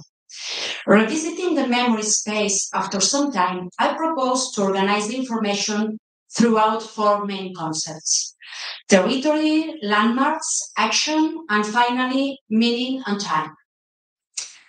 Well, we are talking about a Franquist place of repression against women, located in the outskirts of Barcelona, related with a violence and control institutions web, very well organized and spread out in the territory. Since everyone in Barcelona was treated as potential enemy of the new order. The women's prison opened in 1936 during the Republican government. From 1939 to 1955, during the post-war and the worst times of the Franquist dictatorship, it became a regional prison. 12 inmates were condemned to death and were shot at Camp de la Bota. Around 5,000 women and hundreds of children were imprisoned there. Many of them for political reasons, but also accused of sexual work or trading in the black market, among others. There was a very well-designed strategy of gender repression to fight against the social rights acquired during the Spanish Second Republic. The nuns who ran the prison were the ones who directly repressed the inmates. But the consequences went further. After serving the prison sentence and returning home, women and their families were socially tagged ever after. The prison closed in 1955, and the building completely disappeared during the 70s. Afterwards, civil society and academia began to reclaim this memory, completely disappeared from the urban and social frame during decades. In 2010, the City Council placed a memorial plaque, a very little signal, almost invisible, that explained absolutely nothing about the historical context. Nothing about the prisoners, nothing about dictatorship, nothing about gender repression. After decades of forgetfulness, the only public expression of democracy was a sort of invisible nothing. In 2013, we began to develop urban research about the prison. We discovered its former perimeter and tried to identify the lost urban layout and its configuration in the present days. It was the beginning of a civic process that claimed for three main goals. The first one was the recovery of the local history. The second one was the homage of the inmates, and the construction, finally, of a memorial dedicated to them. The former walls no longer existed. So its recovery in the public space became one of our main objectives. The idea was to communicate the real scale of the prison. To the point we marked all the perimeter through a blue line during a social and artistic action that was 2017. In 2024, we achieved this important claim with iron lines, engraved by sentences of several inmates. Today, by reading this public book, we can know about the daily routines, the pain of isolation, the fear of death, and the many ways of repression these women suffered. But also, we know about the social work of political prisoners and Republican teachers who organized groups of learning. A lot of inmates were illiterate. For many of them, the prison became a school to learn reading and writing, but also biology and geography. Well, let's return to 2014. When we organized an international seminar in the neighborhood, inviting artists and experts to talk with people of Les Corts about memorial art and urban design. At this time, we put the first landmark in a corner located inside the perimeter of the former prison. 5 totems of 3 meters high showing a picture of the prison taken by Pérez de Rozas in 1944. Looking at this image, we understand the social and political structure of the dictatorship and the place of women in it. The number 5 was very useful for us because allowed to highlight 5 characters of the picture: the nun, the prisoner, the military, the technocrat, and the priest. Also, above the image, we could read the word dones, that means women in Catalan. The other side of the totems worked as communication support designed as a meaningful and flexible urban landmark. Up to 3 exhibitions were made there, above the word presó, prison in Catalan. In 2019, in the context of the construction of the memorial, we developed a final version of these totems using 2 historical images, the words donas, presó, and the purple color, a symbol of the feminist movement related with the civic actions developed. Because social action and performance guided the process of claiming and recovery. Each 8th March, a feminist activity was organized by women associations. The occupation of public space was then a political exhibition and a way of public transfer of the history of the prison. Also, every 14th April, during the commemoration of the Second Spanish Republic, this site became a living place. Step by step, this idea grew further.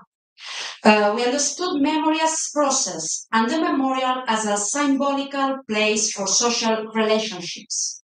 So more activity occurred, more people could identify the place with its history.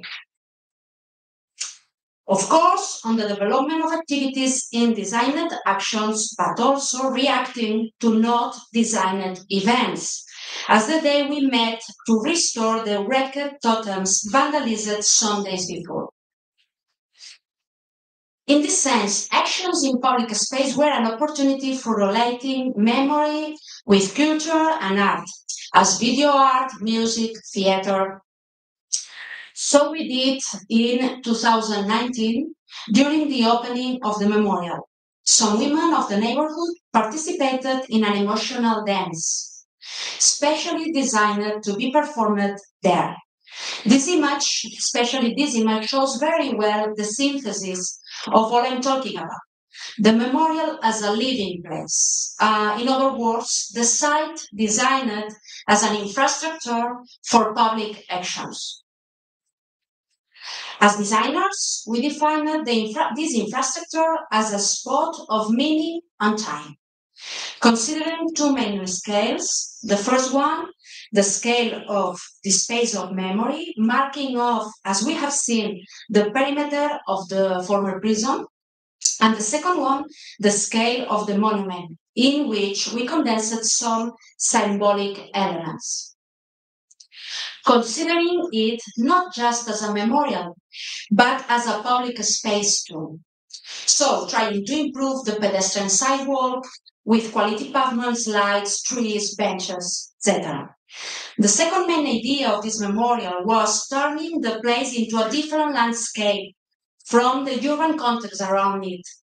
So we planted new trees and brought 6 big quarry stones from 6 symbolic places from all around Spain.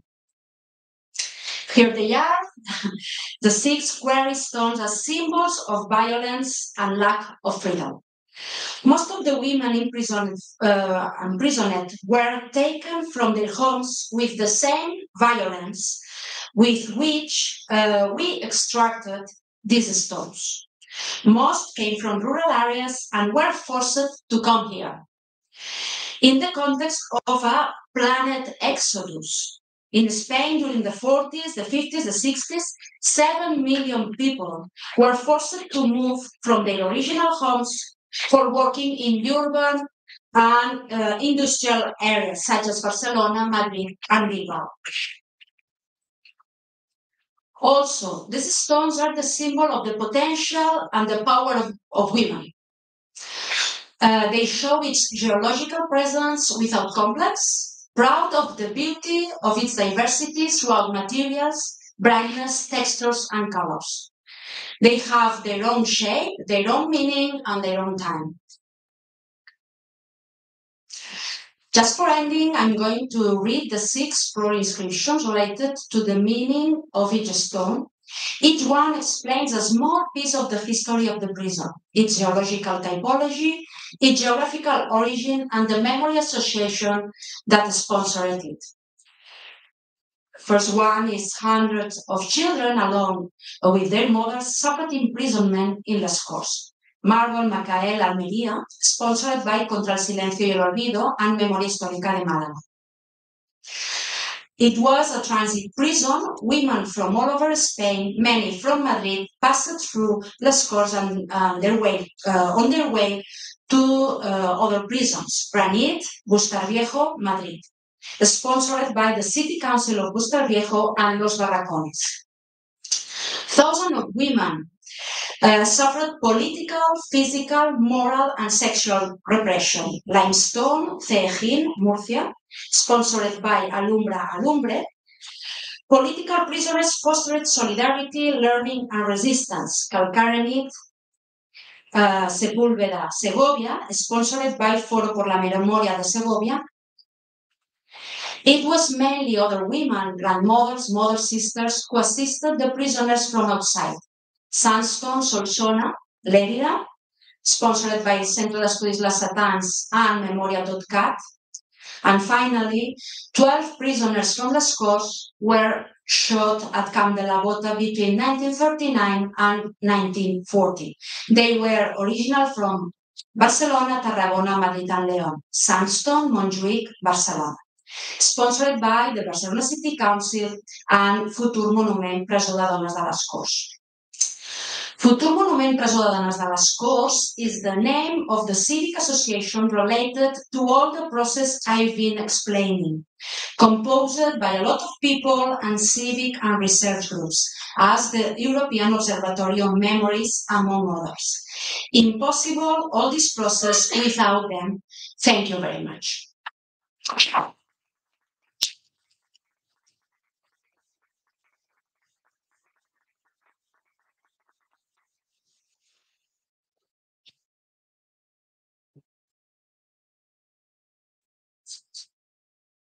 Thank you very much to you, Maria. And finally, we have Pascal Bongo from Marseille. He's a lawyer specialized in criminal law in the Marseille Bar. He is co-head of the Defense and Human Rights Commission of the Marseille Bar and is particularly involved in defending lawyers in danger. Pascal played a key role in having the run-up of the old port of Marseille and the destruction of its old quarters in 1943, officially recognized as crime against humanity, bringing to the light an episode of World War II that had longer been forgotten. So, where is yours, Pascal?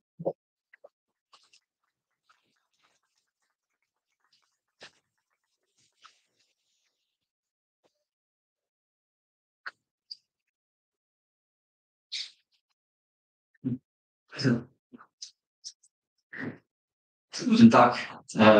I'm very pleased to be here with you this afternoon after these insightful contributions of our panelists before me. In my profession, it is an honor to speak at last, and we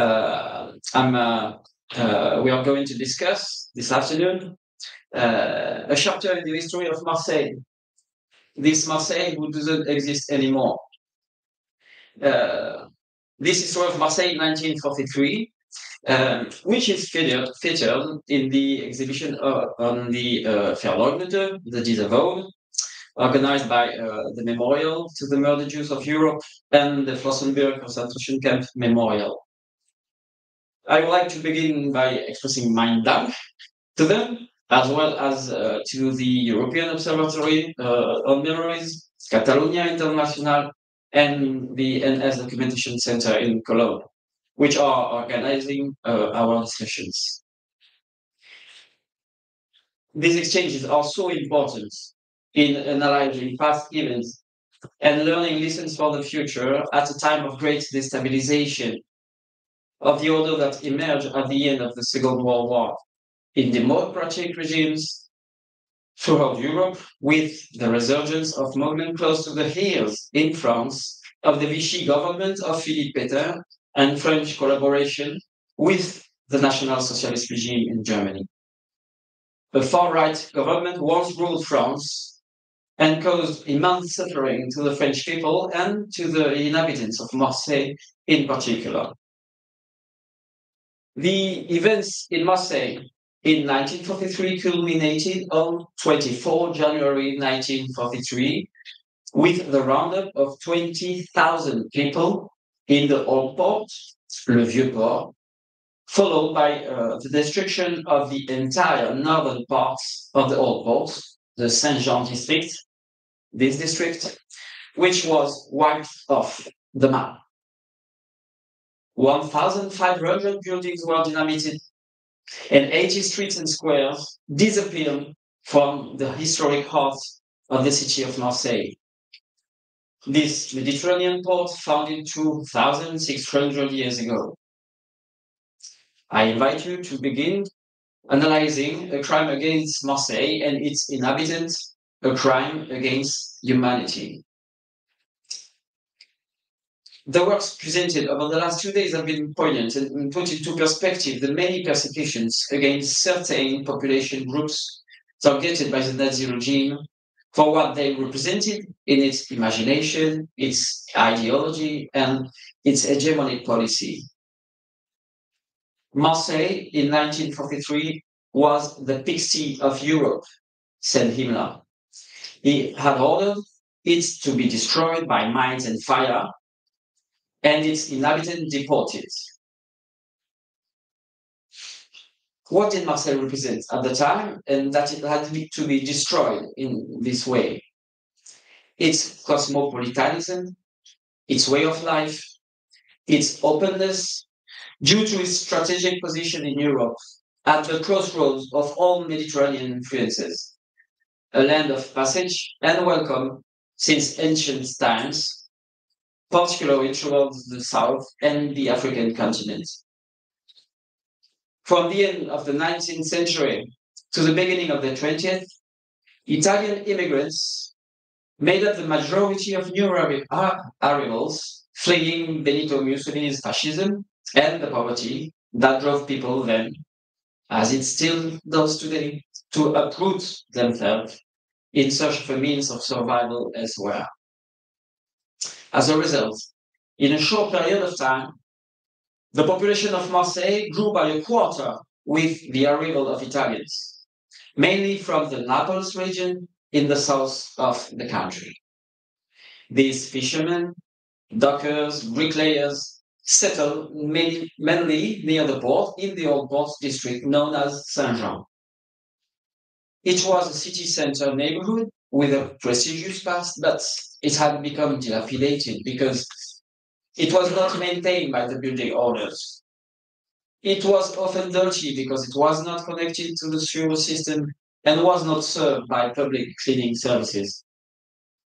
These narrow, picturesque streets allowed housewives who had washed their laundry by hand in public fountains to hang in out to dry from one window to another.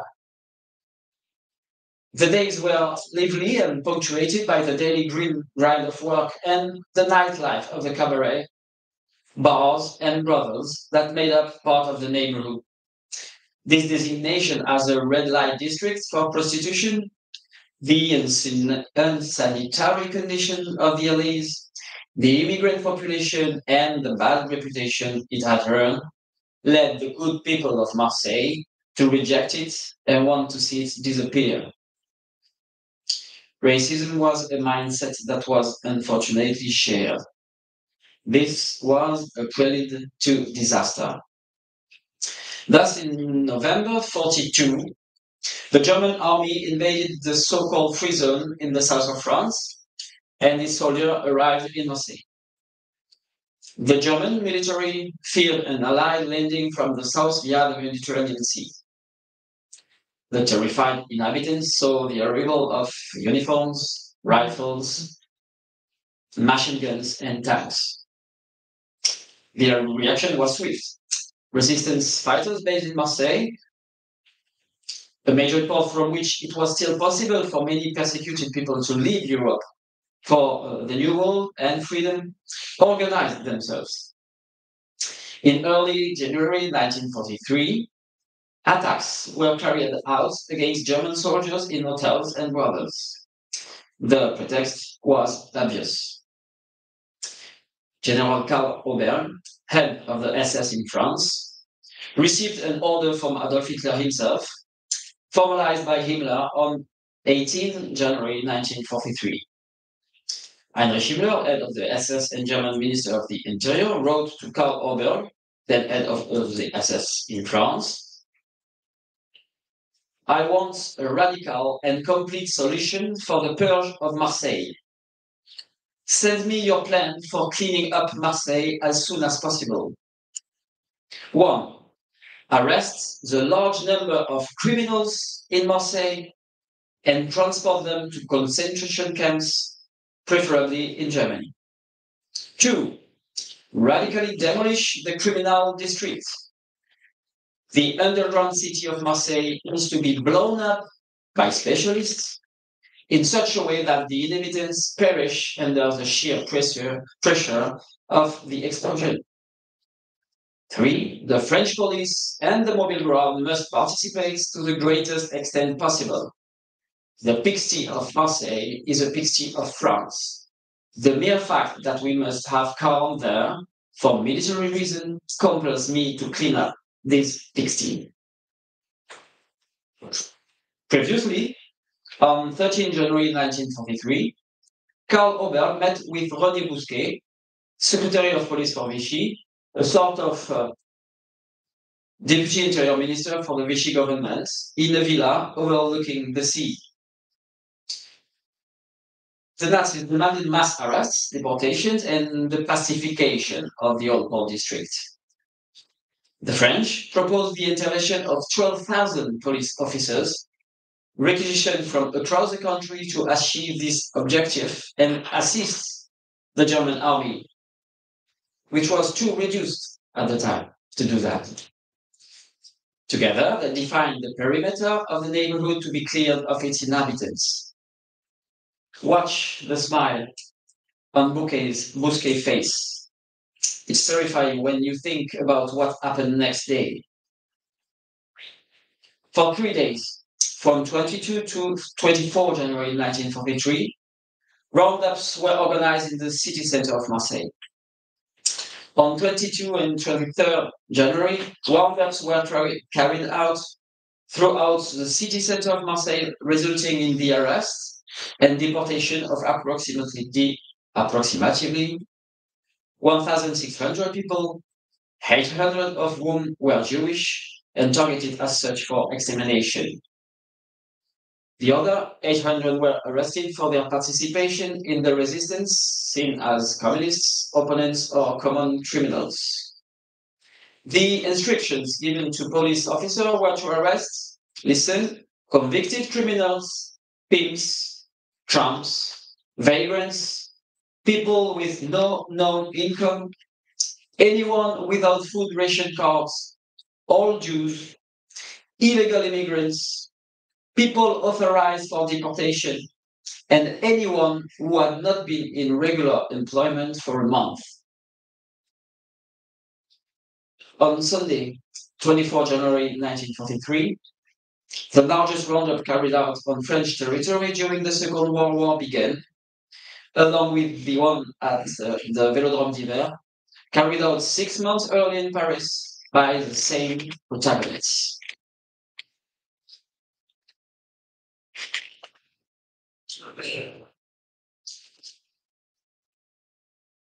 "20,000 people were rounded up in their buildings by the French police, assisted by the German army. 20,000 people, men, women, children, the elderly, entire families. All of them received the order via loudspeaker in the streets of Saint-Jean.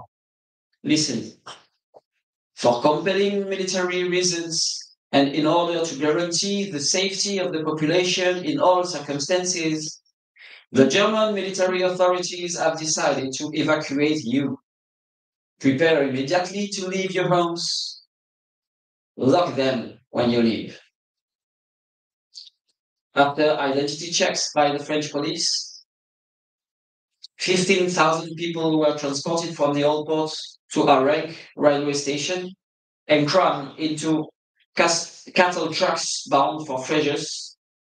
And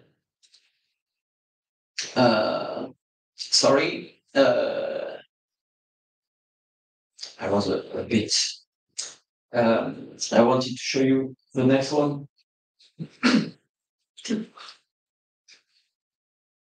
They were sent to Fréjus, a disused and in a disused military camp from the First World War, 150 kilometers away. Their journey lasted a whole day. They were housed in Naturi barracks with dirty straw on the floor. 3 people from Marseille perished there. The forced transfer to Fréjus had 2 objectives: to screen, to sort through the inhabitants, to select 500 to 600 men, according to historians, of working age for the concentration camps. The second objective was to begin its destruction once the neighborhood had been emptied of its inhabitants. The first objective had been set at the highest level of the Nazi regime in December 1942. The Meerschaum Decree requested that the army occupying European countries provide labor for concentration camps, where forced labor exterminated men who were able to work. It was mainly men between the ages of 16 and 60 who were deported from Marseille to the concentration camp of Sachsenhausen, near Berlin, Mauthausen in Austria, and the Channel Island of Alderney to build the pharaonic Atlantic Wall project. The second objective coincided with that of the French government in Vichy. An urban development plan for this district had been drawn up in 1941 with a view to renovating the district and promising it to a prosperous future, also he thought under the German Empire. The architects and urban planner who accompanied the reign of the new man shared this fantasy. The plan by architect Eugène Baudouin, designed in 1941, called for the destruction of buildings within roughly the same perimeter.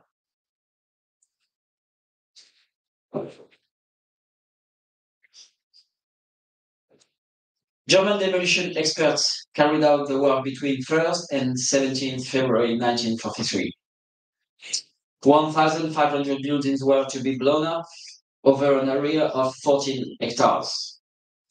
80 streets and squares disappeared along with their inhabitants in the Saint-Jean district. The historic cradle of the city of Marseille, founded 2,600 years earlier, the oldest city in France, born of the legend of a union between a young Gallic woman, Gyptis, and a Phoenician sailor, Proteus, was destroyed. The symbol could not have been clearer. Tabula rasa in a new order, which Philippe Pétain, on the side of the Vichy regime, approved when, in May 43, he returned to the devastated site, covered in ruins, saying, "It's not a shame that we destroyed this neighborhood." No matter the fate of those residents who lost everything and had to rebuild their lives elsewhere. No matter the 2,000 deportees from Marseille. These people from Marseille came from Italy, Naples, Spain, Greece, Corsica, North Africa, Senegal, and everywhere else.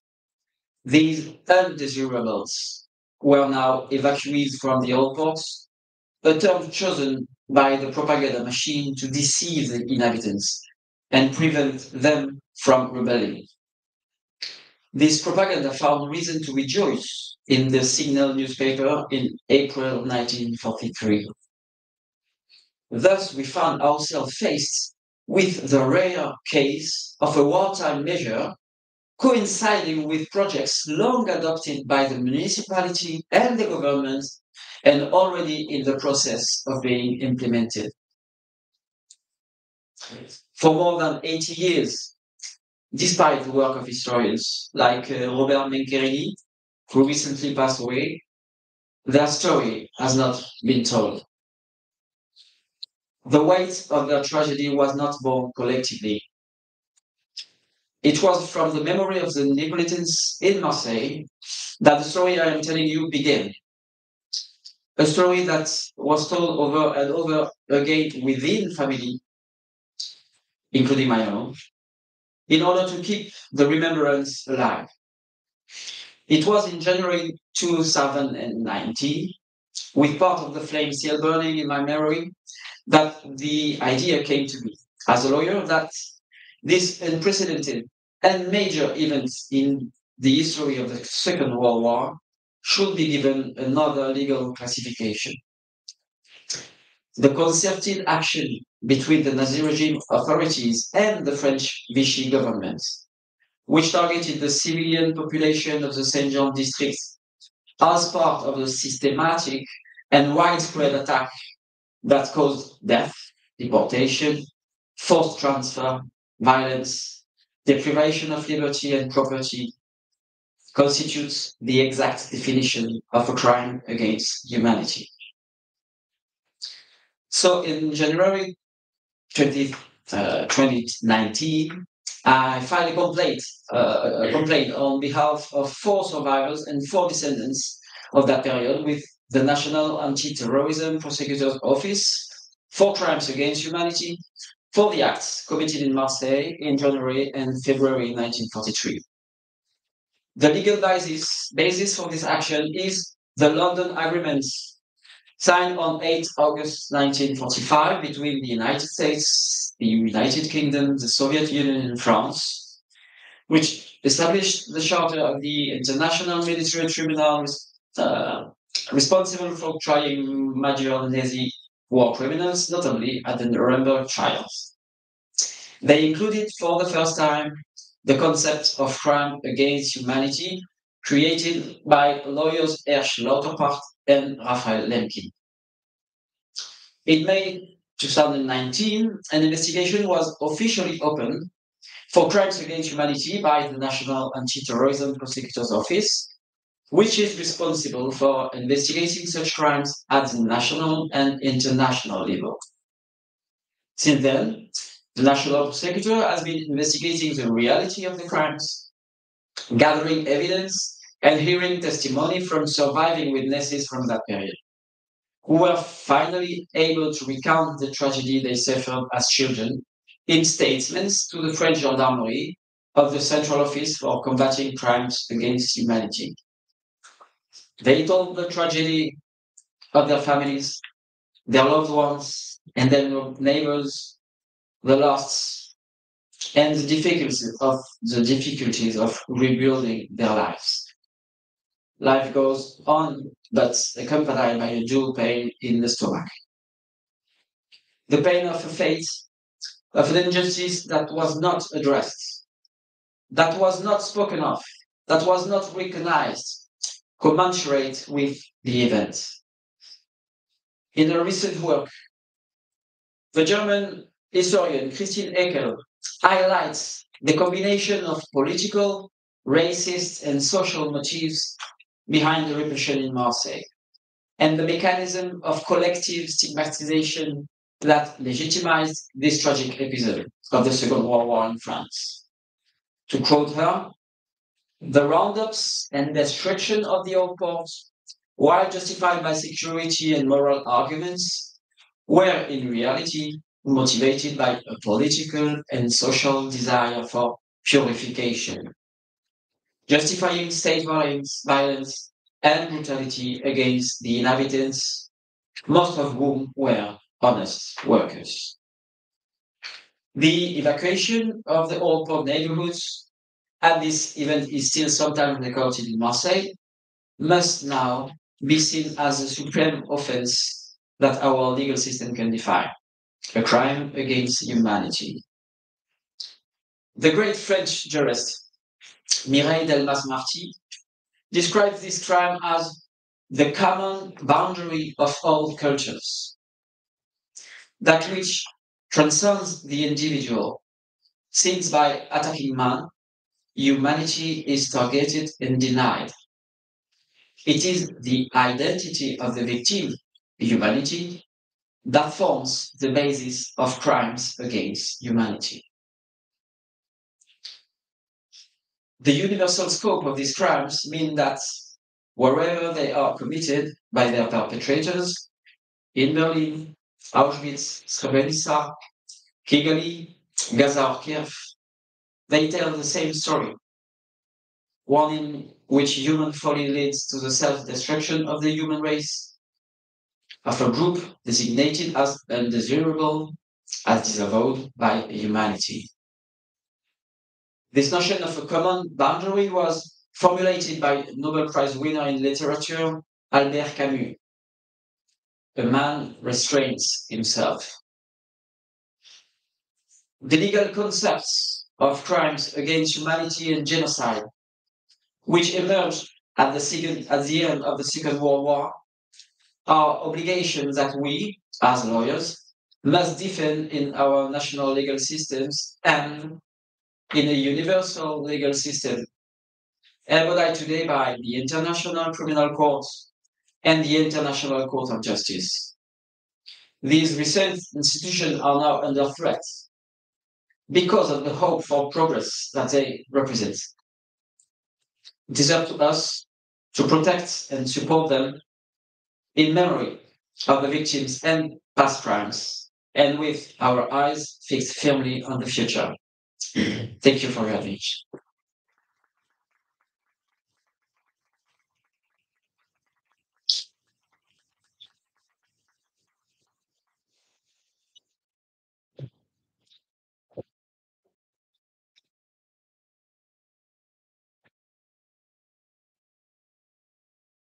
Thank you, Pascal. Thank you to all of them.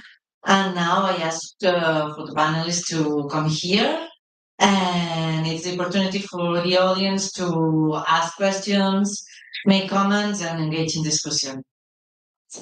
Please.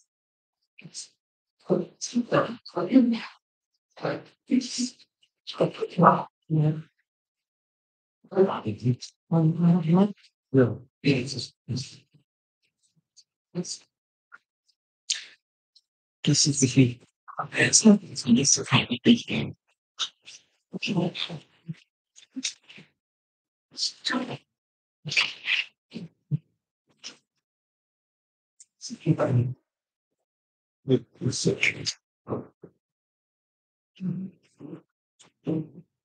Ja.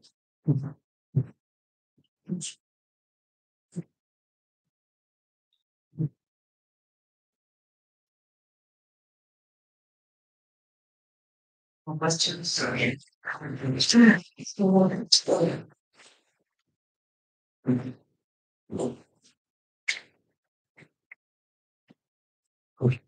And so thank you to the three of you because the three presentations were really touching.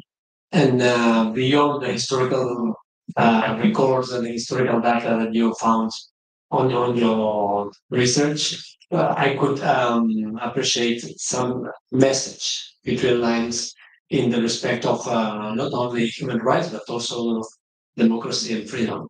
So I will put this general question to all of you, which is, I know it's a broad question, but when doing your research, when carrying out your proper jobs and your work in this field, how far do you expect that your contribution can really have a meaning on today's global reality? Thank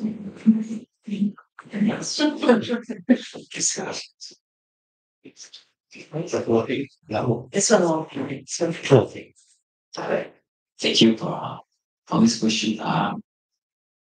When I started to study and think about the impact,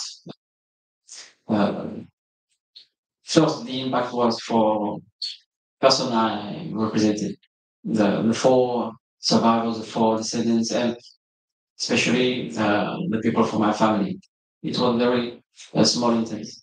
And then there was an echo encountered to the people who shared the story, who shared the events, shared the inheritance. So it's because people went to me and to others that it found a meaning. It found a large meaning and a common meaning, And that's why this notion of crime against humanity can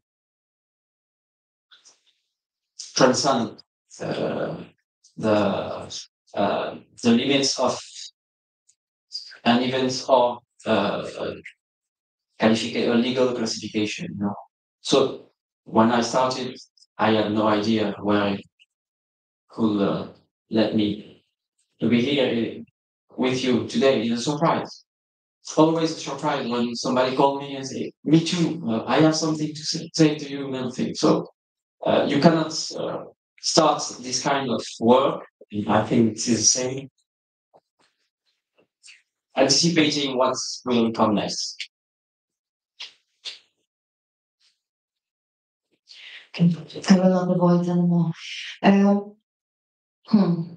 Of course, it's one of the toughest question you can ask us, especially after all of us, I think, said today. In my case, it was pretty the same when I started in 2005. I was, let's be honest, naive. Yeah, I was 100% sure it will be easier. It wasn't. Yesterday, during the discussion, Julia Hörat was mentioned here. And somebody said that she had these voices from the academia in Germany that do not do this research, do not go to this path. I had exactly the same experiences, but I have it still. Yeah, so this is something which is unchangeable still. So I do not acknowledge that. I do not encourage my students to do that because I know it's tough. However, 2 weeks ago, we established first Stolpersteine in Wrocław, former Breslau, for queer victims of World War II. Of course, it was a really small situation for a couple people who came. There was nobody from the local authorities, etc. So as you see, it's sweet and bitter situation. Yeah, we have first commemoration, but still it is actually the first commemoration of queer victims in Poland, the whole Poland, there's two Stolpersteine. But it is a small change, yeah. But one more thing I wanted to say, and this is more, I hope, more fulfilled with hope, that even if in the central discourse this changes are not so visible, I mean, in these institutions, which institutions I mean. There are some really important changes in local histories. And this is my experience from November 2024, Zielona Góra. Before the war, it was Grünberg. Today, it's 100,000 people. It's a city next to the German, not far away from the German border. Before the war, it was a German city, 25,000 people. And I went there with a couple of my friends, also researchers, also from Germany, to first of all research trans history from Grünberg, but also to show it to the people. The name of the person is Georgette. Georgette was a transgender person married to Polish woman. They had a really gorgeous pre-war life.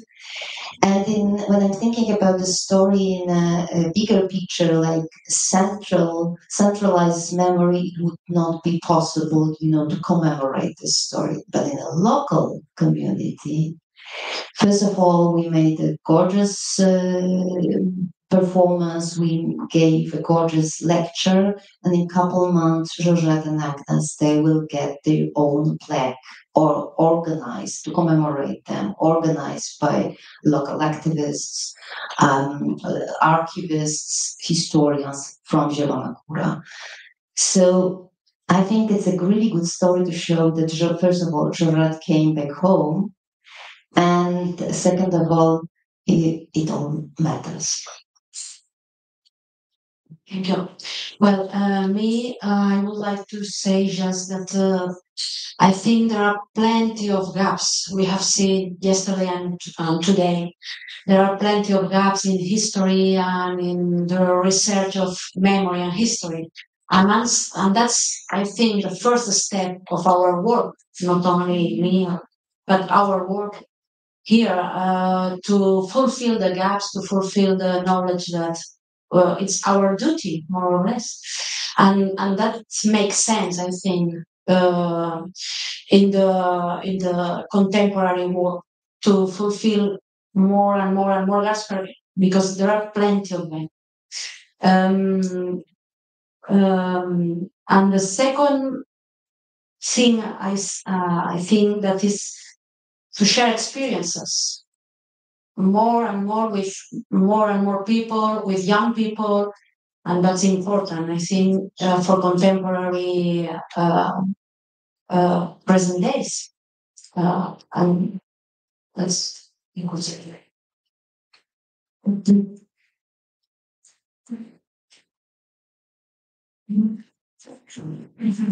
Meine Frage ist an Sie aus Warschau. Wie ist die Situation jetzt? Wie ist die Situation jetzt in Auschwitz über die formale Anerkennung dieser sogenannten ASOCIAL? Ich weiß, dass es 1994 erstmalig meines Wissens über die Roma und Sinti in Auschwitz eine kleine Ausstellung gemacht worden ist. Die Frage ist, wie geht Polen jetzt oder wie geht man in Polen jetzt mit diesen Fragen um? The answer will be really short. There is nothing, as I said during my presentation. Of course, there is still the same small exhibition about Sinti Roma life in the Auschwitz Memorial, actually organized by the Sinti Roma organization with a huge support from Sinti Roma organization, also from Germany. To be honest, I know the situation really well because Joanna Palewicz-Kwiatkowska, she's, I think, the only one or one of the most important Polish researchers connected with Sinti Roma history. And we cooperate together since 2005. We are somehow shared our experiences. But after this exhibition you mentioned, there is nothing about so-called social prisons, female and male. My project is about female former prisoners, but the same situation is with the male prisoners in Auschwitz-Birkenau. As I said during my presentation, even if you have names, like names are mentioned, they are covered with this category of political prisoners. This is something unique, I would say. So when you are thinking about homosexual men, they are sometimes mentioned, as I said. Mostly, okay, there were some of them Germans, not Poles. But when you are thinking about so-called asocial prisoners, they do not exist. You are going to the archive, you are asking, and it's like, as I said, this kind of people, they weren't here. And this is something which I can say it like freely, because it's not only my experience as a researcher, it's the experience of many other people who went there. So I'm talking about covering sources, I'm talking about not mentioning sources. You know what I mean, yeah? So this I cannot promise that the change will come, but the only way which I see is to publish no matter what.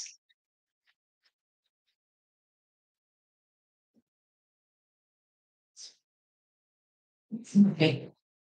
Okay.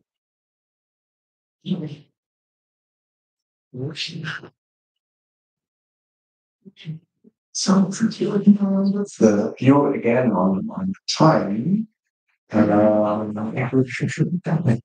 Give no urgent question now, which we cannot maybe take over maybe later. I would like to ask now Stephanie for to wrap up, and thank you all for.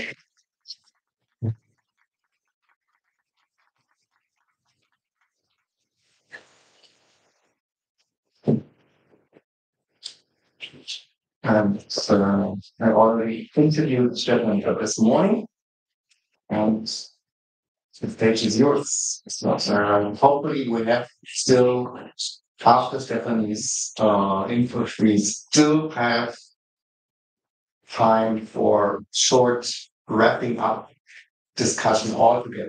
So let's see how it looks. Thank you. Vielen Dank. Vielen Dank, dass Sie noch die Kraft haben, so ein bisschen zuzuhören. Ich werde auch nicht lange sprechen, vielleicht maximal eine Viertelstunde.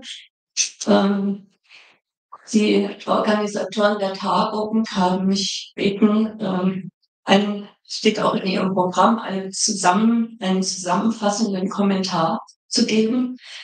Das ist nach diesen 1,5 Tagen für mich eigentlich fast unmöglich, weil es so viel zu sagen gäbe, auch zu jedem einzelnen dieser wunderbaren Beiträge. Ich bin wirklich auch selber sehr bewegt.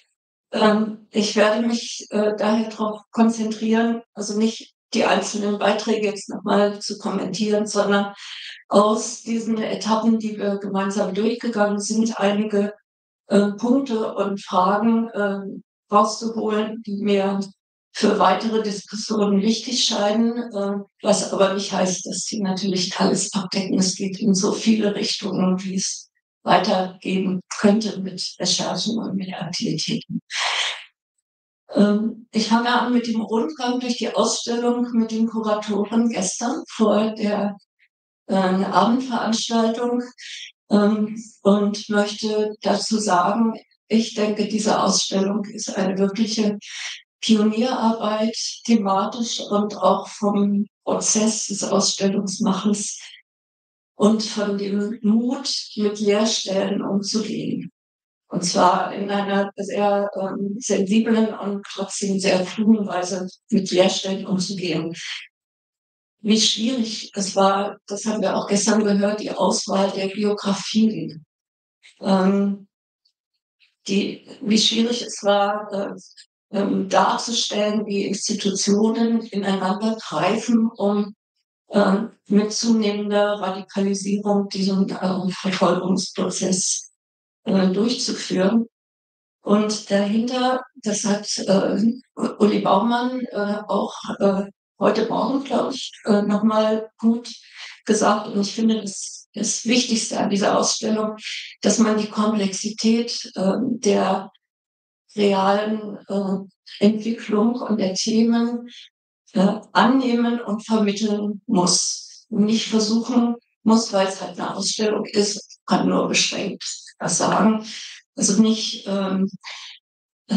einfache und klare Geschichten zu erzählen, sondern die Komplexität zu zeigen und so als Frage weiterzugeben und auch ein Vertrauen zu haben in die Betrachterbesucher dieser Ausstellung. Und ich finde, dass diese Forderung, die Komplexität anzunehmen, eine ähnliche Diskussion haben wir ja zurzeit auch in der bildenden Kunst, die sich mit Erinnerungskultur beschäftigt. Diese Komplexität anzunehmen, ist ein ganz wichtiger Grundsatz auch für historische Beschäftigung in schwierigen anderen Themen. Aber bei diesem Thema eben ganz besonders. Zweitens, gestern Abend der Round Table, der ja nicht round war, mit Andreas Kranebitter, Ines Eichmüller, Ulrike Winkler und Daniel Haberla über den Kampf, oder das war, glaube ich, der Titel, Erfolge und Niederlagen des Kampfes. Diese Diskussion fand ich besonders gut und hilfreich für den heutigen Tag, weil die zentralen Fragen tatsächlich angesprochen worden sind. Die zentralen Themen und die zentralen Fragen. Es ging um die Familiengeschichten und was machen sie mit den Menschen. Es ging um Zeitzeugenschaft, auch von Wissenschaftlern, nicht nur von Familienangehörigen. Es ging um die Schwierigkeiten, mit den Begriffen umzugehen, die die Nazis und die SS geprägt haben. Also diese Kategorien, ich brauche das jetzt gar nicht wiederholen, das haben wir ja mehrfach gehört. Wie gehen wir mit diesen Kategorien und mit diesen Nazi-Begriffen um? Es ging um Versäumnisse von Wissenschaft und Forschung. Da komme ich nachher auch nochmal drauf zurück. Finde ich ein wirklich beklemmendes Thema, weil es auch mich betrifft. Und viele, denke ich, unter uns, die seit langem sich mit der Erinnerungskultur auseinandersetzen, dass diese Versäumnisse bei diesem Thema so extrem sind, dass man heute gar nicht mehr verstehen kann, weil die Zahl dort so groß ist. Ich habe mich 20 Jahre, ich habe mit KZ-Gedenkstätten zusammengearbeitet und da ging es auch immer um Verdrängung und Aufarbeitung und neue Sicht und so. Aber dieses Thema war lange überhaupt nicht auf dem Teller und auch bei mir nicht. Und man hat halt auch Vorurteile übernommen und in der Erinnerungskultur, ich habe noch mal im Blick auf diese Tagung ein paar Texte angeschaut, die so in den letzten 2-3 Jahren erschienen sind über neue Herausforderungen der Erinnerungskultur. Und da war eine ganz starke Tendenz in diesen Texten zu sagen, ja, wir haben vieles verdrängt und vergessen, aber jetzt sind wir doch eigentlich so weit, dass gerade bei den Gruppen der Verfolgung alle einbezogen sind. So, das habe ich in mehreren Texten gefunden, auch von Gedenkstätten, Leuten und Wissenschaftlern, die ich unglaublich schätze. Und kamen dann eben die Gruppen, die nach und nach auch in diese nationalen Gedenken einbezogen waren und ja, erfolgreich einbezogen. Und als letztes gestern Abend fand ich sehr spannend die Gegenwartsbezüge, die vom Podium und auch unter den Zuhörern angesprochen wurden, mit denen müssen wir uns beschäftigen. Also USA, rechtsnationale Tendenzen in Deutschland, in anderen Ländern. Der Versuch, positive Geschichtsbilder zu vermitteln als Leitlinien auch für Pädagogik. Der Versuch, Geschichte durch Gerichtsentscheidungen in bestimmte Richtungen zu lenken. Ich komme jetzt wäre ich kürzer, das war aber mir doch ein Anliegen, das jetzt an. Ich komme zu dem First Panel. Cesar Lorenzo Rubio, Östein Hetland und Jens Jäger mit ihren 3 Vorträgen zum Thema Kontinuitäten und Wandel. Die Themen waren sehr unterschiedlich. Überall kam aber doch zum Vorschein, wie stark Ausgrenzung und Vorurteile schon vor NS-Herrschaft oder vor Diktaturenbeginn oder vor Besatzungsherrschaft vorhanden waren. Und das stellt eben die Frage, die auch in den letzten Jahren auch von auch nicht Historikern, sondern auch von Soziologen und anderen behandelt worden, inwieweit die Moderne der 1920er, frühen 30er Jahre nicht auch sehr problematische Vorstellungen entwickelt hat. Das füge ich jetzt hier noch ganz kurz ein. Dass Vorurteile sich so verfestigt haben, dass man auch in der Wissenschaft dann denkt, man kommt mit Disziplin weiter als mit Gesellschaftsreformen. Und ich denke, das ist aus den 3 Beiträgen auch ganz gut sichtbar geworden.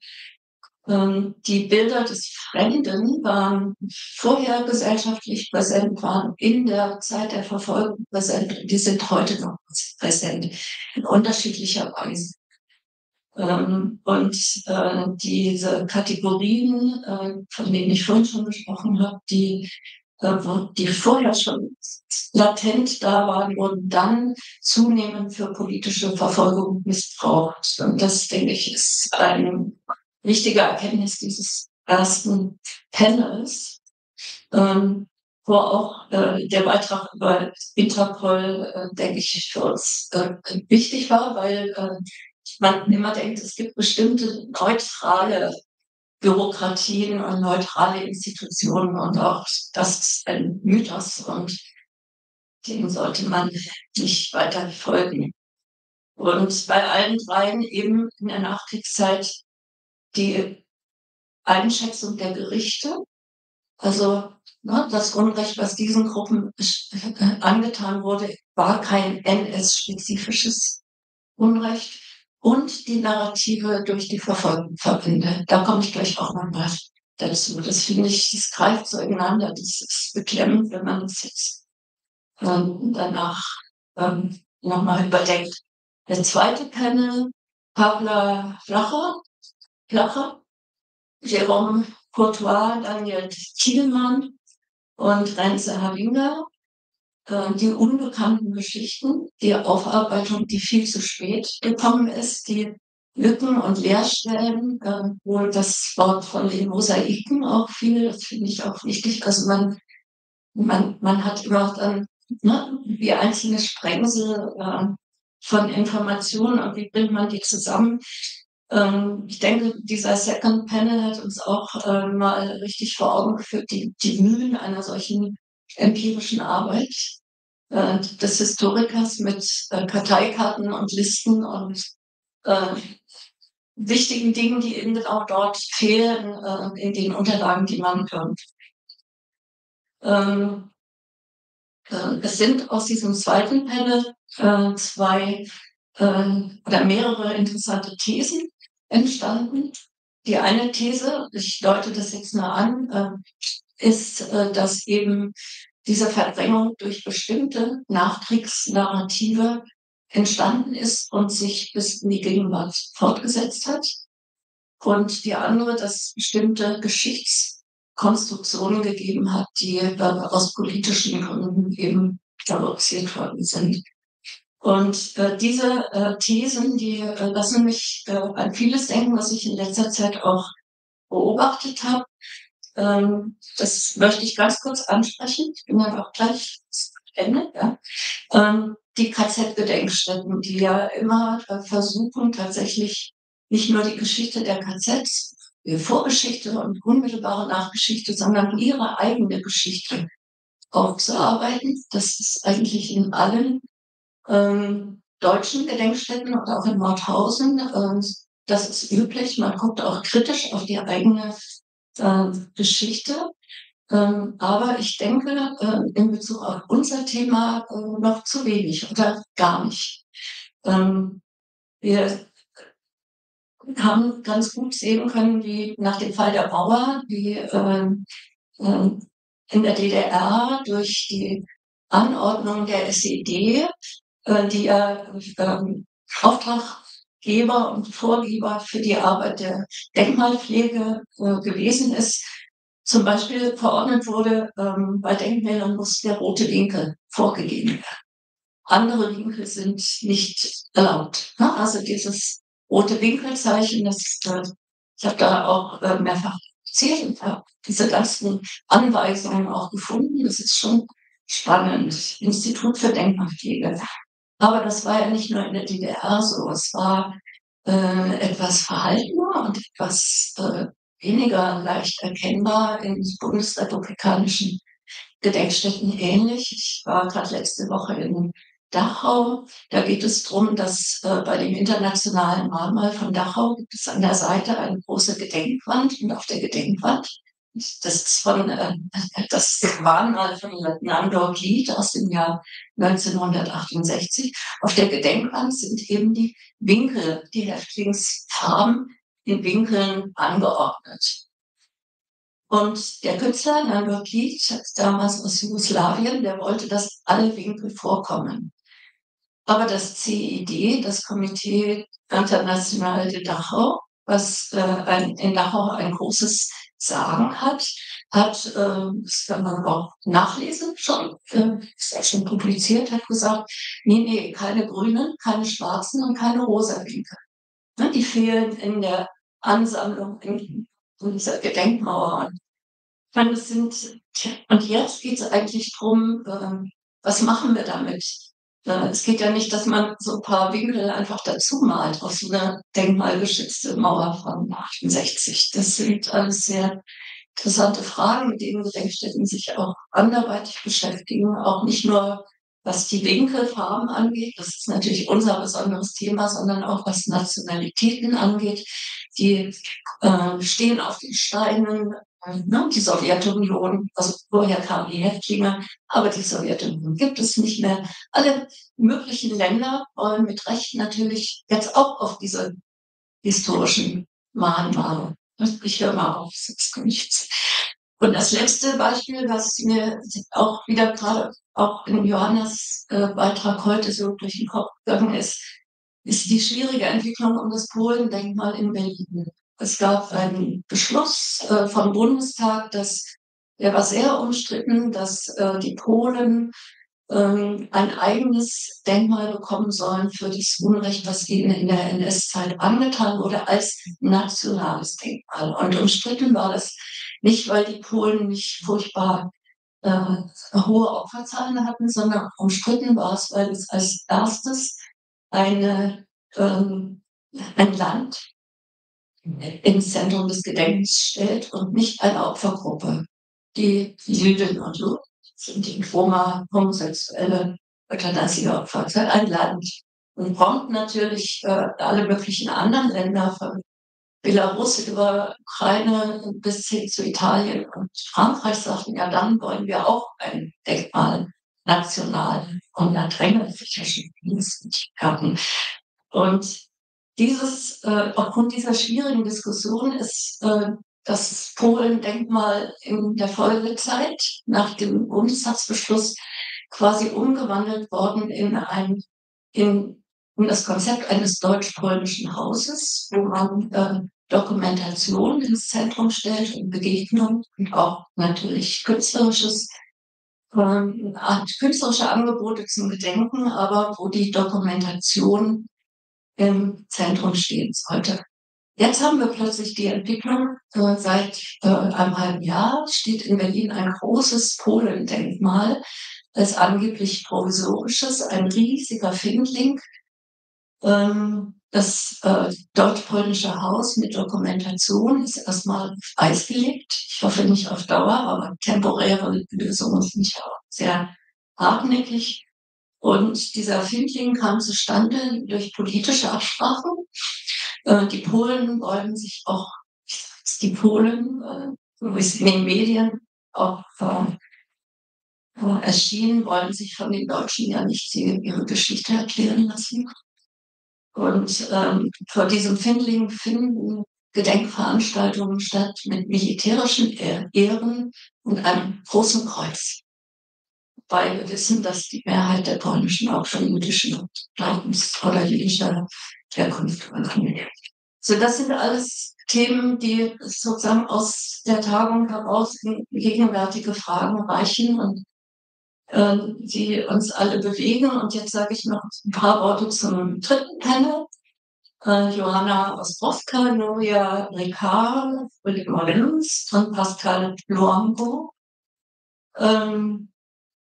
Da ging es darum, die Verdrängung der Nachkriegszeit können wir in der Gegenwart, kann es uns gelingen, die in der Gegenwart aufzulösen, sich auf wirklich lebendige Weise mit diesen Themen auseinanderzusetzen? Oder gibt es Hindernisse, die vielleicht sogar die Richtung wieder zurücktreiben in die Blickwinkel der Nachkriegszeit? Es gibt so viele schmerzhafte Leerstellen. Wird es uns gelingen? Da war ja auch fast die Tendenz, es ist zu spät, Leerstellen noch zu füllen bei unserem Thema. Und ein Beispiel, was Mut macht, ist das Beispiel von Nuria mit Lescott, wie zivilgesellschaftliche Initiativen und künstlerische Initiativen und Wissenschaftler und Historiker und auch dann die Politik zusammenfinden können bei einem Projekt, was aktiv sich entwickelt. Es gibt gar nicht so viele solche positive Projekte. Und da kommt eben auch der öffentliche Raum wirklich zum Tragen. Also wir müssen ja auch raus aus den Räumen und aus den Ausstellungshallen und wieder mehr in den Stadtraum. Und was mich sehr bewegt hat, war die Geschichte von Marseille. Weil ich wusste das auch überhaupt nicht. Ich habe es erst, als ich es in der Planung gelesen habe, habe ich im Internet geguckt, was in Marseille passiert ist. Und das ist schon, also auch diese Verschränkung von Vorgeschichte, Kollaboration und NS- und Militärverbrechen, das ist so erschreckend. Und dann das Vergessen über Jahrzehnte, das ist so erschreckend, dass man im Moment nicht weiß, wie man damit umgeht. Da kann ich eben auch nur viel Glück wünschen, das weiter zu verbreiten. Ich habe zum Abschluss, wenn wir noch den Mut haben, noch ein paar Minuten zu diskutieren, noch 2 Punkte, die ich aus allem nochmal sozusagen als Perspektive auch eine Diskussion nennen möchte. Aber wir können natürlich auch über alles diskutieren. Der eine Punkt ist, dass die Tagung generell den Blick erweitert hat auf internationale Entwicklungen. Das finde ich ganz, ganz wichtig. Das finde ich sowieso bei NS-Debatten wichtig. Und Uli Baumann hat gestern oder heute Morgen diese schwierige Frage gestellt, ist es überhaupt richtig, bei den Entwicklungen unter der deutschen Besatzung solche Themen wirklich hervorzuheben? Oder gerät man dann in eine fatale Konkurrenz oder in einen Verdrängungsprozess zu allgemeinen Strategien der Wehrmacht und der NS-Herrscher, also überhaupt in solchen Ländern zu vernichten und zu verfolgen. Und ich denke, nein, ich denke, dass gerade diese Geschichte hier sehr erhellend ist für das Verständnis von Besatzungsherrschaft, was uns auch auch ein ganz fremdes Thema eigentlich ist. Und das war die zweite Entscheidung, die durch Bundestag zustande gekommen ist. Und wir können hoffen, dass das wenigstens nicht auf Eis gelegt wird, dass nämlich ein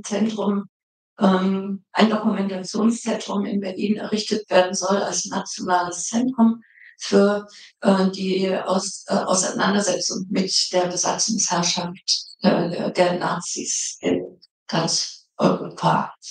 Und ich denke, so ein Thema gehört genau auch da rein. Das kann ich mir gar nicht anders vorstellen. Und als letzten Punkt möchte ich noch mal zurückkommen und nur in einem Satz. Die Erinnerungskultur muss sich selber kritischer befragen.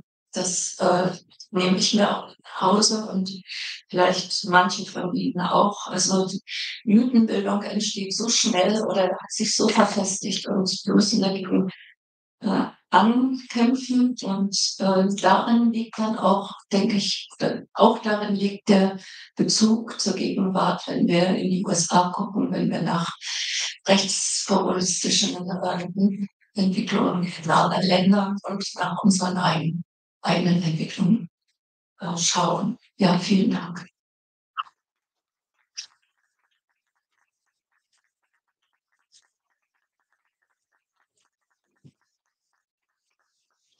Ja, großen Dank, vielen Dank dafür. Das hat sich alles sehr schön konzentriert und nochmal zusammengebracht. Wieder mal eine technische sozusagen Perspektive jetzt zeitlich. Wir haben jetzt noch ungefähr eine Viertelstunde, eine knappe Viertelstunde für ein abschließendes Gespräch.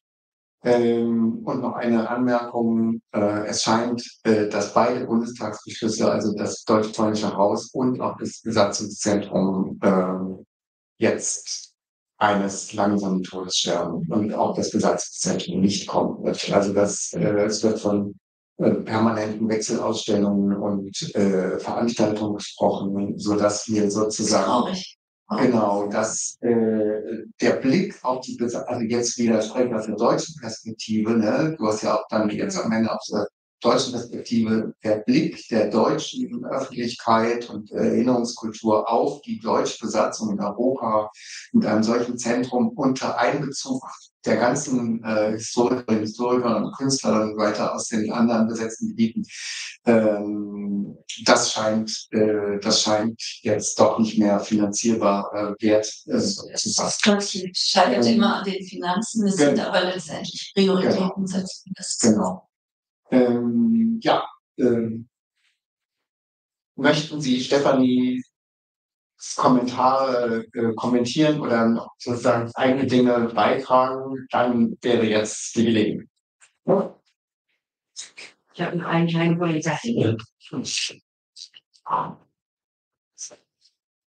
Erstmal vielen Dank für die wunderbaren Beiträge. Das war wirklich interessant. Ich habe nur einen winzigen Kommentar. Falls das Besetzer-Museum zustande kommt in einer Form, würde ich hoffen, dass auch die deutsche Kolonialgeschichte und the unholy connection zwischen der deutschen Kolonialgeschichte und Besatzergeschichte mit aufgearbeitet wird. Ich bin lange aufgewachsen, ohne viel darüber zu wissen und wurde dann damit konfrontiert. Kann ich mir jetzt doch leider nicht ganz verkneifen, aber es ist natürlich jetzt nicht der Kern unseres heutigen Themas, dass nächste Woche das neue Gedenkstättenkonzept der Bundesregierung vorgestellt wird und dass in diesem Konzept, an dem jetzt 2 Jahre geschrieben wurde, unter der letzten Regierung, da die Aufarbeitung des deutschen Kolonialismus eine Rolle spielte, auch Orte der Demokratie, und dass jetzt unter der neuen Regierung gesagt wurde, das Gedenkstättenkonzept muss ohne das Thema Kolonialismus rauskommen. Es ist komplett rausgenommen worden und wird ausschließlich beschränkt auf Nationalsozialismus und SED-Diktatur. Genau. Wenn Sie.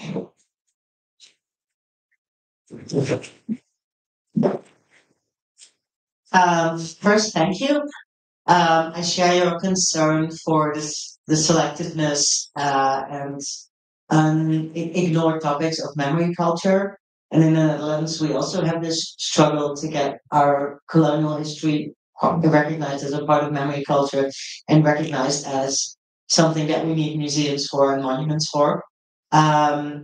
Regarding the demographics that were mostly the topic of today, I think this problem is much bigger than 1940s World War II memory culture.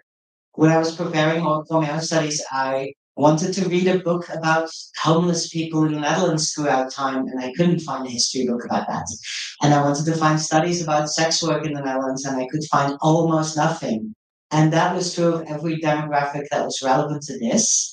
So this is definitely a problem in the field of history as a whole, that entire populations in most periods in history don't get their history written. Darf ich noch kurz auch noch eine Anmerkung zu Ihrem Vorschlag machen? Ich sehe die Verbindung von Thema Besatzung in der NS-Zeit über Europa und Kolonialismus in einem Dokumentationszentrum eher kritisch, weil wir seit einiger Zeit eine Diskussion führen. Es gibt vielleicht noch mehrere Gründe, aber das wäre für mich der Hauptgrund, wo ganz offensichtlich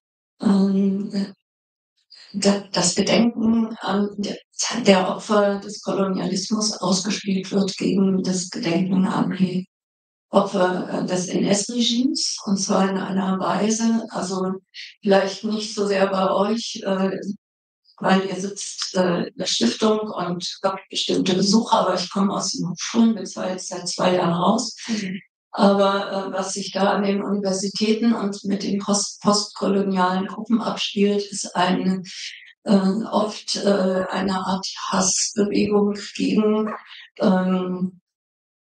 Denkmäler und Gedenkstätten, die für Opfer des Nationalsozialismus entstanden sind. Und solange es diese Hassbewegung gibt, wird es schwierig, jetzt an ein gemeinsames Museum zu denken. Und die Hassbewegung ist natürlich noch durch die Angriffe am 7. Oktober und durch die Zerstörung des Gazastreifens noch verstärkt worden. Also die Situation in Berlin ist extrem angespannt, und ich denke, es täte gut, wenn man beide Themen, die ich beide auch für wichtig finde, speziell verfolgt und präzisiert und in der Komplexität erstmal erfasst. Das heißt ja nicht, dass die Leute, die sich damit beschäftigen, nicht die jeweils anderen Entwicklungen im Griff haben. Entschuldigung, im Griff ist das noch nicht, im Blick haben. Ja. Yeah, thank you for this wonderful conference. It's been really enlightening and thought-provoking. And I would like to throw out an open question which came to mind during the tour yesterday when we came to, was it Josef Kamla? Or Kamala. Yeah, and it's also struck me a lot looking at memorials in Norway. How often memorials portray perfect victims. If you look at Holocaust, the people taken during Holocaust, they often choose young, female, innocent victims to sort of portray. They're the perfect victims. Everyone understands that this is wrong. In no world at all can murdering a young woman be okay. But then we come to these people who are not as sympathetic, or maybe have done criminal acts. Some of them even terrible criminal acts. Maybe are not perfect victims. And then there's this question of, are we all collectively afraid of telling their stories because we are also afraid of somehow telling those who look at our exhibitions or whatever that maybe the Nazis had a point in some way, that they sort of, yeah, we can understand why this guy ended up here, that this is a fear we all carry, that there are certain people we sort of shy away from putting in our museums because we are afraid of what they might do, what kind of reactions they might evoke from those who visit our exhibitions, or read our books and so on. And we think maybe it's safer to stick with, the the innocent victims, or clearly innocent victims, and to really make sure that the Nazis were really bad, and everyone should understand that. Yeah, thank you. Regarding Johann Kammerer, several things come to my mind. One is, of course, we had long discussions about how to present it. We presented in a double portrait with another inmate of Flossenburg. The next thing is he was a Holocaust perpetrator, because among his 94 victims he killed in Gusen, there were about 30 Jews, and so we had the exhibition next to the Holocaust Memorial in Berlin as foundation, which is responsible for the memorial. So this was very dense. And the last thing is kind of scary anecdote regarding him, because maybe you saw, we showed pictures of him. One with a head in 1932, before at the end of Weimar Republic, one as an inmate in Dachau with no hair, and then each three of them. And then we showed two pictures of him as older men in the Bavarian prison. Why two? Not three, because they were also three. And the strange thing is, the anecdote is that there is a third picture, but some functionary, some employee from the justice administration, maybe bored, he took a red pencil and he drew a red peruke camera. Very strange. And of course, we by no means we could present this crazy picture of camera, but somehow this is strange. I mean, this is a sign from the files and an anecdote, but also it shows, it fits to your remark. What kind of portraits are we showing? So, of course, we only showed two of the older non-cameras. So far, this is talking. Any other remarks or questions? Maybe one last. Everyone's yeah. So you're the last one. Ja,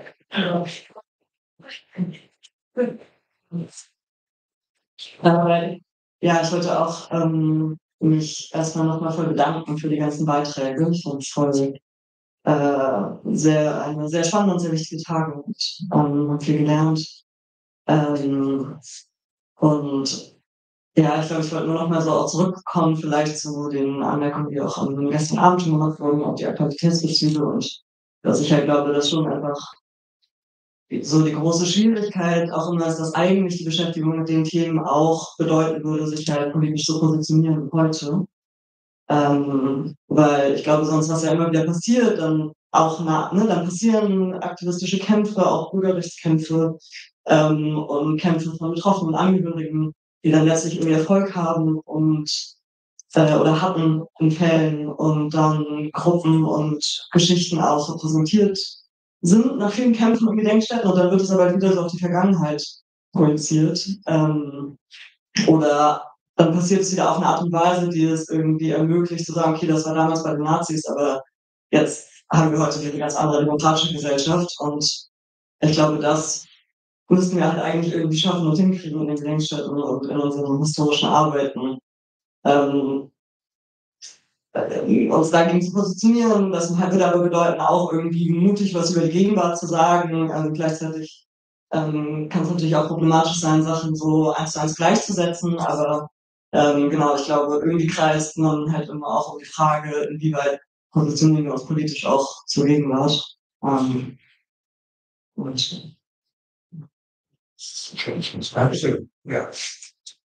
Ja. Mein großes Dankeschön.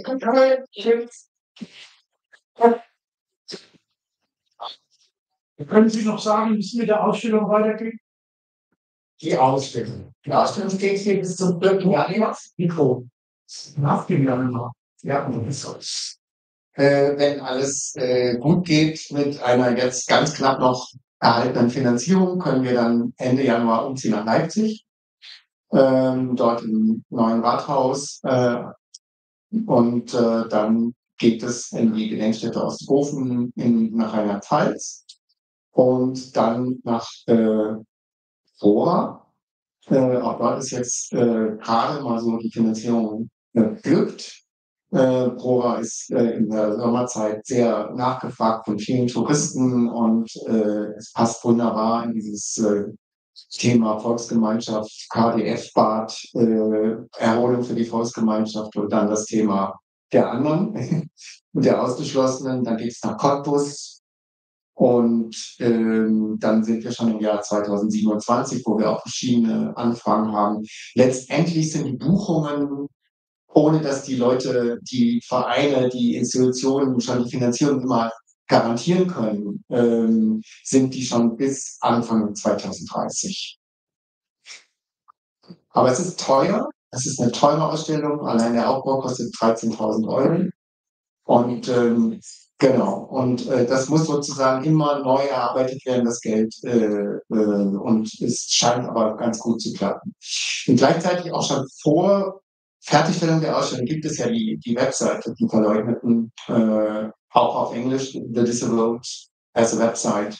Und da informieren wir. Ne? Da informieren wir sowieso über sowas wie hier, über die einzelnen Ausstellungsstationen und andere Geschichten, sodass da eine Aktualisierung mitläuft.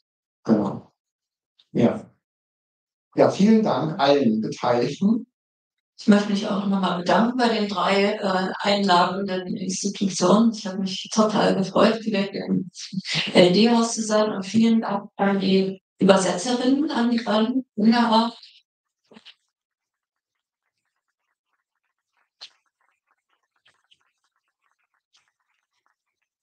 Und danke an Sie alle, dass Sie durchgehalten haben. Also Programm. Gute Rückreise nach Barcelona und das ganze Barcelona-Team.